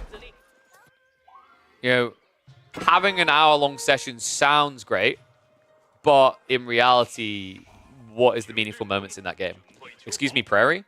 I mean, dude, that like, wait. Okay, so going to Prairie is a prime example, Neri, is like the equivalent of me saying, yo, being 50 kilograms overweight is bad. And like, excuse me, person who's 50 kilograms underweight, question mark?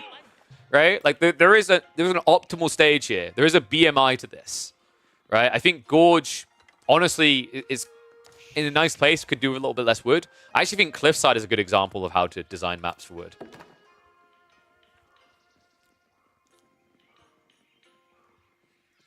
Tech up on the way, though. Core is just playing his standard AFK Pulse Swabby game. I wonder if he likes this more than the HRE. Are you saying Black Forest is a bad map? Do you think it's a bad map? Your answer may decide whether we should agree that you're allowed to think for yourself.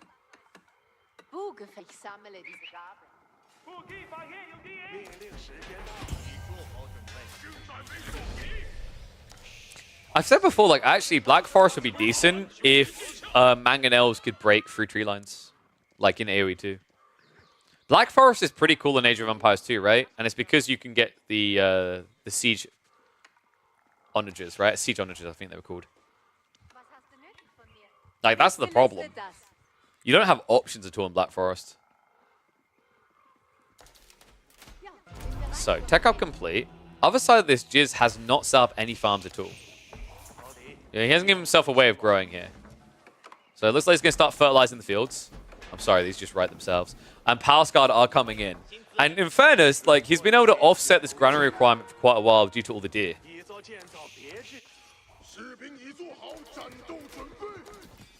Clock's now on the way home.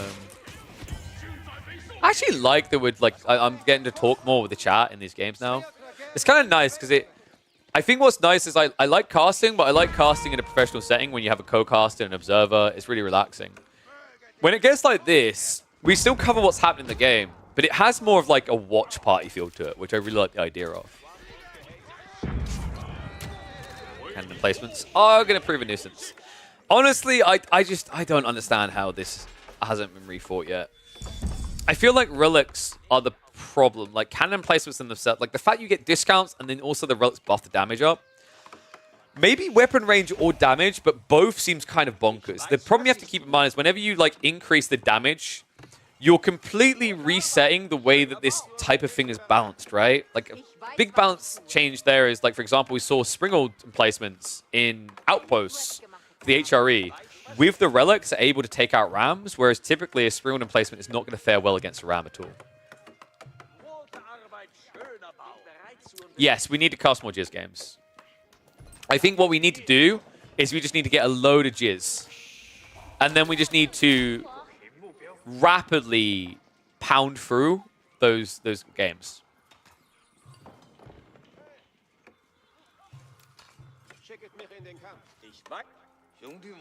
Although, if these games are this AFK all the time, I'm going to have a stroke. I'm going to hit the speed up a bit. I think we were 5 minutes out from live, so we'll be able to do a little bit of catch up. We have got land snakes coming. So, you know, being up against all this Jizz, Core's big boys are just going to line up and swing. Quite a few of them are coming as well. And yes, you can see that correctly at their waist. A very, very big sword. 25 damage per swipe. This is pretty smart if you think you're up against, like, mass Nesta Bees and Spearmen. We've seen before, actually, the idea of like land snakes to overcome Chinese works really well. It's why Byzantines are destroying the Chinese right now. But you don't really have the same level of scalability. He does admittedly have 4 relics. Whatever happened to the... Wait, did Glade not spawn with a 5th relic? I can't remember if that's regular behavior for this map. Great Wall Gatehouse now on the way. Jizz actually securing a decent amount of resources here. The gold plus the stone. They use the stone to kind of ripple outwards.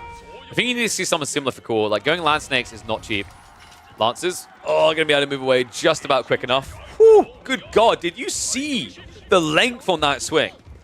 Somehow, like, I love the way that the connections work, where the melee finishes, and then it registers where the target is. So, like, for example, if you are here, and the target's here, it hits whatever's next to them. It's kind of insane. It's like Modern Warfare 2 Commando lunge range. Land Snakes, stand their ground. Nestaby is just going to start tickling them, though. This is a terrible fight right now for Core. That was good at the start, but the moment there's 2 Pass Guard left over, you need to go straight for the crossbows. Land Snake's now diving in. Dude, I think Core's in trouble. Why is he only building Land Snakes? So apparently the response to what Jizz is doing is to get a lot of snakes. Oh my god.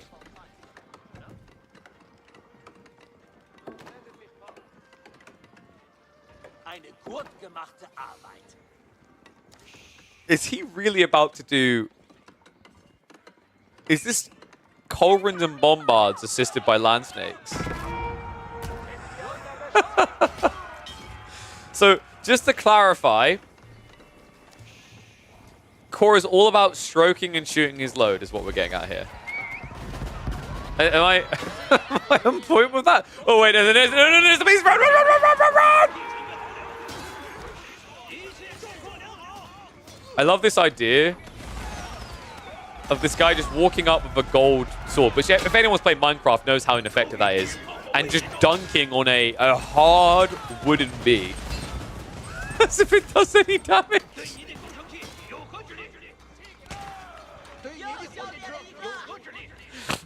Oh, I'm sorry. So apparently failing him now, he's decided Land Snakes on their own suck. What we need now is spears. Core does know that there's more buildings than the racks, the HRE, right? Of the Order of the Dragon. Sorry, I said HRE. That's why he only thinks there's Raxes. Like, Order of the Dragon, the best units are actually range units. Because, you know, when you're having this much unloaded by Jizz on you, the best thing to actually do is just shoot back, you know? Oh my... What the f... The range on this Great Wall Gatehouse is absurd, I swear. North side line. So, oh, please, please, please, please! That right there, that's like, you know when you just like, oh man, hangover, I want to have some toast in the morning. That's when you just get the knife, you just stick it deep in the butter, all the way in, and then you pull out this giant knob of butter, like the size of your fist, and then spread it across the bread. That's what you just done with those Land Snakes. So keep denial. And Great Wall Gatehouse is... Wait, what the f... Wait, was that because he completed the wall, or was that just the disintegration? Like... Wait, what is going on? The Great Wall Gatehouse is still alive, guys. Like...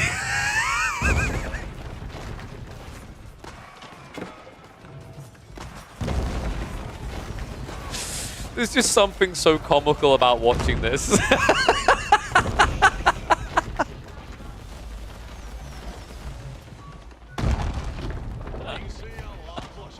Core made a threat when this game began. He's like, I'm gonna drop the roof on you. Over and over again. What is this clownery?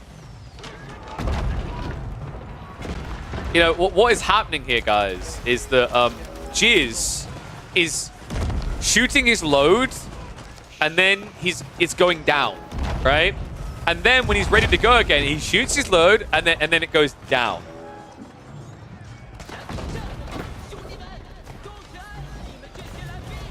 You know, just like I was told when I was I was a teenager, you have to be careful because once you shoot too much, it goes down permanently. And that's what's at risk of happening here. The Great Wall Gatehouse with 4 trebuchets. I don't see this working out. I don't see Jizz keeping it up for much longer.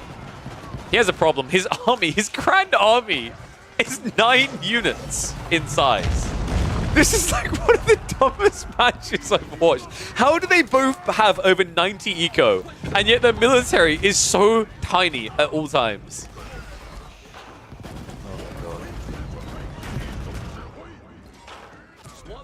Well, it looks like the Great Wall Gatehouse is going to survive. They finally actually hired a contractor that didn't work for $2 an hour. Turns out that they're a little bit better at building. Still, long term on this map, it's 4 Relic Regnants. I feel like Core's going to be a lot better off, right?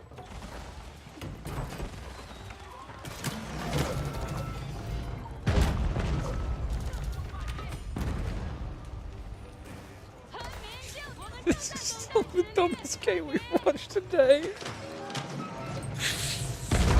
Alright, Core is shopping around. We're getting into Men-at-Arms. I can't believe it. It's going to be the Imperial Age Men-at-Arms. Like, some hand cannoneers would make this easier. Like, maybe even against the hand cannoneer range.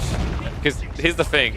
Jizz, he doesn't want to shoot too far, right? Like, he wants to be... He feels like, you know, it's kind of a shotgun effect if they're closer. Because he totally forgot Pyrotechnics.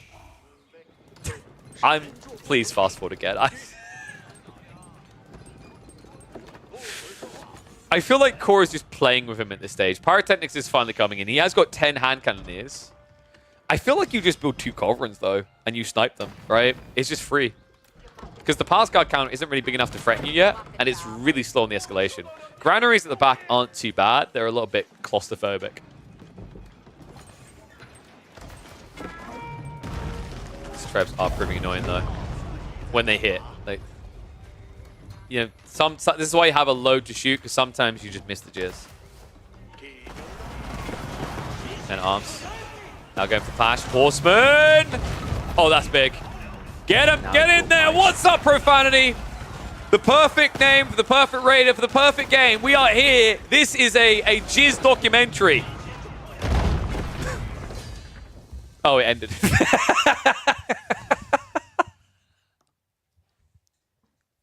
Perfect timing. All right, I may have made quite a few phallic jokes in that one. I'm sorry for anyone that had their child watch. I'm not sure why you would have had your child watching me. We need to talk about your parenting more than anything else. Oh man. Well, we went from a watch party into a gangbang with that raid. Thank you, Profanity. Hopefully you had some good games. We decided to watch Core in a quick match game. Now, you could argue mistakes may have been made. Probably. Yeah, probably. So, who else have we got to work with now? Wait, do we have enough people for custom games?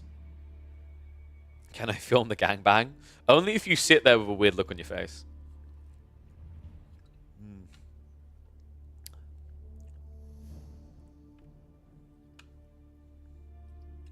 Getting some Nomad free-for-all in? Hell yeah. Well, I got bad news for you, my friend. Sadly, the free-for-all queue is going to suck. It doesn't compete compared to our custom games. If it's less than 45 minutes. We could probably do some custom games. I don't... Like, how many high-level games have I got left to cast? So we've done the Crackety versus Beastie game. We've done Myriad versus Sassy. I think we've done the Vortex one. I don't know. I think there was like a Fae one I carved out. A Fae one, and there might be a Gully Decker one that come to mind. Alternatively, custom games. So what I'm going to do, I'm quickly going to go grab a snack so that I am rejuvenated in prep for our casting. I'm going to put a poll up so you guys can decide what we're going to do. What to do. Community games. If you vote for community games, I'm going to need people to play into community games. Keep that in mind. Or are we doing more 1v1s? I'll give you guys 3 minutes. So music on. I'll be back in a sec. Just need to grab a snack.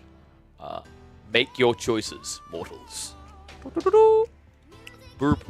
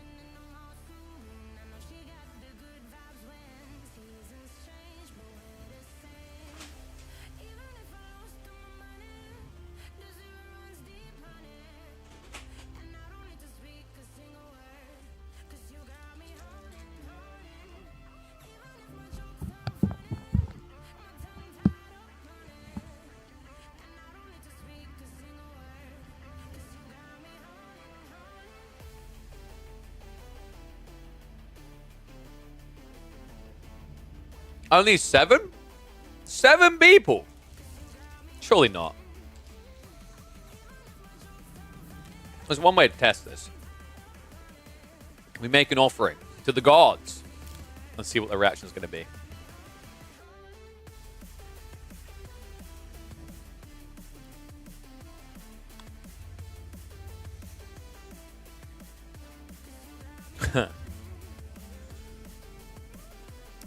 There might already be a series that we can cast.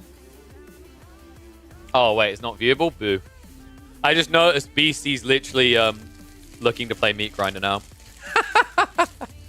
Dude, everyone's hooked on it. Oh, we don't good. Well played, Rasselbach, well played.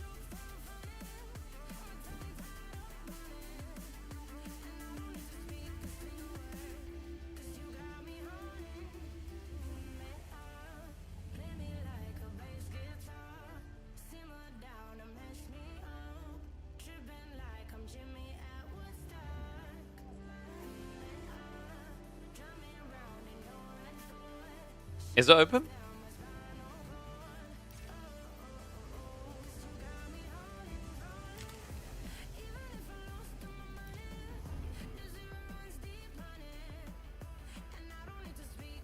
It's not open because Jigglypuff is in there.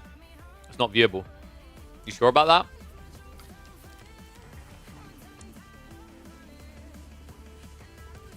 Your game is open. What are you on about your game? What? What do you mean? We make our own game. We make our own game.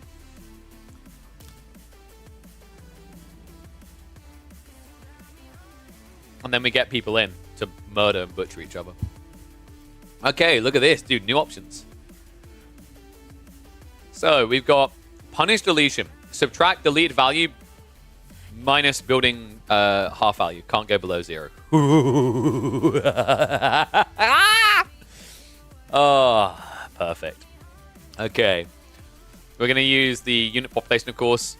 Time to first elim. Damn, dude, he changed it. Look at this. We got extra minutes we can go for. Should we go like minute 9 for some weird reason? And then every 3 minutes? Just to really mess with people's brains?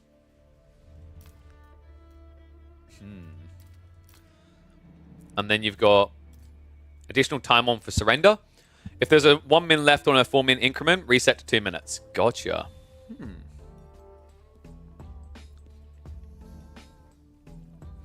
So it adds half the time to incremental. So for example, add 1.5 minutes. Every 6 minutes someone dies. I don't like that. Maybe 4. You ready to give it a go on the main stage? Hell yeah. Kind of slow at the beginning. Got to ramp up. That's the way it works.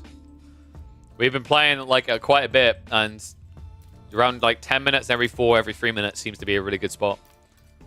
It's a good way to quickly practice, I guess, and improve that speed. So we'll have the conquest on. I don't feel we use any of the tuning backs. Every 1 minute chaos. Oh Jesus. Okay. The interesting part about every 1 minute, like, okay, hear me out. Let's try this, dude. Do you guys want to try this? 12-minute first elim, 1 min every elim, but the points don't reset. That's kind of wild, right? Because, like, the big problem typically with the point reset, and the big problem with, like, why the point reset is needed is to stop someone just kind of cheese escalating. Like, we had a game where someone killed everyone with the knights at the beginning and they couldn't die from multiple rounds. But this is kind of spicy. I think we try it. It's going to be chaotic, but I'm fine with that. Like, it did bat out of hell. You start with double villages, so, like, your timings aren't too bad. This is going to be wild.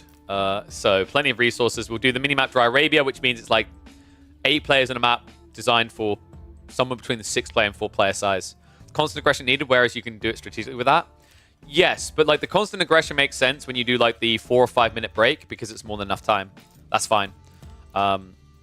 Let's try this. This is going to be so quick. So this is going to be... So wait. First elim at 12, and then you need 6 more elims. So this is going to be an under 20 minute free-for-all game.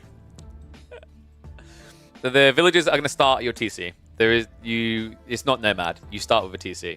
All right, guys, if you want to get in, this is how you get in. When I say, you're going to put !join space your in-game name. It needs to be your in-game name. Make sure it's your exact in-game name, or the queue tracker will not track you at all. Only once I say to do so, though. In fact, let me quickly update. Every 1 minute, someone dies. All right.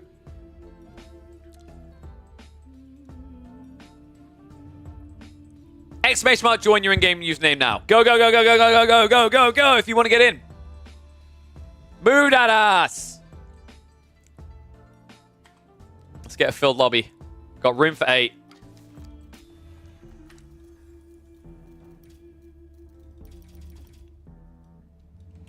Nomad.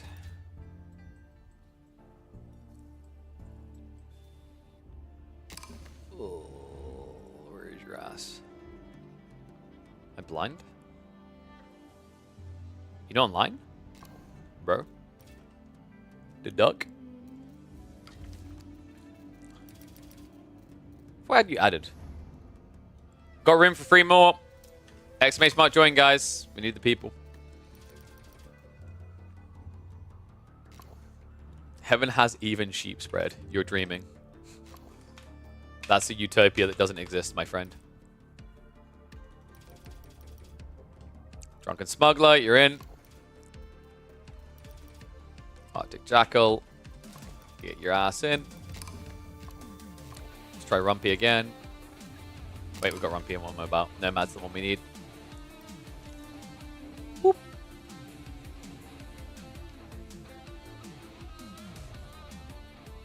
Yeah, my games ain't designed to let you boom my free-for-alls. It's all about murder. You showing us offline, Nomad? What the hell? What the hell? I did already have him added. It's just he was showing us offline. Alright. Who else we got? Who else can I get in? Get Gully in. Make life hard for all of you.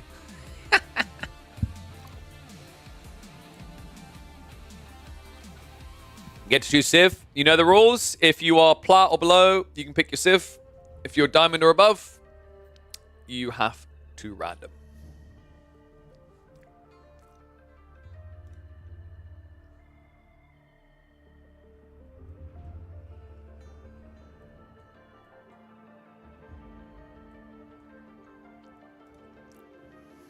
All right, we've got Hosen coming through. We've got space for one more, folks, because I'm going to drop from the lobby, because I'm going to be spectating it. So, if you want to get in, this is your opportunity. Doesn't matter about your rank. We've got some unranked in. We've got a gold in. Really doesn't matter. No.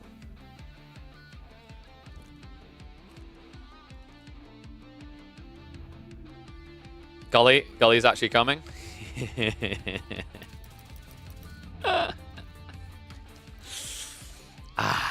Yes. Do we do first elim at 12 minutes or 11 minutes?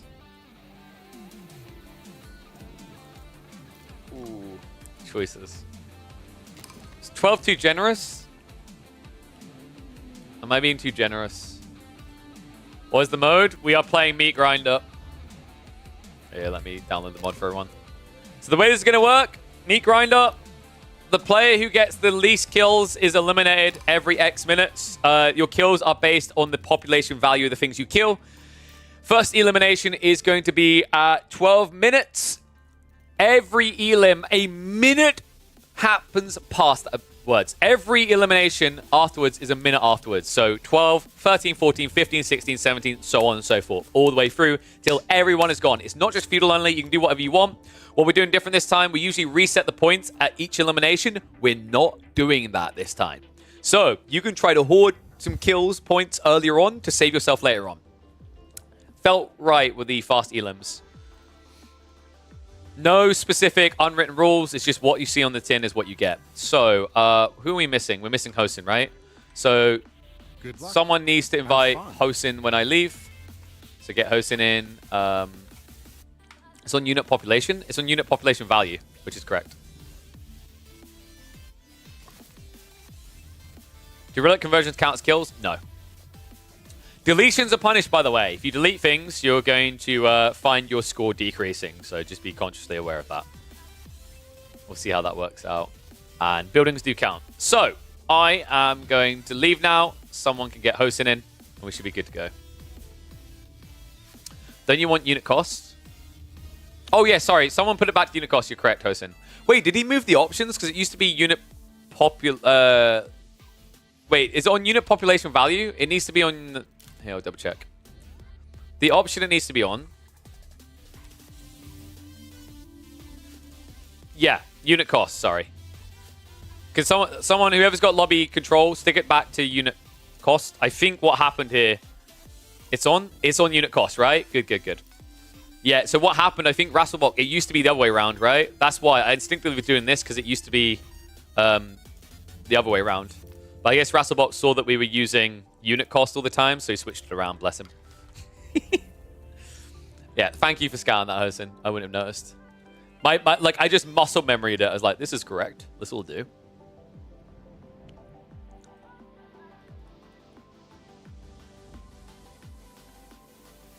Okay, so let me know when we've got hosting in, when we're good to go. Reminder, it's going to be on the minimap Dry Arabia, which means people are a little bit tighter together.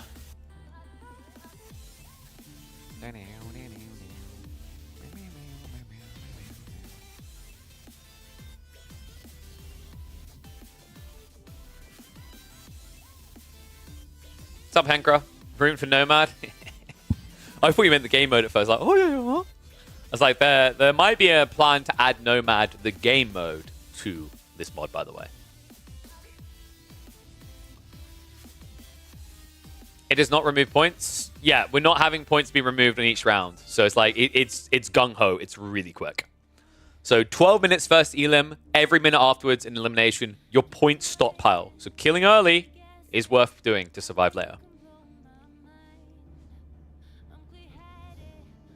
Heaven has even sheet spread needs to reboot. All right, you heard him. Who was that? That was ECP. You need to reboot.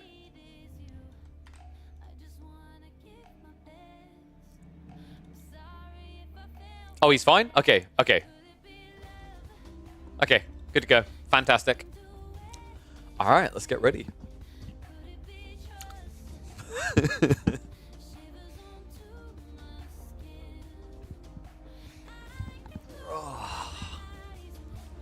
This is going to be wild to see what they got for civs. I'm trying to think, like, what would be the best civs here? Because, like, you want to be out the gate aggressive, but you also want to have some scalability, right? Predictions? Dude, setting up the predictions is going to take time. It's not starting? Wait, what do you mean it's not starting? What's the hold up? We should be ready to go.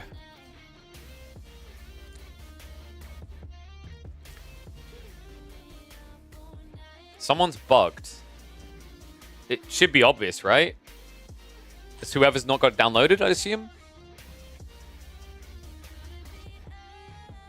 Yeah. I have to do the kick one by one. We need to be fast. The longer you sit in the lobby, the more likely it's going to be a desync.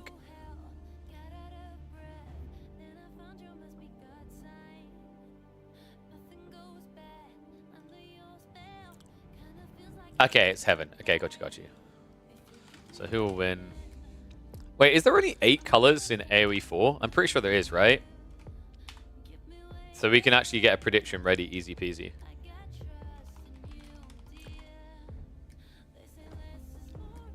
Yeah, there is. So there's blue, red, yellow, green, orange, teal, pink, and purple. I'll have that ready to go with a 5-minute prediction window.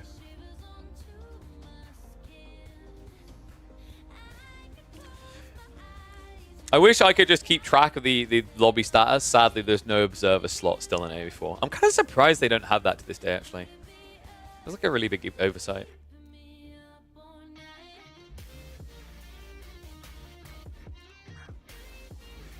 We're going to have to get excessive profanity in some of these in the future.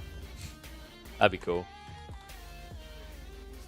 I imagine later on we might be able to like convince the likes of maybe Crackety and Don to hop on for a few of these as well, which would be quite fun. Doesn't work? What? It's still not working? Do I need to remake a lobby for you guys? Alright, I'm going to remake a lobby. I'm going to restart my game just to be safe. Heaven has download? Okay, Heaven, if it's just Heaven, if we have a replacement, he can go sort that while we get a replacement in, and he can join a future one. Heaven, you need to go check on your mods. You probably have a mod conflict somewhere. If someone else wants in, exclamation mark join now. There's one slot available. We'll try and get you in later, ECP. Alright, Sawmin. Someone invite Sawmin. Get Sawmin in, so we should be good to go.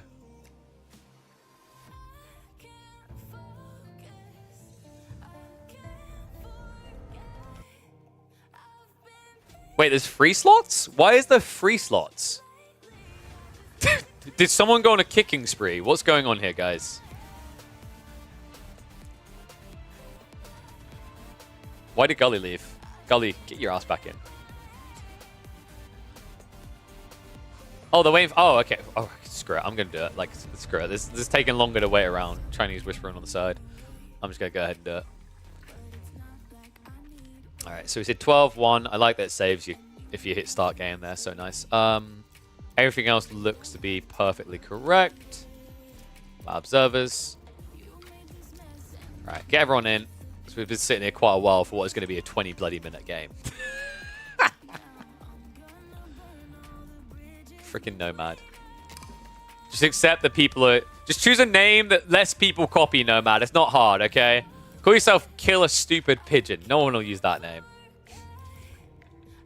Like 50 of you, goddammit. Okay,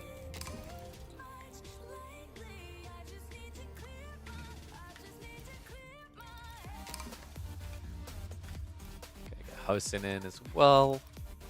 Get Gully in. It's probably safe to do a rebuild on that compared to sitting in the last lobby anyway, because it had been a while. And those things get mussy the longer they go. It's half your player, half your fan base.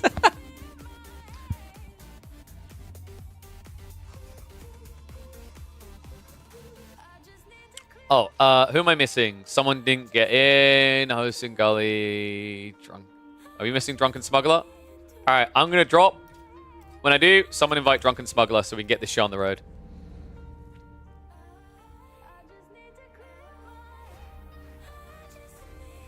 So final person to invite should be... Here, I'll paste it if you guys haven't got it. Drunken Smuggler like that. That's our missing lad. Fact check the unique name claim? I'm pretty sure I'm the only one. I mean, what kind of idiot would use this name?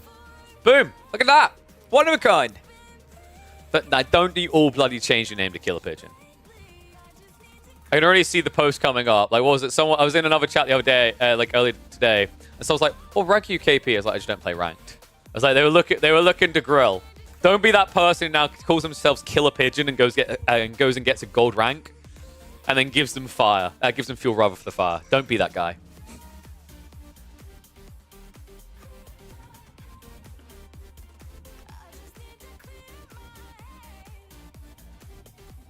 In fact, you know what someone would do? They'd be even more tilting. They do this.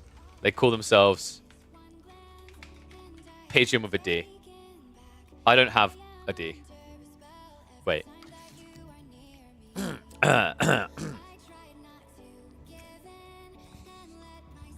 Anyway, it's observable.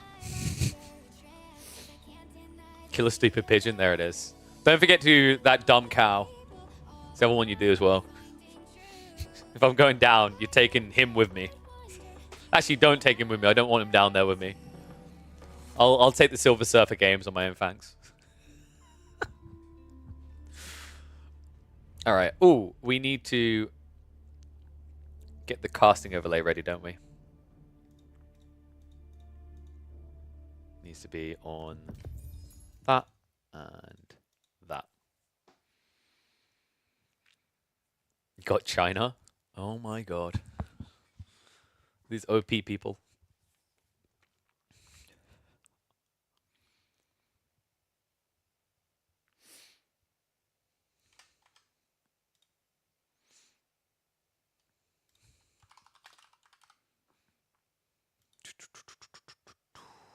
I'm waiting to hit the prediction for you guys.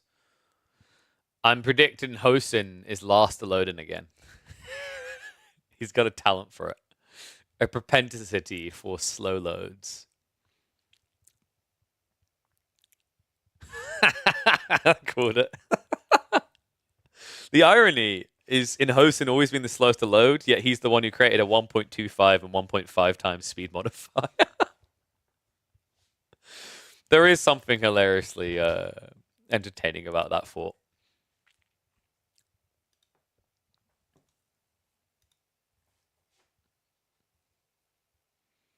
What do? You have to kill people. You have a score tracker that shows the amount of value you've killed, and whoever's the lowest each round gets eliminated. All right, starting the prediction now for you guys.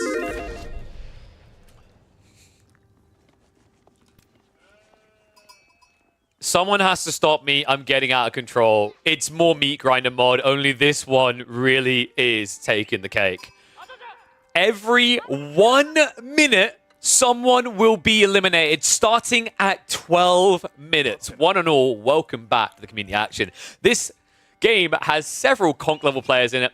We've sprinkled 1 or 2 goldies and a few unranked in there, but this is going to be a spicy one here. So first elimination is going to come at 12 minutes. For those that have not seen Meat Grinder mod before, just to recap, the way it works is the player who's killed the least is going to be eliminated. How do we track what they've killed?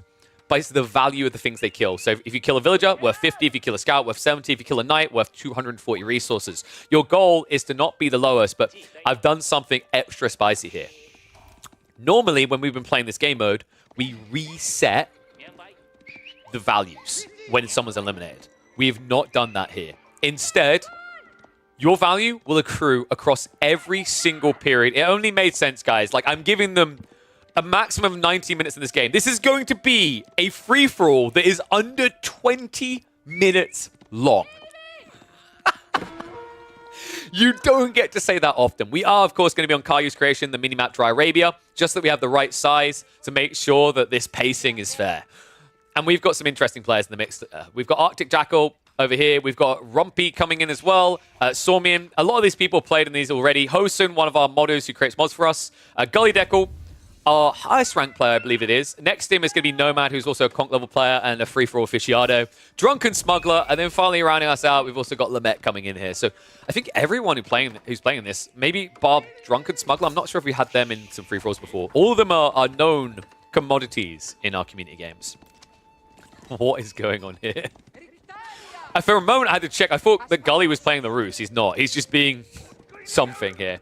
So this is going to be interesting to watch. I want to see how many people try to optimize getting some kills early instead of just greeding. I'm keeping it especially an eye on Gully Deckle because Gully's the type of player that will just greed out to the maximum. We've literally watched him get eliminated first in some of these games because he chooses to be a teensy tiny bit too greedy. And Byzantines is definitely a civ that can provide the aggro. Now, interesting thing that we do with our community games to make it fair is if people are platinum rank or below, they are allowed to pick their civs because it only seems fair to them. Anyone above has to random. So that's the way we kind of balance it out to make it a little bit fairer. On top of that, usually people should realize by that detail who is a high rank.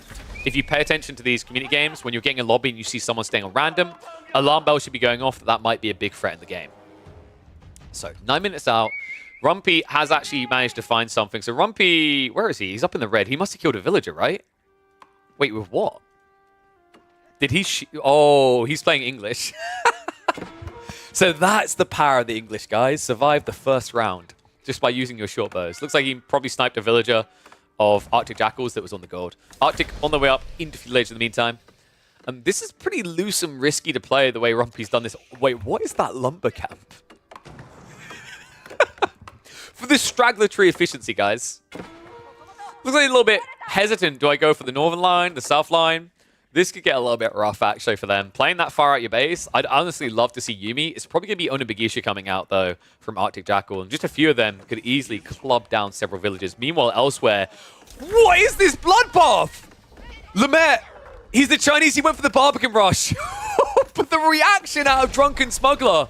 No freaking way. He's not going to be able to deny it. Lamette sent everyone out for this play.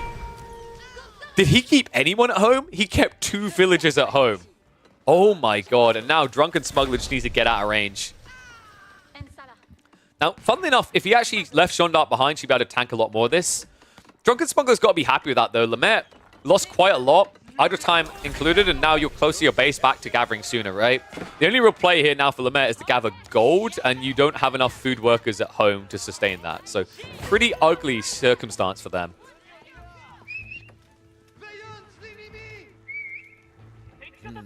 And no, you don't want to focus JD. Focusing JD is a mistake because Jeanne d'Arc has 150 HP.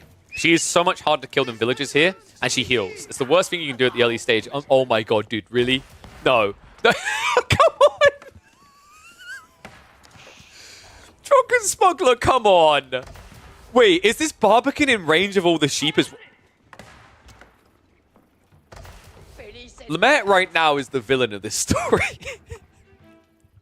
And just to clarify, the value of killing Jeanne d'Arc is nothing. Because she doesn't have a value associated with her. I need to talk to Rasselbach about that. We'll probably have to look to adding in her buyback costs, as that is what should really be happening. That's something that needs to be included. So I'll try to bring that up to Rasselbach. So what this should really be is 100 resources, 250 resources, 500,000 resources. But right now, Jeanne is just a throwaway unit. So Jeanne can be a little bit potent in this game mode. Big shout out to Rasselbot, by the way. He's been really receptive to feedback and operating real quick. He's been working together with me to kind of figure out the details on this, which I love to see. Ray coming in the meantime, Nomad actually striking the Gully's base. And Gully, he is being a greedy mother ducker. Look at him. Now, the important part for Nomad is to get out... Oh, I was about to say without losing a unit. He's at least going to save himself up 100 now, but that does mean that Gully Deco has 70 resources worth of kills. So he's got a little bit of padding. It's not much here, though. Sawmin should be able to contest. I mean, he's playing Mongols. I'd expect him to actually get some units out to rush with. Like, Keshiks would be pretty good here. But so far, nothing really popping. And I don't think the buyback cost would be too much on Jeanne, right? Like, I disagree. I don't think it would be too much. 1,000 resources sounds like a lot until you think about, like, the stage in the game that's happening and how easily you could lose 4 knights in similar situations, right? I think for this game mode, that actually might be absolutely fine for balancing Jeanne.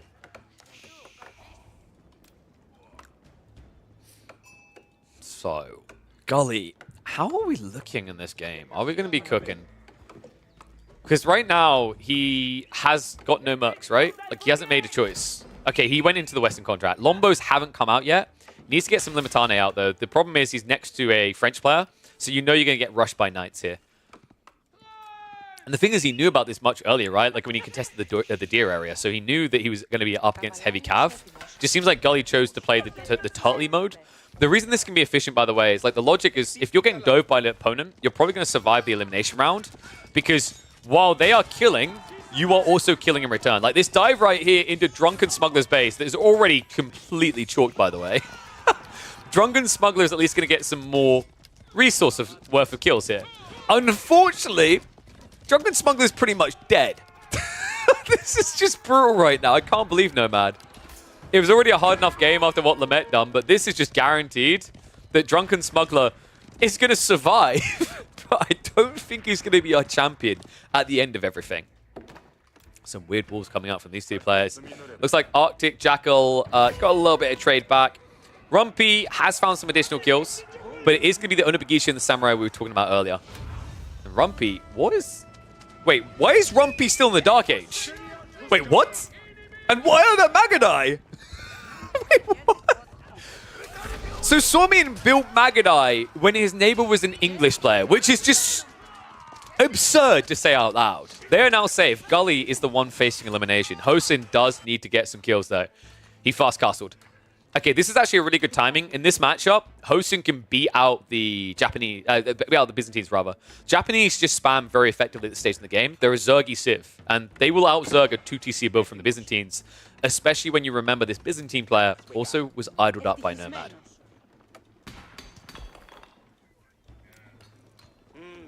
Can you imagine if, like, Gully is going to be first out here? I mean, realistically, these Knights could make it happen. He tries for a sneaky pick. However, this many Limitane, I don't really feel like Nomad needs to be this hesitant.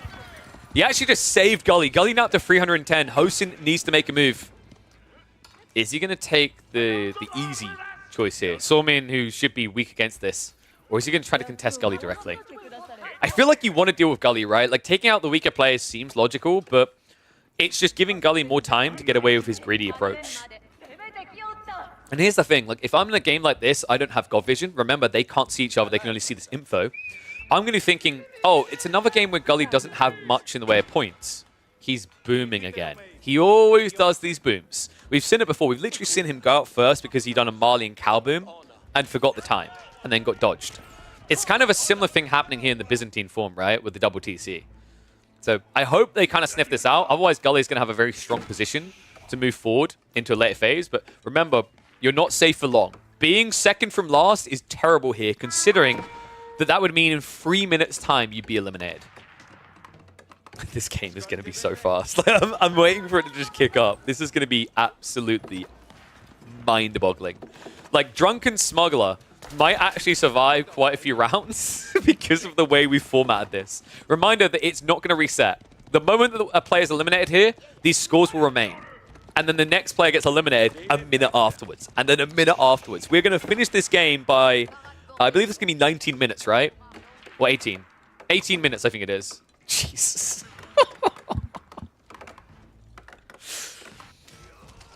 Magadai clash. Oh, Hosen. Well, he saves himself quite nicely here. And Somin comes along for the ride. That's a really good trade with the Magadai, plus the fact that he's got the Keshiks. And Hosen, were those even upgraded? Okay, they are vet. They just don't feel vet at all. I mean, they're vets in, like, you know, I survived Nam, and now, like, you know, all of a sudden you find out, like, they're just kind of winded. They're not ready to fight him, or they've given up. That kind of feeling. The you weren't there feeling. That outside that, though, there's nothing veteran about these guys. They look like freshies off the line. Gully's in last place, guys. Oh my god, it's happening. Oh my god, he's going for Hosen. He needs to dive. Like, he just needs to all-in send it. He can't even back away from this. Rumpy, other side, is second to last. He's pretty much dead. If oh my god, if he goes out before Rumpy, who has no units left, this would be absurd. Gully, he needs kills. He needs them ASAP. Villagers shifting away. Hosen just needs to not react. This is the best thing he can do, is just back away. Instead, he's going to go in. Why? Wait, what? Why? Hosen? No. Are you kidding me, Gully? 15 seconds from elimination saves himself. And Rumpy has nothing left to give. Just a handful of villagers on the berries. So our Dark Age player is going to be going out first. Poor Rumpy. Chopped down first. Boom. And just like that, the timer resets. We are now a minute away from our next elimination. Nomad, Lamet, both at risk. Gully has insulated himself, though. Hosen gave him what he needed. It's crazy to think about as well. He could have cancelled the incomplete structure and backed away. He didn't. Wallow now coming in because it looks like pressure is coming from the north side. Somian looking for more points. This is interesting because when you've got a player that's half dead, you're going to get this all-in from two other players to try and accrue as much points off it, right? Because it's easy trades. It's free points to build. You're using him as a blood bank right now. You're a filthy vampire. He's trying to drain him dry. Moving in here. The relics are held at home. I don't know what for. Hosen. Atrocious fight to have to take here. The Keshiks are going to reign supreme. Onabagisha at least helping out, but the Magadai can just kite this to a victory. Hosen actually getting a good trade because of that detail. Because, of course, these are pricey units dying. But overall, Hosen is now in quite the pickle himself. Wallow's going to come out. That is going to be a push away. The TC definitely got a lot of value out of that. And we've had another player out. It's Nomad. He's gone. Dude, this is insane. 2 down already. Lamet ain't looking pretty. Where is their army, actually? Is this it? Okay, pour one out. I think we are going to be saying a farewell to Lamet next. You can't kill Rams with this army quick enough. It's 30 seconds away. This is so insanely fast. I love it. Flash coming in. This would actually save him. Arctic Jackal about to keep Lamet alive. So this is the interesting thing. You might be like, oh, that's griefing another player because he's like feeding him. No, it's the other way, actually. What he's doing with this dive is Arctic Jackal is trying to consolidate his position so he can win the entire tournament. That's the way this works out. And now with the Onabagisha, free to hit into those villagers, he'll farm as much as possible before Lamet is out. Not bad here. Arctic Jackal now in second place. Drunken Smuggler. I do not know how the hell he done this, but somehow he's hung in there.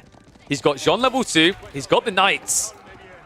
Now he needs to find a target. But he needs to be... No, wait, no. Oh, no. Drunken Smuggler didn't know. So just to explain for people, you can only get points for eliminated... for live players. Eliminated players give no points. Their units are worth nothing. So that scout kill, as you saw, done nothing for his resources.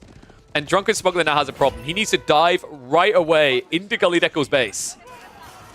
Gully, meanwhile, diving into Hosen's. Hosen standing his ground, but against Varangian, this is not going to work well. Wait, why the hell are Yumi? Oh, God. He's going to win this, isn't he? How is he? Come on. Like, no. How does he get away with this again? Another player out. We have said farewell to Jean, and unfortunately, Arctic Jackal was looking for points there. He needs to dive straight towards Gully's base ASAP. I think he's done this, dude. Like, Gully, there's no stopping it now, right? The only contest is if Arctic Jackal can get in and start burning buildings ASAP.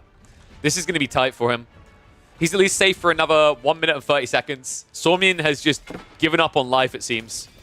He needs to go in for a clash, and he needs it yesterday. He's only got 30 seconds.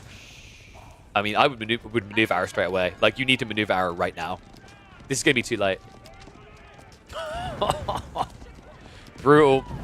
That's another one out. Hosen, by the way, is actually in first place again with these Keshet kills. So it's kind of feeding him back in. However, this dive in, Sormian's desperate for a fight. It's not going to be enough. They are going to be going out in fourth. 3 left over.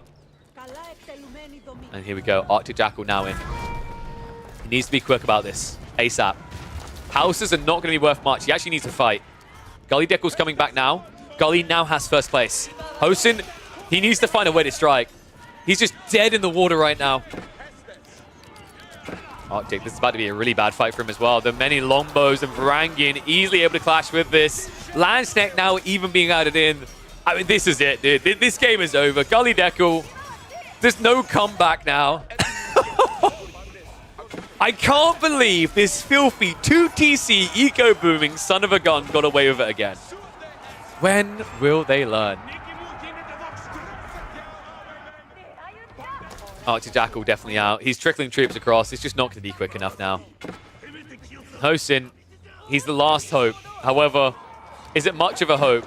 Because I'm pretty sure Gully could just A-click the base and now win. Let me know what you think of this, by the way. Like, I think I need an even smaller map. There's talk about Nomad getting added in. I would love to field this game mode on a micro map.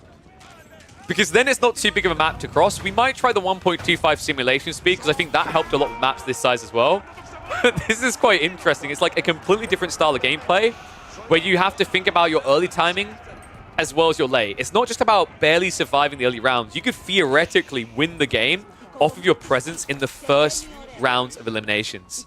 But this has now become undeniable. Gully Deckel, 15 seconds out.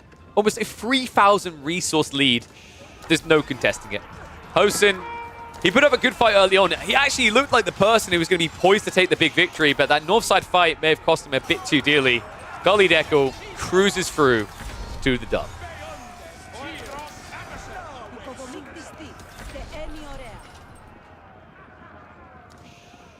You start with 2 stone, no gold? Really?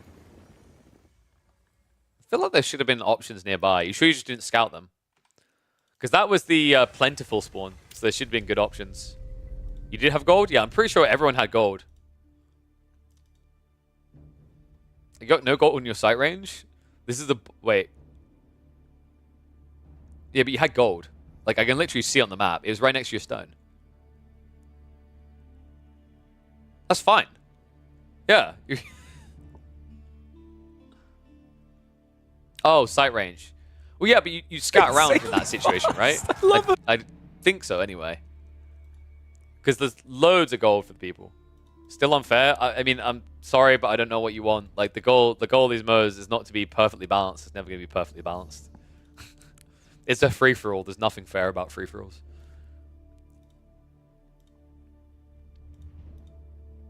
You want micro? Yeah, but we can't do micro until Nomad's in. And I don't mean you, I mean the game mode. Oh, blimey. That was a good one, though. So, let's have a look here. Let me clear the buffer and we'll get another one ready. Do we do another, like, every 1 minute someone's eliminated?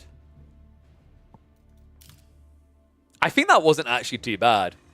Yeah, Gully, like, dude, Gully, like, it looked really easy in the end, but you have to realize Gully was almost dead. Like, he was almost insta-gone. You didn't like this, to be honest? Why not? I felt like it's very quick. It's very snappy, and it's any stage of the game matters. I think is the important thing, right? Unlike, like it's a different strategy. Like you have to think a different mindset. I think is the thing. Your problem is point reset. Well, that's why we done it on this timer. That's why we don't have the point reset, is because it makes sense for this. So like the difference is like when you get that snowball effect from early game play, it was lame before because it's like, oh, we're waiting 30 minutes for a conclusion we know is coming. This is very different because it's so short. Oh, you mean the 12 minutes? Yeah, I thought maybe we should switch that down to like 10. Yeah, should we do 10 and then 2? Let's try 10 and 1. I think we do 10 and 1, and then we can try like maybe like 8 and every 2 or something like that. You can 2 TC at 6 minutes. Yeah, you can 2 TC at 6 minutes, but then it takes 2 minutes before the TC returns its cost in terms of extra villagers, at least. And then that gives you less than 2 minutes to stay alive. I think this is fine. I think 10 and 1 actually can work. Let's try it this way. So, especially on a double villager start maybe is what makes it still a bit powerful. We'll see, though. I think this is fine. Change the unit value? Yes, thank you, unit costs. All right, if you guys want to get on these game modes, exclamation mark, join in the chat now. Go, go, go, go, go, go, go, go.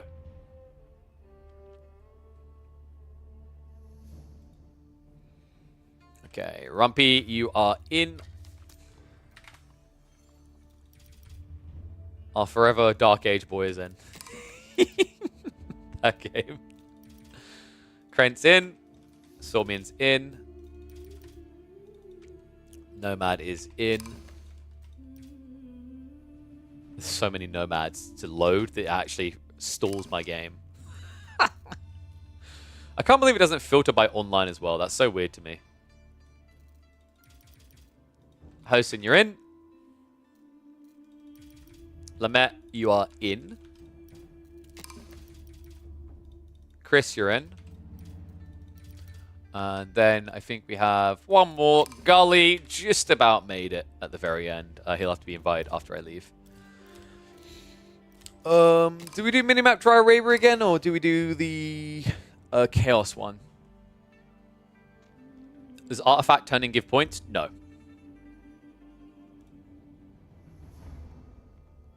How did he stay in Dark Age for the whole game? He didn't tech up.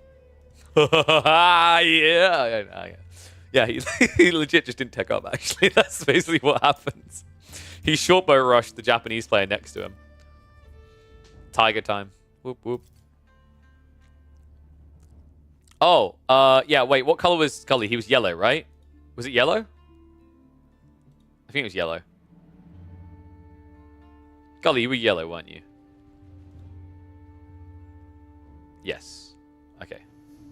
There we go. Complete prediction. Boom. Nice thing is now that I've done that prediction, it's much easier to set up. Okay, I'm going to leave. Everything looks to be correct here. We'll do 10 minutes for first elim and then elimination every 1 minute afterwards. Go ahead and invite Gully in. And then we can get this show on the road.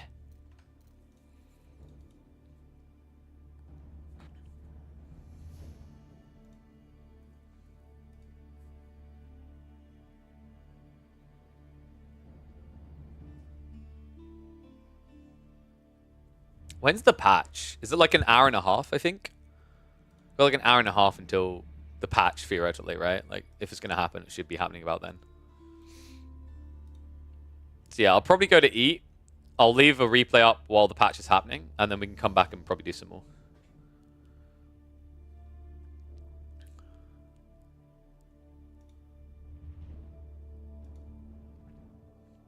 Is talk still going on? A player called Heaven had some dodgy sheep settings. Like what? What am I reading? Alright, I'm gonna go get the Cocoina, clearly. Usually happens 17 to 18. Yeah, that makes sense. You got Byzantines again?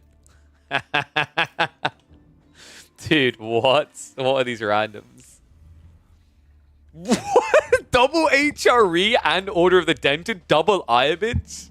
God damn, we got a lot of castle boomers here. Wait, like, is there any Civ that wants to play long feudal?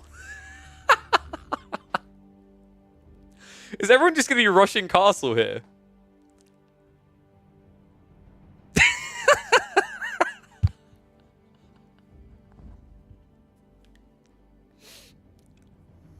All right, Rumpy, bless you. We're gonna set a lower objective. Let's just get you to feudal age, buddy.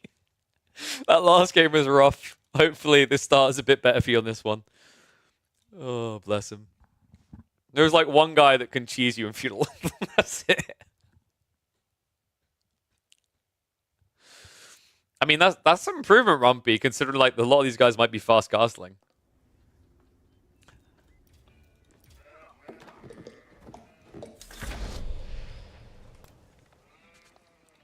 Okay, I'm like a nutty professor out of control here. Welcome back to the Meat Grinder mod, folks. It's time for more free-for-alls where every 1 minute someone will be eliminated starting at 10 minutes. We decide it by who has killed the least. We'll be tracking their kill progress through the entire game. It will not reset in this iteration, but it will be brutal. It will be fast. This will be a 17-minute maximum 8-player free-for-all. That is crazy. And the best part is, after telling them that this is going to be a faster version, that you don't have much time to work with, between selection and randoming, collectively between them, practically all of them got civs that like to fast castle. I absolutely love that. And we have got some high rankers in this, right? We've got 4 conch level players, 2 diamonds, and 2 unranked. And one of those unranked, I believe, yeah, he's Conqueror in team games. So we actually collectively have 4 conchs, actually, to be realistic about this. And 2 diamonds, and then 1 unranked. Rumpy being the unranked, bless him. We saw him spend a long time in Dark Age, so... Oh, Rumpy. Look elsewhere, bless him. I don't know if he's going to have a good time here, especially when his neighbors are Chris and Hosen. So we've got double HRE, double Iobid, Order of the Dragon, Byzantines. Gully's somehow getting Byzantines again. So we tried this before on a 12-minute first elimination, and we realized that it gives a bit too much time to TC Boom. I wonder who done that. So we fixed it. It's now going to be 10 minutes for the first elimination, and every minute past that. Usually when we play this game mode, we have the timer, we have the value rather reset after each elimination. We've changed it here. So because every elimination is a minute after the last one, we decided to stockpile the timings to have this kind of really cool short kind of team deathmatch, or rather free-for-all deathmatch type feeling to the game mode. And I love this from Gully. Last time he went for the Grand Winery, right? This makes a lot more sense. Imperial Hippodrome, you need to be fast, you need to be furious. Neighbor-wise as well, he's got what? Ibis to the north side. He's also got the HRE to the south. So good raid potential. I like the idea of Exploratorius in this game mode to kind of just escalate your gold income really quickly. We'll see if it works out for him. Reminder, by the way, the way you get points is based on what you kill. So if you kill a villager, that's going to be 50 resources. If you kill a house, 50 resources. If you kill a scout, worth 70. If you kill a knight, worth 240. And it will accrue the points here. All players in the games can see this, by the way. They can see this information, they can see their score, they can see everyone else's score. So there's an interesting strategic layer where you can kind of play the map and play people against each other. We've even seen some amazing plays, like, for example, Donati holding a dead player hostage to eliminate someone else as well. Little thing there, Rasselbach has added in a bunch of new functions. So one thing we've got here is if a player is eliminated or surrenders, it's going to add half of the time until next elimination to the timer. So in this case, let's say we are 20 seconds away from elimination for a player, but someone surrenders. Because we've got a minute gap, it's going to add 30 more seconds on. So just gives a little bit more wiggle room for someone to do something, so they're not screwed by someone just brief surrendering out of the game. Ball's going up pretty early from Nomad. Oh, you cheeky son of a... Wait, what? What is that spawn? Why are there 3 relics in the northern corner when he's playing Order of the Dented? Excuse me? Okay, so Caillou created this map for us. It's called Minimap Dry Arabia. It's like a 4-player map size for 8 players. Seems like we've got some teensy, wincy, incy, dincy spawn issues still to work out. Nobody has claimed a single head so far, by the way. And that has me a little bit worried. Because in the event that multiple people have the lowest score, all the lowest scoring players get eliminated together. They hold hands and they skip off into the woods. Ooh, canceling the outpost there. Somian was trying to get defense up. Wait, was he really going for fast castle? No. He's landing in Raxus now. He's accepting he has to hang around here. He's next to an Order of the Dented player. He's next to a Hippodrome Byzantine. Makes a lot of sense. You're going to have to play this. And Somian's safe. Lamet throws away the scout.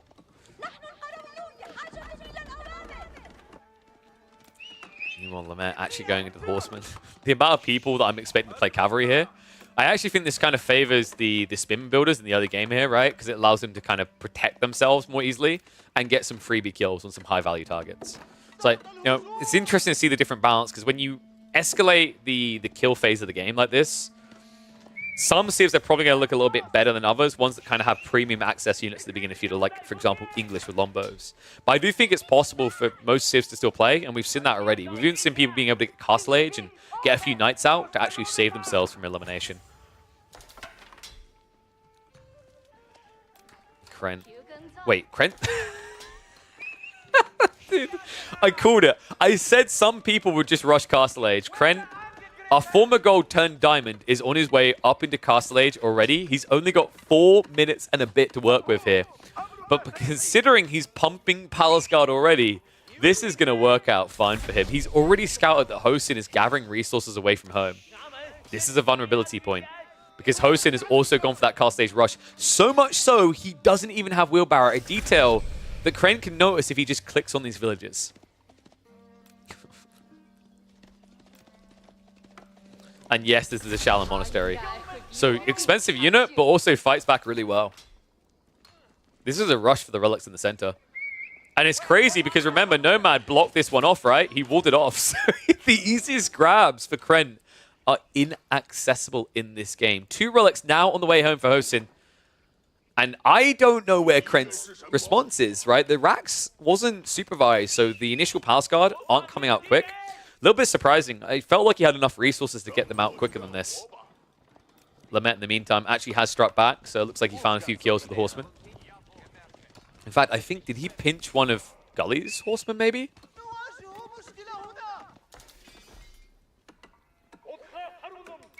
Usually you can Feudal Rush in time. You can get Chuganu in a Ram, you can Clown Car. I actually think Chuganu, Juji, in this mode, with this type of timing, makes a lot of sense. It's a little bit slow after the first elimination or 2, but the whole point is you kill enough efficiently in the early phase that those first 2 eliminations buy you time, right? Flash coming in. Palace Guard. Oh, going to get baited back towards the wall low, but not quick enough. Krent has got a kill. So looking relatively safe compared to some of these people. Nomad. Wait, where is he? He's in the teal, right? He needs to make a move, man. He needs a kill. He built those horsemen earlier. He didn't find anything for it, right? In fact, can we check where that horseman went? I don't know. Like, no one killed it, so I'm not sure what happened. He did have a horseman, though, right? I'm not imagining that. Did he delete? Because we've actually put a punishment in for deleting units. I think it works mainly for the buildings. Need to test on units, but basically, you lose the value of the units when you delete them. I think it's half the value, but you can't go below 0 is the catch. Moving in now. Somian trying to save himself here. Outpost is definitely going to go down. That's worth 100 resources. Gully Deck, in the meantime, has teched up in the castle, and he has got some kills, so it looks like he might be safe. Hosin and Rumpy are the 2 at risk here. Oh my god, dude. This is going to get so uncomfortable. Nomad has actually farmed up a Storm. Somian may have just fed him a premium position in this game. Gilded Archers now even able to trade out up against these Horsemen. This was a Mindwork build, right? Yeah, so he's got the Steeled Arrow. Meanwhile, other side of this, Somian doesn't have any Blacksmith upgrades. This army's going to get wiped. Good micro by Nomad. double the score now to the person in second place. We're now a minute and 20 seconds away, and it's starting to become undeniable that Rumpy is going to be going out first. Poor guy. I think this is a bit too quick for him. It may not be to his pacing. It seems like he's a pretty chill player. I noticed, like, he did mention he didn't like the idea of this mode when I was saying, let's do it. The other people wanted to. But the issue for Rumpy on top of that is, like, realistically, even if we'd done the slower timing, he seems to be lacking the ability to get any kills in these early games, right? Convincingly. And that's an issue. Even if we had this every 5 minutes elim, if you're not able to find kills in the first 10, 15 minutes, you're going to be going out.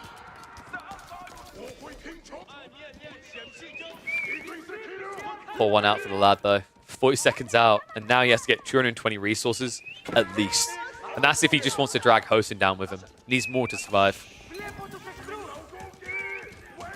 Nomad is looking very content in this game. I think he's got the right approach here. Mass Gilded Archers, I love it a lot. Especially against an opponent who keeps forgetting about Blacksmiths. Undermesh came through way too late in this game.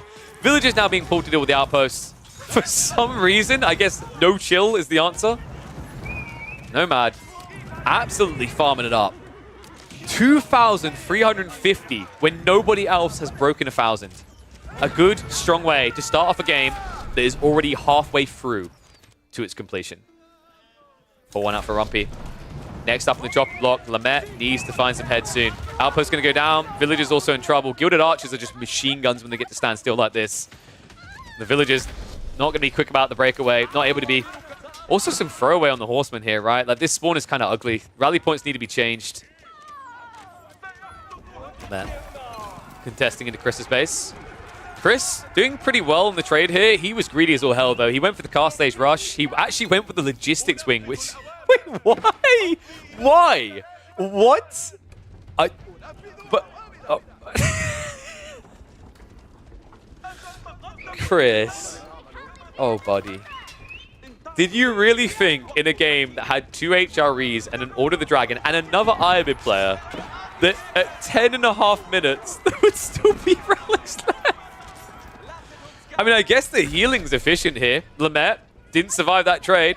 Chris did. He's still in second place. We are down to 6. Krent needs a fight. He needs a bloodbath right now. That is not a good start. Hosen says, yes, please. I have got Landsneck. I love how Hosen, whether it's Order of the Dragon or HRE, they always do the same thing, which is spam Lansk. I'm pretty effective here, considering this matchup is Power Guard spam, right? Even the Shaolin Monks are going to struggle against that much cleave.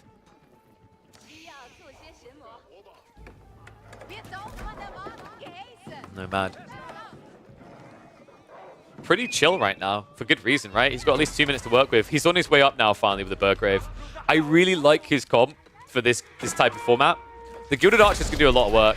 Cataphracts are going to be spicy and difficult to deal with, though. Gully needs to get on top of this. Nomad actually may have just thrown away an expensive army. Has he just done it again? Has Gully actually managed to get what he needs? Start a step back, but this Cataphract's so insanely tanky. Raw HP just so big. But Gilded Archers also tanking themselves, right? 125 HP each. Nomad has not queued up the Archer upgrade yet, though. That's kind of weird to see, actually. Spearmen are going to move in for a good trade, and I think Gully may have thrown away a little bit too much here. In the meantime, another player goes out. Wait, who did we just lose? Was that... That would have been Chris, right? Chris went out. Player on the left side. So we're getting tight. We're getting cozy over here. Still... Oh, sorry, he hasn't got the upgrade. I'm an idiot. Nomad didn't finish the tech up yet. I thought he'd rushed it a bit quicker than that. So now he can go for the Archer upgrade. He has got the required amount of gold. It's crazy how well he traded there, but I've got to highlight a mistake made by Gully. Like, he didn't go for Undermesh at all. If he'd rushed towards Undermesh, which you can do with a level 3 assistant, it unlocks insanely fast here. You're now seeing him finally do it. That would have been enough, I think, to break those Gilded Archers, and it would have made it for a good trade. But instead, now, Gully throws away a lot of expensive units. The only reason he's not going out next is because Krent looks like he's next in the chopping block. He cannot fight up against Hosen like this. Okay, Hosen has a problem, though. Hosen has a really, really big problem here. He needs to run fast. He's got a minute to consolidate himself here. He needs to be in the base of Nomad. And actually, let me check. Has Hosen scouted? No, you can't. Not like this. Oh, Oh, he doesn't know.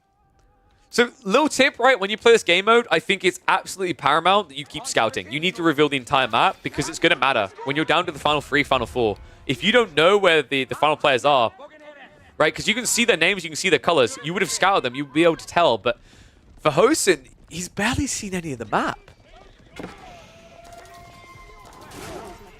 Landsnack. Oh my god. Gully has a very big problem. I feel like you need mangoes. It's the only way you're going to break this, but then you might just get kited. Hosen in the meantime, coming around the back. Landsnet going in. Needs to get close this quickly. Line formation. Nomad kiting him out, though. And that's it. Gully's gone. He will not win back-to-back. We're down to 2. These guys are so stupidly tanky, though.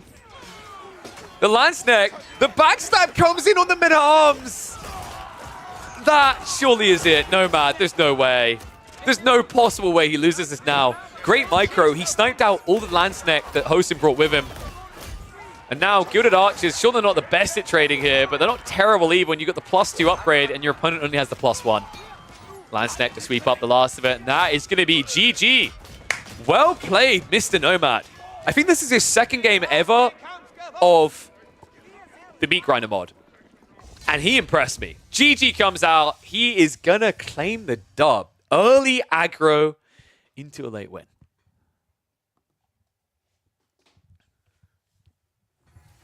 He never picked up the 2 relics behind his base, and that annoys you.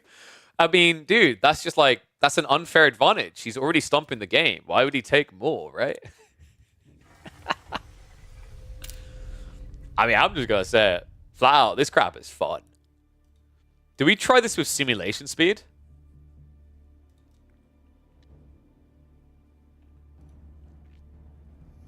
Lemaire, you can't join that early. You have to wait. This is why I say you have to wait for my clearance. I'm only going to tell you this time because I'm feeling generous. You got to remember, I say when we do the queue because I have to refresh and clear the thingy. There's bees behind me? Yeah, someone changed my background. This is what we're on now. Gully and Nomad sandwiching you is brutal. I could imagine, dude. Nome base was behind the Juji. Yeah. The first thing he done that game, he scouted his corner for some reason spawned 3 relics and he walled it off. Yeah, so I was just saying towards the end, Hosen, like your big mistake there, I highlight to people, when you play in this mode, you need to scout everything. If you are at any stage of the game not still scouting and there's something that hasn't been revealed, you're making a mistake. Because the problem is when you go down to 3 or 4 players, you don't necessarily know where they all are, right? So like you genuinely have just lost the game at that stage because you're punting. We saw it before, weirdly enough, in the game where Rasselbach was able to turn it around, where he had not scouted at all, and he had to blindly figure out where his opponent was, right? And he miraculously found MSN. Oh, dude, did Lamette just get timed out?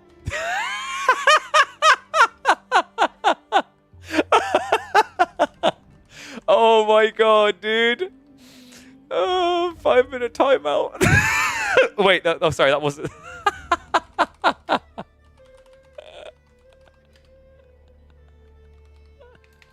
300, there we go. No, yeah, it's meant to be a 5-minute timeout.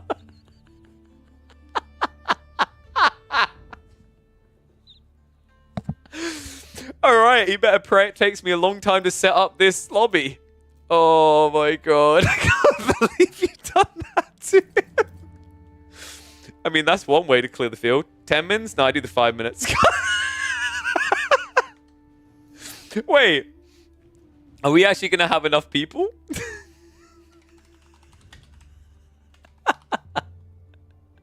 Those that live in glass houses should not throw rocks. All right. We're going to do... All right. I'm going to quickly say exclamation mark join. Get them in now before everyone gets banned. Go, go, go, go, go, go, go, go, go.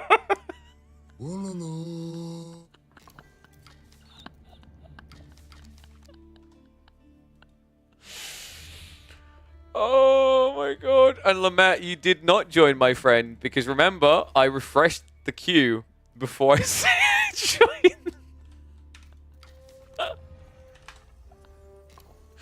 All right, it's all in good, Jess. Don't do it every time, guys. Well, the good news is these games are really short, so you're not on the sideline for long, right? Oh my god.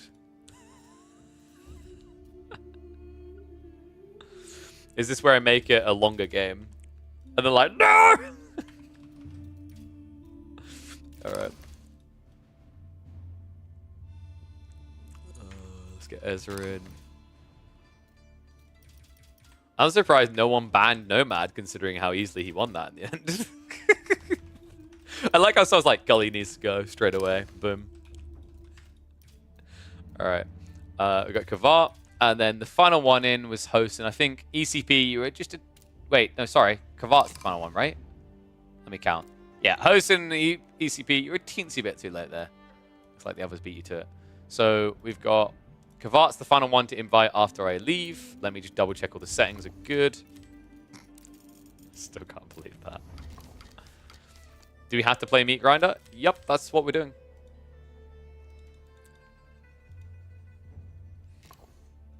Yep, we'll get you in a sec, Roberg. I mean, it's okay. There's always the next game for him to get in. What we'll do now, let's do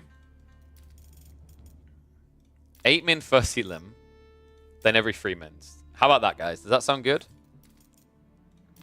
Actually, 8-min every 4, and do we just not have the reset? Like, what do you guys want? Or we can do like 10 and every 2, maybe? With no reset?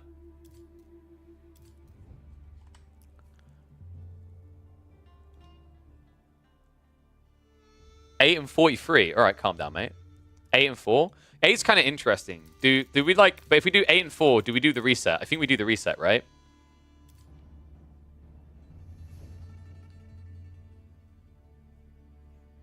We have to do reset. Okay, guys. Do you want me to put on Hosen's like unit thing? The new ways where he had new units to each civ. Probably not, right? We'll save that for later. Do you guys want the 1.25 simulation? I don't think so, right? I'm still in Pop Val. Oh, why does it keep doing that? That's a bit weird. Thank you for highlighting that. It keeps... It's because I need to do this. I need to hit start game. And then it will save my settings. Alright. We won't add in a tuning pack yet. I don't think there's any other ones here. I need to find an exploding villager one, man, I swear. Alright. I'm going to leave. After I've left, someone invite Kavat there. Everything else was correct. Fan bloody dappy dozy. Oh, nice. Hosting tested new ways already. We're definitely going to have to get some new ways in there. That would be funny. That's going to be fun. That's going to be a party.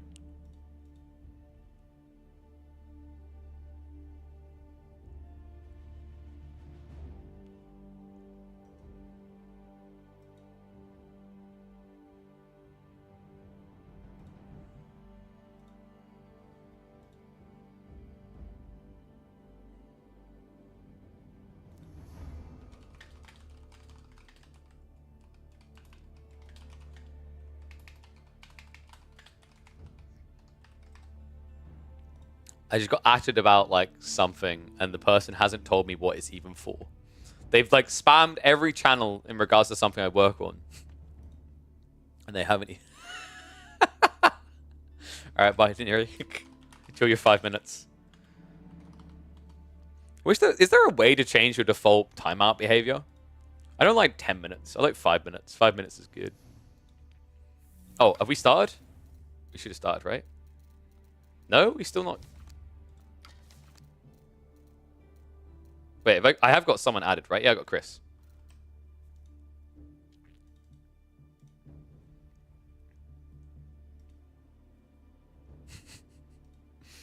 Bloody brilliant.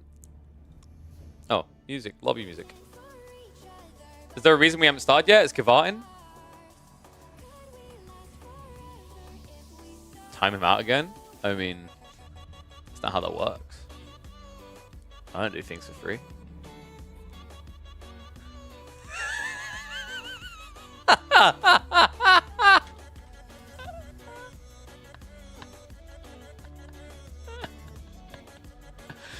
Sorry, Gully. You want what back? I didn't get enough time to read that.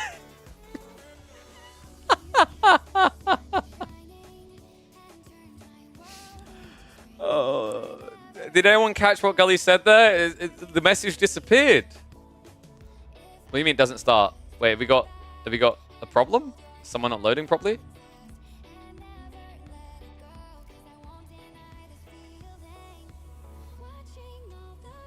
Well, the rules? The rules are every X minutes someone gets eliminated. I think we went with the 8 minutes for first elimination, then every 4 minutes afterwards with resets. So the game's going to be a little bit longer, but not crazy long. Like, wait, what's the length there? Because it's going to be 4 times 6, right? So game length will be 32 minutes.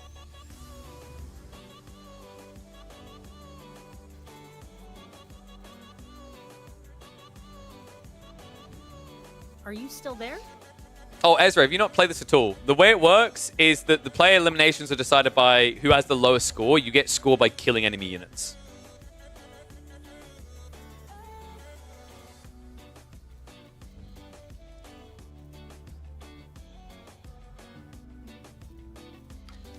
What's going on?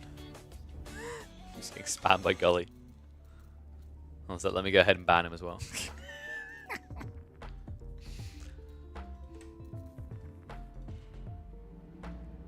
2 Chinese? Oh my. Well, just don't feed them for the first 8 minutes and you're safe. What are they going to do? Build villages? Oh dear, oh dear.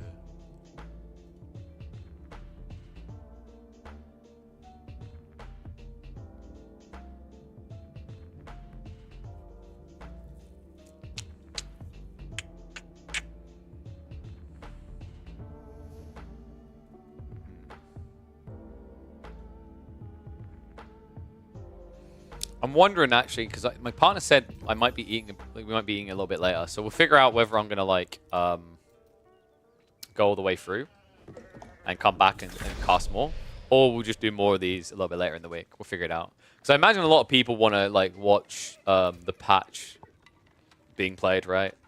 We'll figure it out though. We can figure it out. Depends on how late we're in.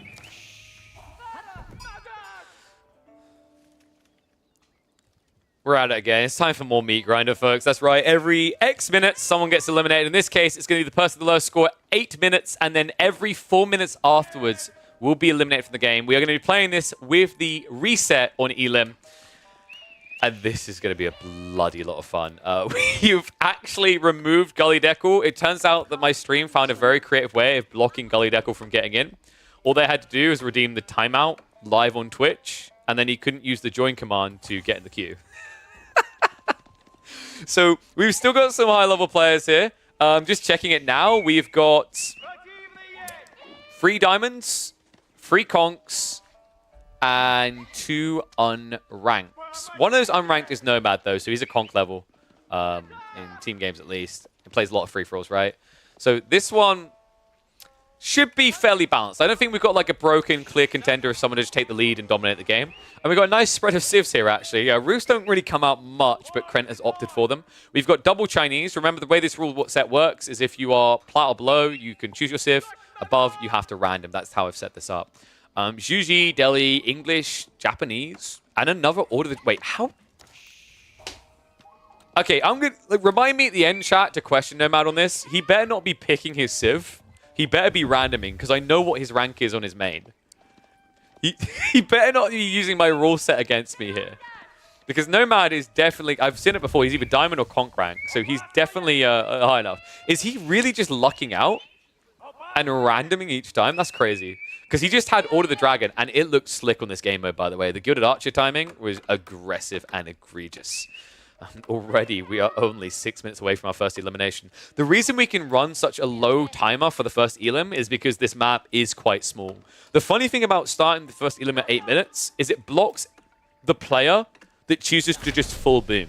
Because even a civ like the HRE, they could go for a fast castle build, right? But they're going to get there at like, what, 7.5 minutes maybe? At which point they aren't going to have much time to kill anything, considering knights take 30 seconds to get out.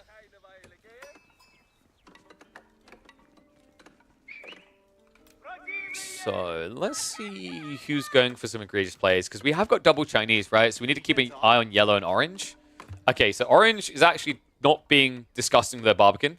Yellow tried slightly. Yeah, they actually blocked out the gold. Funnily enough, though, the weird part is Ezra played to a further away gold, so they still have it at home. Playing Delhi, you don't really care too much about gold, though, right? Like, you can still just kind of feel aggro. You could farm up a storm with that. I've done the maths, by the way. This video, I know it is going to be exactly 32... Well, not exactly, about 32 minutes long, because the first player gets eliminated for 8 minutes, rather. Then you have 6 more elims until the game is over. So 4 times 6, right? So pretty cool. I really enjoy this game mode for this. It's really nice. Obviously, there's a little bit of setup time in the lobby, but the nice thing for people is once they're in the lobby and you're ready to rock and roll within like the next 2 minutes, you have a very clear idea, a very clear kind of brain space of how much time the game's going to take. So for people that are in a rush or have someone to be and they're like, I've only got 40 minutes for a game, they couldn't really play these normal free-for-alls we host without necessarily ruining the game by leaving at 30 or 40 minutes, right? This allows people to actually hang around. I still remember when we had like a 3-hour-long game where Gully was like, I've got to go to bed, I've got to wake up for school in the morning.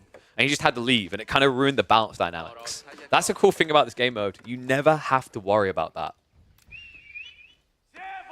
So Nomad has gone for the mine work. He is going for archers again. It's really effective for sniping out early. Like, range units are really quite desirable when you're in this kind of kill early format. Knights work as well. I think Men-at-Arms is like the only thing that was very questionable here. And Stormy actually going to be the one striking first blood here. Looks like they got a scout kill. So Barbican probably got the snipe down. Kremlin also on the north side. So it looks like people are working together to make Nomad's opening more difficult. He's got Chris, someone who knows him quite well to the north with the Barbican. And then, of course, Kren with the Kremlin to the south. So pretty confined in terms of space here. Blocks out the deer location. Doesn't give him much to work with. And that's really frustrating, actually. Both deers being blocked out as the Order of the Dragon sucks because you lose your ability to play onto pocket resources, which is something that the OOTD does so well.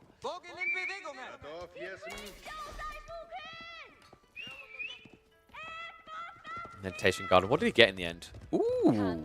Okay, it's not bad. 56 food, 42 stone, but that's because of the idle time. So 64 food and 50 stone, if I'm not mistaken. Because he got parts of both of these locations, right?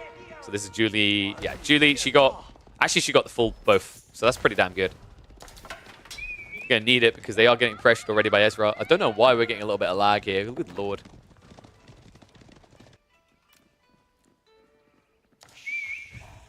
Okay, I've got to talk about this. I'm sorry, Rumpy, because we've got to address this.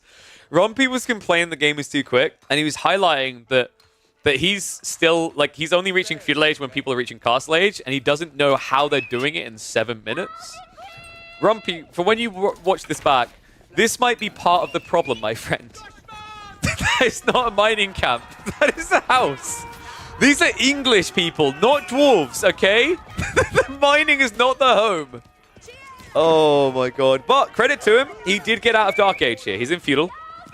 Lombos actually will allow him to kill someone in return, so well played there. Getting Ghazi kills is pretty premium, right? They actually cost quite a bit here, 140 resources. So Nomad is now the person who needs to find some blood to strike real quick here. And what makes it worse is he's chasing after cavalry. Krent can just walk away. Just walk! Just walk! Okay, Nomad. He's got 1 minute and 20 seconds to work with.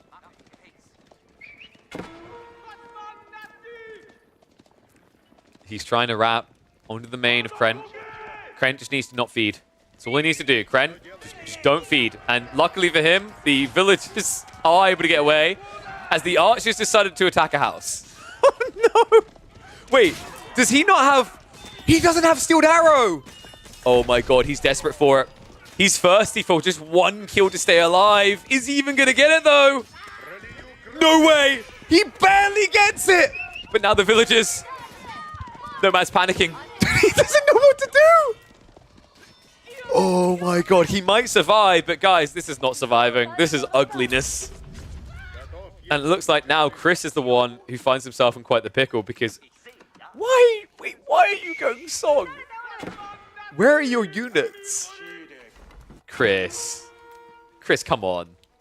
You need to kill something. You actually need to kill multiple things right now. Juliebeck's safe. And Chris, oh my god, yeah, he was killing. He's in the base over here. Why, hello, Sunshine. He ran all the way over to Ezra's base. And now Sormian. Dude, this is so uncomfortable for the first rotation. Sormian with a difference of 10 points. Are you kidding me? They go out first. I can't believe that. 10 points difference in the end. Great clutch up by Chris. I wondered where the hell the army was. He just rotated so far away, I didn't notice him in the pink blob. And now we reset, right? 4 minutes till the next elimination, but you all start from 0 again. Ezra immediately farming up. Rumpy also doing pretty well elsewhere on the map. Rumpy, of course, down here in the red. Wait, what did he... Oh my god. Wait, what? Well, Kavart came for a pie. Diving the TC the English with Onabagisha is definitely bold. I'll give him that much. Without undermesh as well. Luckily for him, it looks like Rumpy forgot about the blacksmiths. And wait, is Rumpy dead?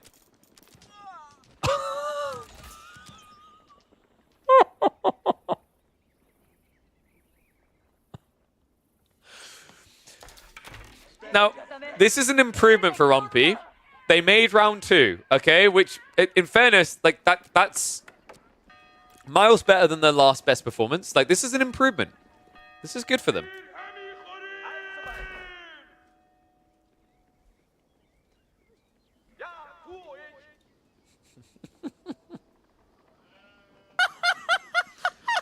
Yo, what's up, Faplop? Thank you very much for the sub, buddy. Oh my god, I think... Wait, do I need to move that notification, maybe? I might need to set up a different scene because of where the UI is. Let's focus on this, though, because we're 2.5 minutes away. I think Rumpy, like, is he going to weirdly enough be safe? He actually might be. I actually think he might survive the next culling because of how much he lost here. Krent right now is kind of worrying me, though. He needs to make a move soon. Nomad survived by the skin of his teeth. You'd think he's an easy target, but now that he's added in Spearman, Krent needs to fix his comp. Right now, he's only building knights. Double stables, in fact. And for some reason, one of those knights is pretending to be a blacksmith.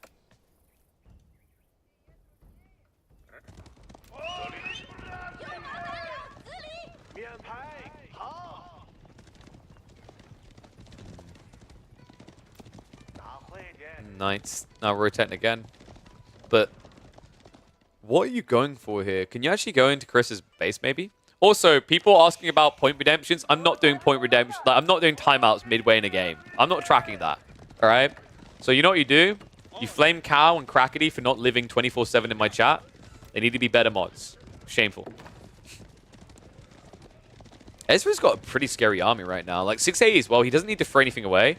I'm curious, does he try to go Castle Age soon? Because, like, you've got breathing room now, right? Like, every 4 minutes. Kind of feels a little bit better.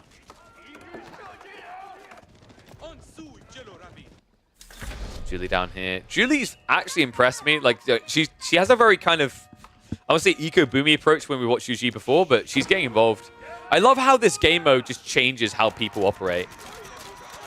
Right? Like, they can't just camp. They can't just chill and do the typical TC boom type play, which I know Julie likes that Juji approach a lot. They have to go for the Chuganu spam. They have to come out and play. Unfortunately, right now, Ezra is dodging death. But who is this death for? Because right now, Ghazi plus the Delhi Archers? I don't think Juji win this. She's got a problem. She needs a fight, though. Funnily enough, Ezra's going to give it to her. Flash comes in. Spearman do get baited out. Archers straight out against that. Ghazi are being delayed on the rotation in, and this could be it. Julie will stay alive, but she will not thrive. Chuganu mass about to be shrunk.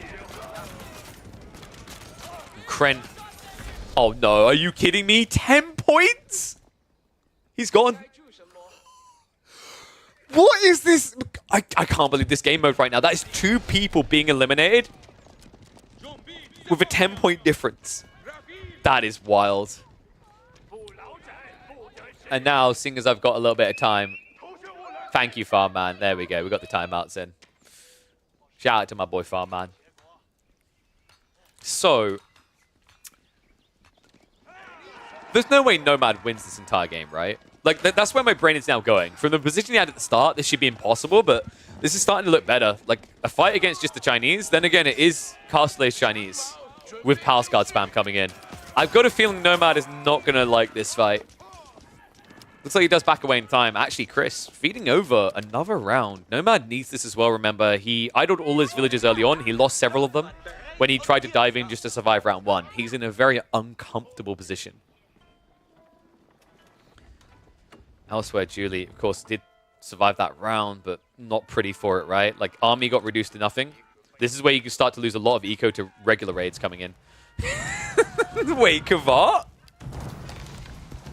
I'm sorry, how is Rumpy going to survive another round? English TC is OP, okay? I think we can all agree that. The funny part is, by some weirdness, Kavat is also going to get enough together at this pace to survive. I can't believe this. TC. Just believe in the TC, guys.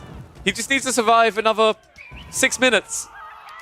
6 minutes and he's home. Okay, he's done. Julie is going to get a fight as well. This is actually big. She really needs it right now. I don't think she wants it quite yet, though. Ezra moves the army in. And wait, Julie, does she not have anything? Oh my god, she looks bled dry here. She can do mass at, what, 20? Nothing more behind this. So you can't even take this fight right now, but you have no choice. Like, this is the nature of this game mode, is like sometimes even when you're losing, you have to take what you know is a bad fight just to try and survive and come back later. Chris, in the meantime, says killing buildings is easier than diving TCs. He gets himself a little bit of padding. He needs more than this, though. I would not feel comfortable with 250. You also have to remember, we see everything. Chris doesn't even know what Julie's base looks like. He doesn't know the state of her, right? For all he knows, she could have 50 Chuganu about to push in somewhere. So you need to kill more buildings ASAP. Another thing that kind of makes H3 Order the Dragon good at certain points in this game mode is the E-repairs, because obviously it denies resource kills away from your opponent. So kind of an interesting detail. Funnily enough, one that Nomad doesn't seem to be exploiting. Okay, it was on cooldown still. Oh wait, he got baited early though. He repairs way too soon. Dive comes in. And Chris is going to give himself some safety straight away. Bloody hell. Well, he's definitely not going out. And I do not know where Rumpy is going. Hell. He's going to hell. He's lost his TC now. Wait, is this everything? Oh no.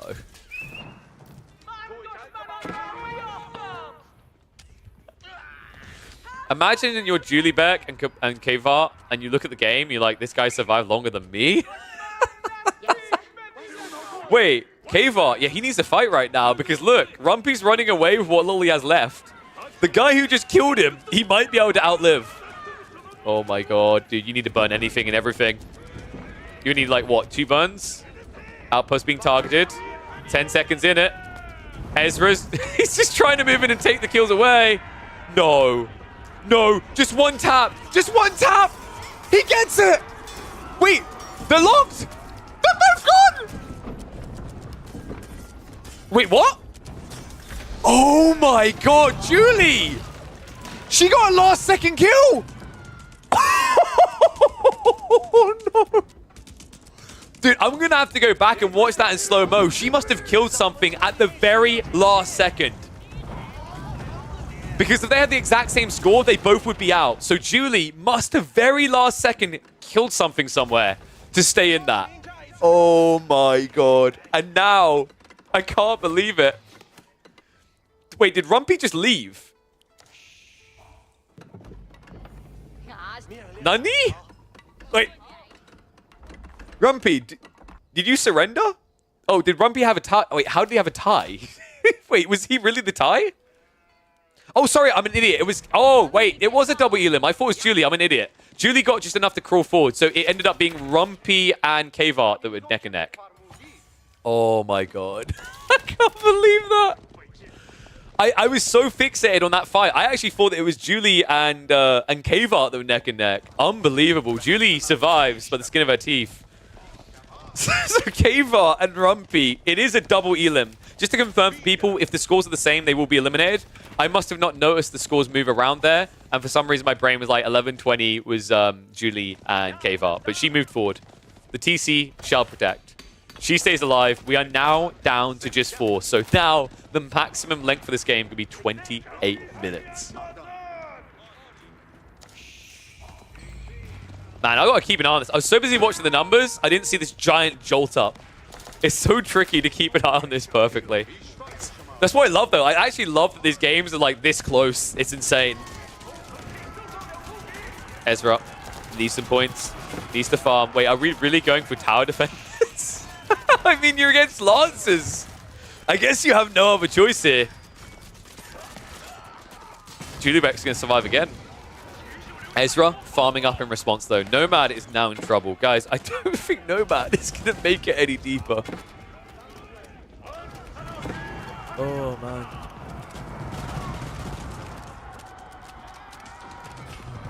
So this is pretty much the end of Nomad. I don't know how. Like some sort of cockroach he survived this long, but I think it's fair to say we're going to pour one out for the boy. There's no way back now. I don't think even the TC could redeem you here. The weird part to me is like Chris. Wait, Chris. Chris needs to be very careful here, guys, because landmarks don't give any resources. And if he kills Nomad, he'll add 2 minutes to the timer until next Elim. But that would still be him, and Chris is not anywhere near an opponent right now. So this is very dangerous what Chris is doing.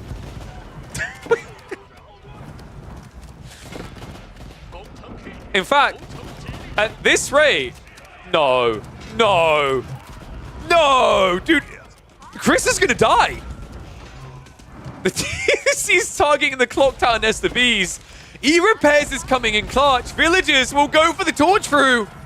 He hides inside. He does lose one of the Villies. Nesta Bees has to peel away. He's trying to get rid of the ram quick enough here to stay alive. Repair's going to come up. No! Oh, no! No, man! It was almost so big brain.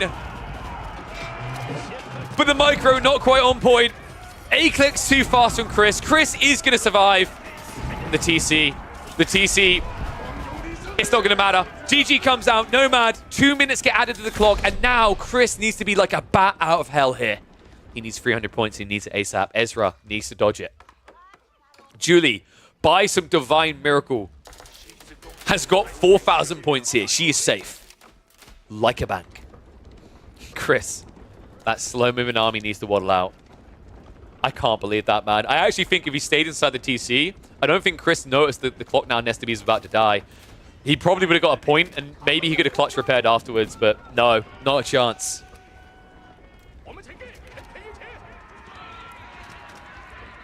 Army shifts away. Chris, Ezra needs to be careful. He faces elimination here. Mining camp and house, that's going to be 100 resources, and if you delete these, you're going to lose half their value, I believe is what we settled on here. So it actually wouldn't save you. Just need to wait it out. Ezra showing up the archers. Lancer's looking for a freebie. That would be a freebie right there. The Ram is huge here. Nesta Bees get dodged out. I mean, that's 200 resources for 6 HP. And guys, that would actually give you enough breathing room that you'd be fine here if you were Ezra. Instead, Ez losing track of it right now. 2 villagers on the line. 2 go down. Less than 100 resources between them. Clash is going to start coming out. Archers start stepping away from this. Lancers throwing the meat in there, though. And Ezra barely staying ahead. Chris starting to build a lead, though. Nesta Bees flurry comes in big. And Julie is now at risk. Ezra needs to commit to the fight. He'll save himself. He'll doom Julie. But in doing so, he may just hand the game over to Chris. Lancers stand their ground. Julie now next on the chopping block. She has nothing to throw at this. She will be going out in third. It is down to the 2. There is going to be a reset. If he can clear the Nesta Bees, there's a hope in hell. But Ezra is struggling with that detail. Remaining Lancers go in. Nesta Bees still reducing the army. Julie is now out. We have only 2 people left. And Ezra has got the lead, but only temporarily. Oh my. This game right now. Ezra desperate trying to get a keep together. The one thing that can maybe slow down the hemorrhaging. But I think it's going to come too late. Chris just needs to hit buildings. Buildings are the best way to go. You've got Nesta Bees. You can force a fight with the archers. Rams in the meantime. Oh my god, dude, the work they're doing right now. Chris needs to keep committing here, though. Like, he's rallying the troops together. He's retreating behind this. If he just focuses buildings, he can force a fight very cleanly. Dude, I actually love how insanely close this game has been. What did I say? It's meant to be 32 minutes, but due to the draw and then the kill, We're looking actually at a 26-minute finish. Just shy of 26. I love this game mode so much. Nest of Bees. Not going to get shot out. I think the issue for there, Chris, is like he's over-ambitious in his fight. This is so much better. Oh my god. Heavy hit for Chris. Managing to just shrink the eco a little, get some more points on the board, and now they're neck and neck. Nest of Bees flurries coming in.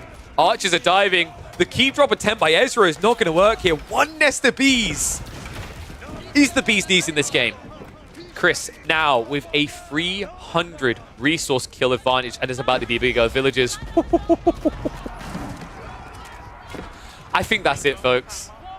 Ez going to try to go for the keep drop. But realistically, Chris could just back away now. Like, there is no reason to leave. Poor Ezra. Has he found wood yet? I don't think he has. He's chopping something, I think. I mean, he needs it. Like, he actually doesn't have an ability to get out of this housing crisis. Oh, man. Now I'm doubting he ever will. Castle does at least go up, sure.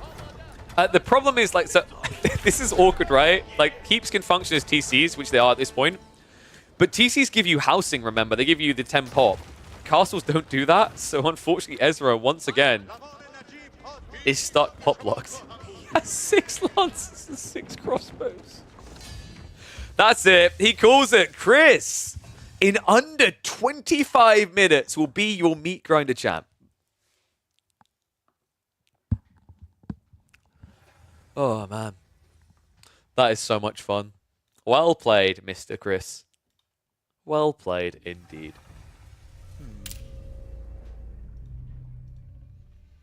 What do I call that one? Like, what's the highlight of that one? Dude, these are so good. We had the... Someone has...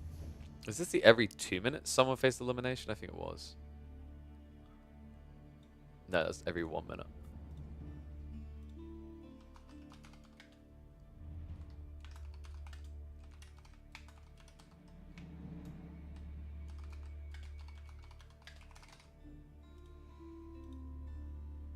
Alright, I'll name them later. Oh, man. Alright. I haven't had any messages about food yet, I don't think. So... yeah, I reckon we've at least got time for one more before I have to go and eat. Wait, are the servers going to be up long enough? Theoretically. We might get paused out after this one. So... let me quickly get the lobby set up. Let me figure out what we're going to do detail-wise. Might go down any minute. Yeah, but if you're in-game, it doesn't kick you, right? I'm pretty sure it doesn't kick you if you're already in-game. I'm pretty sure that's the case. Should we try mountain clearing? Mountain clearing is pretty small, right? Is mountain clearing small enough, do you guys think?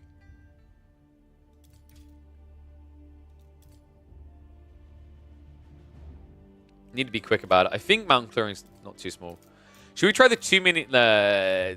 I think it's going to be too big for 2-minute elimination, right? Unless we do the no reset points. Let's do no reset. And then 8-min first elim.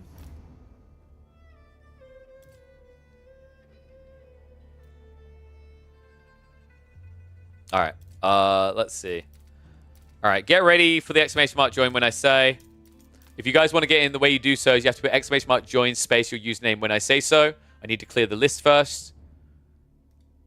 All right, exclamation mark join. Get them in quick. Go, go, go, go, go, go, go, go. Quick before the servers get taken down. Mush, mush, mush, mush, mush. Vamos, amigos. All right, let's go ahead and get some people in here. So we've got Nomad, who's definitely in time. Lamette is in. Kren is in. We've got Julie back.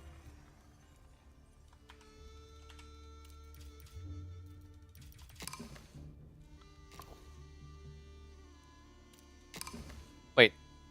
What happened? Why has it got Nomad AoE saying Chris is back? What happened there? Wait, what? Why are you joining for Chris? You plonk. Where's he at? Alright. You didn't even spell his name right is the best part. That's why it didn't show up. Let's get Heaven has even more sheep. Let's get Purple join. get Rumpy. Bless him. Well, Rumpy, you did get out of the Dark Age, so that's going well. He said he needs a break. You said no. Got it. So we don't let him. Makes sense. Give my spot to someone else. I don't know if we're gonna have enough people. We've got 7 entries. Let me see. Anyone down for trading line? Jesus Christ. Kavat, let's get Kavat in.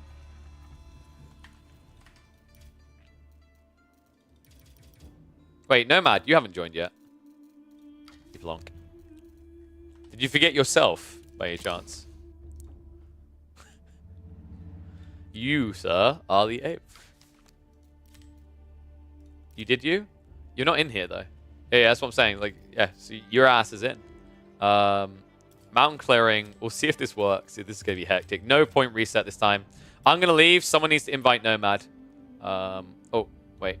Yep, everyone got mods. Make sure you haven't got a team assigned. And someone invite Nomad. Go, go, go. Can we do only Exiv? Maybe next time. Not going to complicate it this time. Because we need to get going before the servers go down. Otherwise, we won't be able to do this game at all. So, imperative that we move quickly here.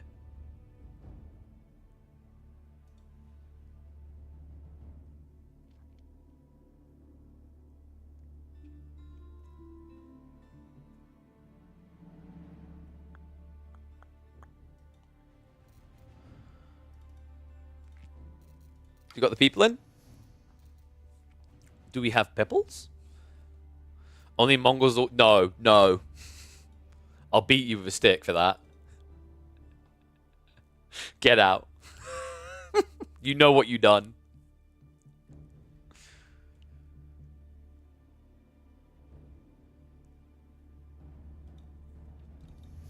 Do we have everyone in?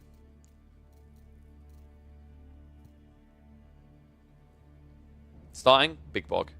Thank you, thank you. Did we do 2 minutes before? I can't remember if we'd done 2 minutes before. I don't think we did. We always done the 1 minute. So, yeah. So it's going to be 8-minute first elim, then 2 minutes afterwards each elim, and your scores are going to stockpile. So that is going to be... there's a 20-minute free-for-all. Oh, this is going to be great. This is going to be fan-dappy bloody dozy. On mountain clearing. This is either going to be too big or perfect. I'm just not sure which.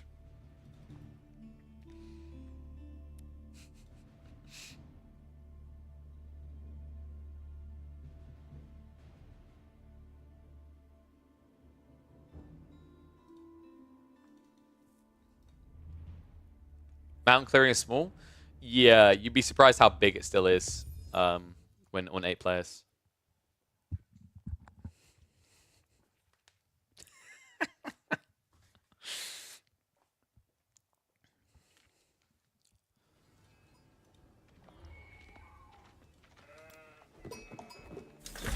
It's Turbo Free for All time, folks. Welcome back to the community action. That is right. We are doing the Meat Grinder mod again. This time it is going to be every 2 minutes someone is eliminated, starting at 8 minutes into this game. And we have taken to mountain clearing, meanful clearing, because I thought the map might be small enough. It still feels big.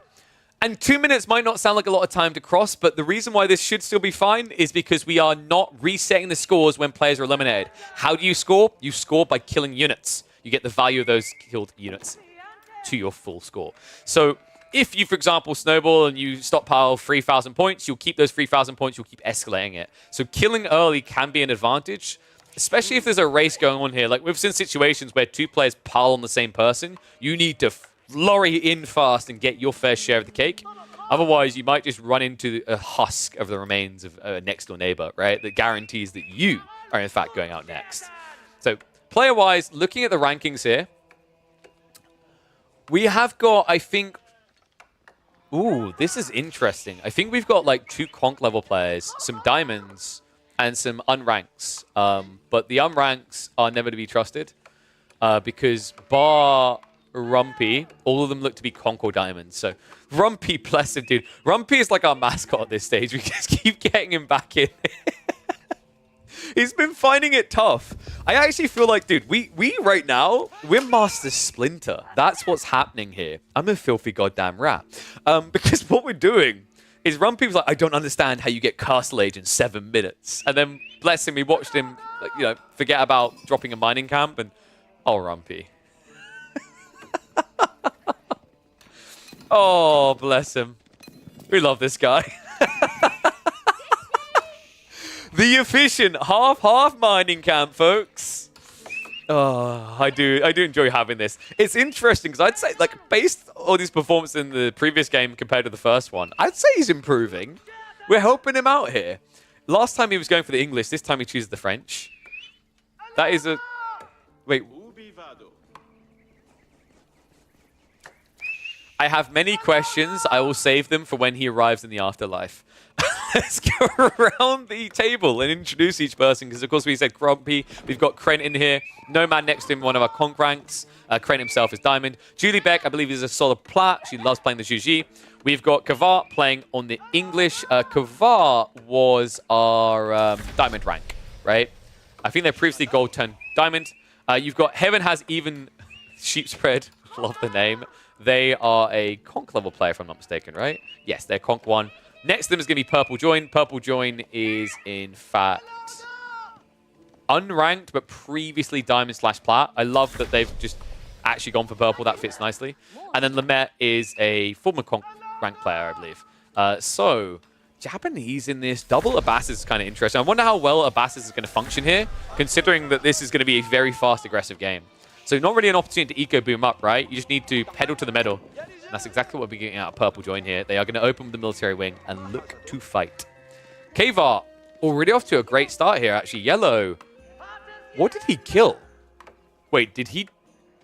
Well, there's a 90 resource kill here. I'm trying to think what that could be.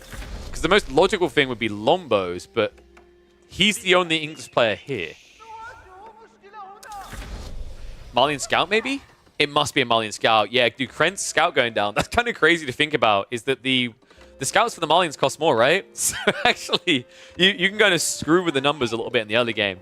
I wouldn't be surprised if Malian pickers use that strategically to try and remove, like, bigger threats as this meta develops. The Kavar, great start here. Military wing play comes out, but that is terrible against the English here. Remember, the English are going to open up with Lombos. Lombos that will beat both the archers and the spears. So, ugly beginning for Pink. We are now just 3.5 minutes away from our first elimination, and this one's going to be fast. Like, I mapped it out.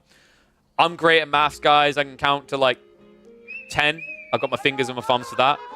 This goes past that, so I had to use a calculator. This game will be a maximum length of 20 minutes. Really good start from Kavar. These early kills are incredibly important because that timer, like, is going to tick down, and when it does, these scores are not resetting at all. So Lombos are a very valuable premium unit in this early phase of the game when people are not quite ready with their defenses mounted yet. I'm surprised we haven't been seeing similar out of Rumpy. I was expecting to maybe see some Knights coming out, but...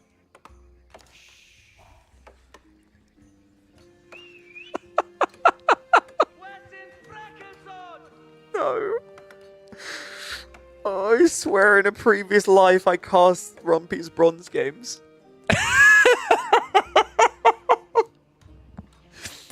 He went Chamber of Commerce, not only in a free-for-all that's a maximum of 20 minutes, but he done it on Mountain Clearing that does not have a trade post.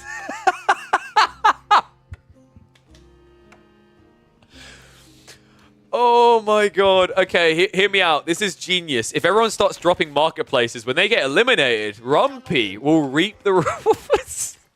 I can't. I just can't. Oh my god. Okay, hear me out, guys. If an Abbasid player gets eliminated, he can trade with the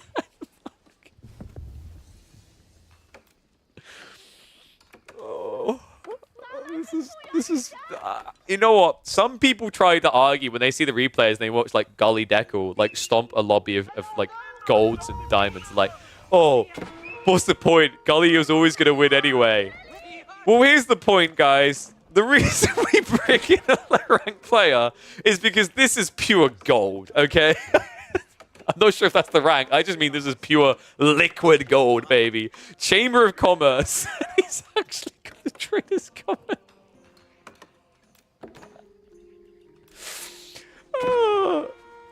Hey, Rumpy, stop focusing on talking to me in game, talking to me in chat, and focus on in game. What are you even doing in the chat right now? Oh, man. Rumpy doesn't care what the meta is. He doesn't care about your 7-minute castle ages. He doesn't care about your optimal builds. He has his own beautiful way of playing AoE Fall. If he can survive the first 2 rounds, he will have a trade partner. Burgrave in the meantime for Nomad. Makes a lot of sense here. Even as Order the Dragon, it's just that ramp up. You need units ASAP. Nomad is yet to kill anything, and he needs it fast. Gilded Archers walking into Javelins. Maybe a mistake, though. Oh, no. Oh, no. No, no, no. No, this is really bad. Nomad has 40 seconds. He needs that finish. He needs that, just that final touch. The TC was almost enough. He's going to have to die for it. No, no, no. Surely he gets it. Okay, there we go. Nomad is safe, but barely. It's now between Lamet and Rumpy. And wait, Lamet? Are you actually kidding me? He tried for a fast castle build, didn't he? Wait, he got it, but where's the kills? Where's the units right now? Oh my god, he doesn't have anything. That's the first Mountain Samurai coming out right now, folks. Lamet is joining Rumpy 6 feet under. That's a double elim to open this game. Oh my god. Well, Rumpy, I'm afraid you will not get to trade with anyone, but if someone else decides to trade, if Kren decides it's time for Malian trade, you have set him up for life, my friend. Yeah, Fast Castle is going to be tough in, in this mode because of the 8-minute initial elim. If it was 10 minutes, I could actually see that Japanese build working quite well. So, we now move in to a very quickly developing late-game situation with 2 people already eliminated. Kren is farming up a storm right now. He could not be happy with this. Nomad does at least give himself some padding, but this game feels anything but comfortable. He's not next to be eliminated at this pace, but he doesn't really have much of a padder here. I'm going to keep using the word pad, I guess. Because right now, 300 points at this stage of the game, with the difference between you and last place being 130 worth of value killed, it's not exactly what you call a cozy spot to find yourself in. Purple Join is currently looking for a fight, and it feels like him and Heaven are just going to full-on send it into each other and feed each other enough to survive this. Purple. Gonna have to back away. He says, Pink, why are you a coward? Stop using the TC. He's actually committing for the dive. I mean, this is actually making it harder because it's saving the next person lowest. Heaven moves up in the rankings. We're now 30 seconds away from our next elimination.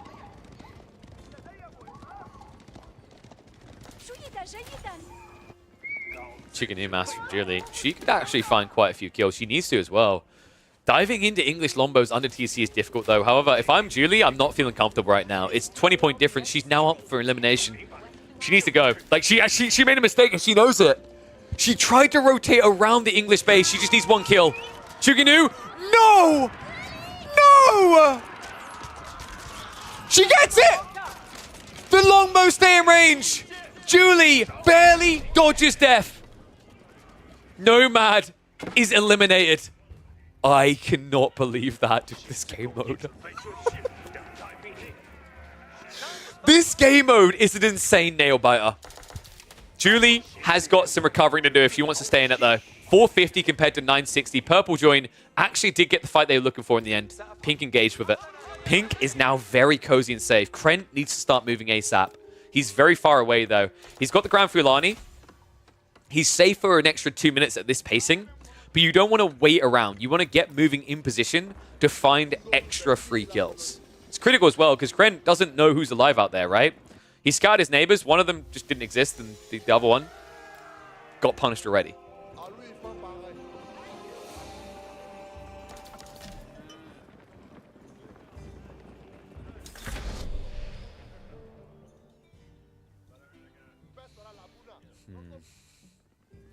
Can Julie deck? Oh, wow. Julie Beck's about to get Julie decked here, dude. I don't think she can go in here anymore.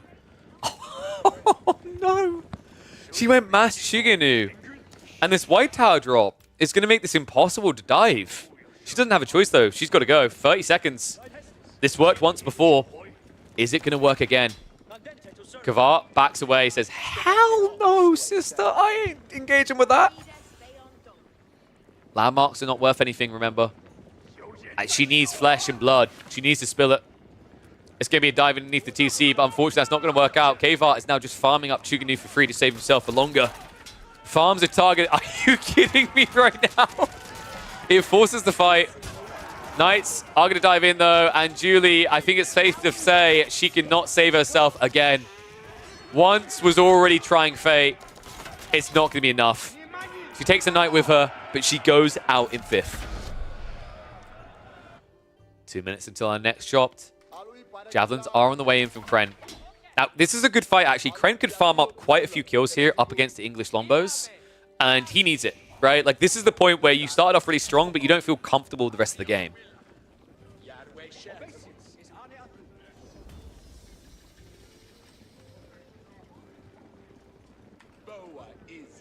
Oh, I'm sorry. Did someone request a timeout? Javs. No timeout for them. Lombos are not going to have a fun time. Love the line formation as well. Kren just min-maxing the damage you can get in there. So gets himself some padding. Purple join. Now finds himself in a sticky situation here. Diving pink space is difficult. Heaven got such a good trade, they're just turtling up at this stage. This is the interesting thing. You have to be very careful when you desperation dive because of the knock-on effect it has. Like, fighting into defenses makes it a lot harder. And it's very feasible for a player in this situation. Like, I don't blame him for this. Pink is just kind of camping because he hasn't got a reason to come in. Or go out, rather. You have a reason to come in, though, and that means he's going to be able to farm you up. Kren still getting some nice trades here up against the Lombos. So don't mind if I do. I mean, this is exactly what Kren wants. I think Kvart's kind of getting baited in because he's paranoid about the farms, right? He's playing Deer as well. But this is exactly what the Malian player needs, especially when his production is so far away. Dive comes in though. Gurlam's on the move. Purple join. He needs to strike fast here. He needs as many kills as possible. He's only got 15 seconds to work with. But I think it may be a little bit too far. The Gurlams with the double strike not going to be quick enough to clear this up. 600 left in it. Kren is finding some return fire kills though, so Kren will just about get enough to stay alive here. Purple out in 4th. Oh man, this is so uncomfortable.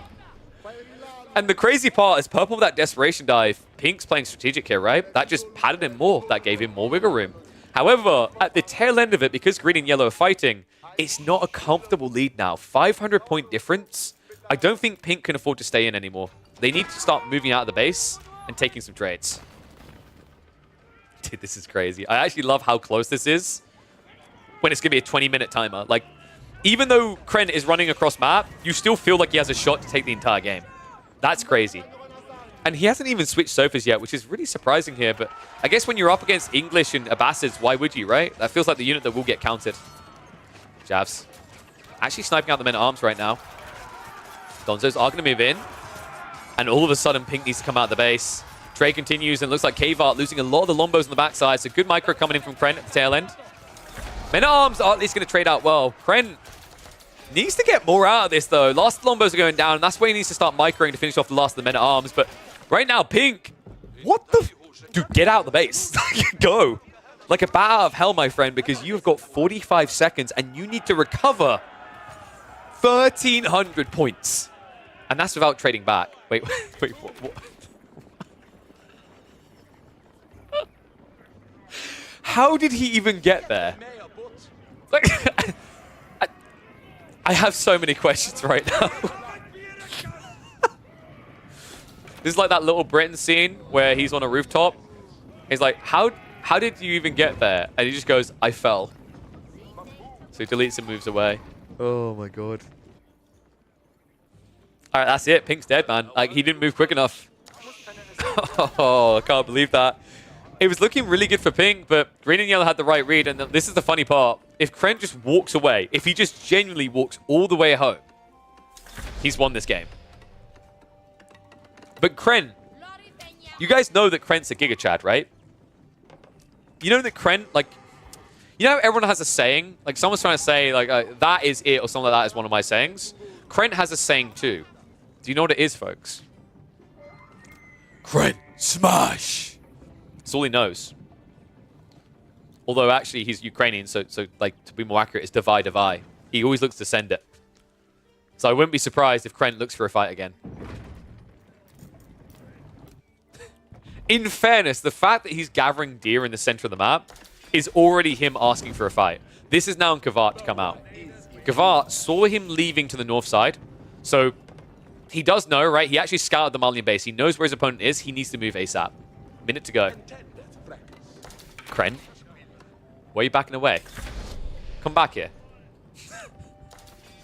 If the villagers get found, actually, that is enough resource to give the edge to Kavart. So Krent needs to be very careful about this. Mango shot's coming in. He's just going to back away. No, Krent, no! I said you Krent smash!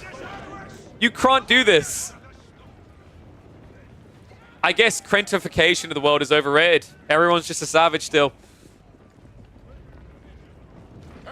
I really can't believe he's not going to stop now. He's a pretty bad.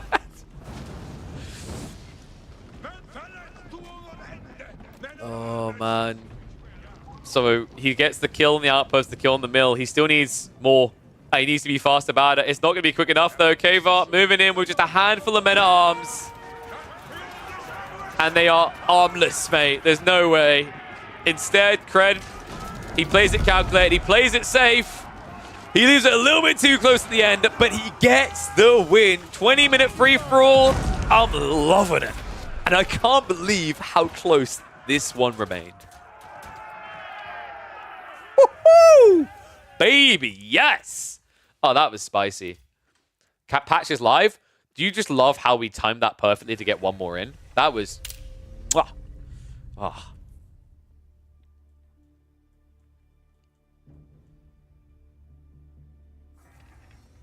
Okay, so we've got an update in.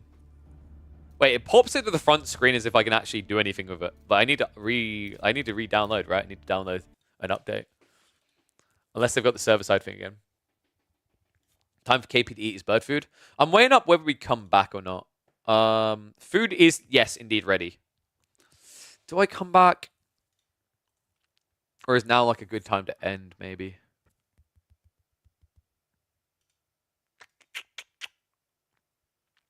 I feel like a lot of people want to check in on the 1v1s right now, right? With the patch live, they want to see new HRE. It shows an icon showing you're playing with keyboard and mouse. Well, of course it does, dude. I said already, Don, like we need to know who we can blame aim assist on. Yo, thank you, Faplop. Making sure Don's got the most prestigious of emotes. I told you guys already, aim assist is OP. So when, like now, here's the thing. It's embarrassing because you're like, damn, I lost to a guy with a controller. Like a mouse and keyboard should be better for RTSs. But instead, thanks to crossplay modern gaming, instead, your statement is, oh my god, I can't believe how OP aim assist is. Boom. I think I might call it there. We've been live, what, 6 hours? You caught Aussie drunk? Oh my god, dude. I'll be casting that later. Yes, I think I'll be casting that on Thursday. I think for now, though, like I'm content with a 6-hour stream today, guys. So that works out as well, because otherwise we're kind of like we're scraping to try and find games to cast live right now, which can be hit or miss, because usually when a patch releases, a lot of people hop into private games, right, of the high-level players. And I think everyone wants to watch 1v1s at the moment to see what the impacts are of the Byzantine HRE changes in particular. So what I'll do now, I'll find someone to raid. I think the perfect person to raid just came online, actually, because I'm sure they'll be showing off the new elements to you. I noticed Crackety just came on. So I'm going to raid across to Crackety. I will be back definitely on Friday. Keep notifications turned on. We might get a Thursday stream in. I need to check with my brother-in-law. He's going to be putting some decking up for me because he's done them in the past. I'm going to see if he actually needs help. We've done the decking. We haven't done the railing yet. So I need to see if he needs help with that because they are fairly heavy and they're going to be annoying to hold in place. So I don't want to hang him out to dry because he's doing me a favor. So possibly on Thursday, there'll be a stream.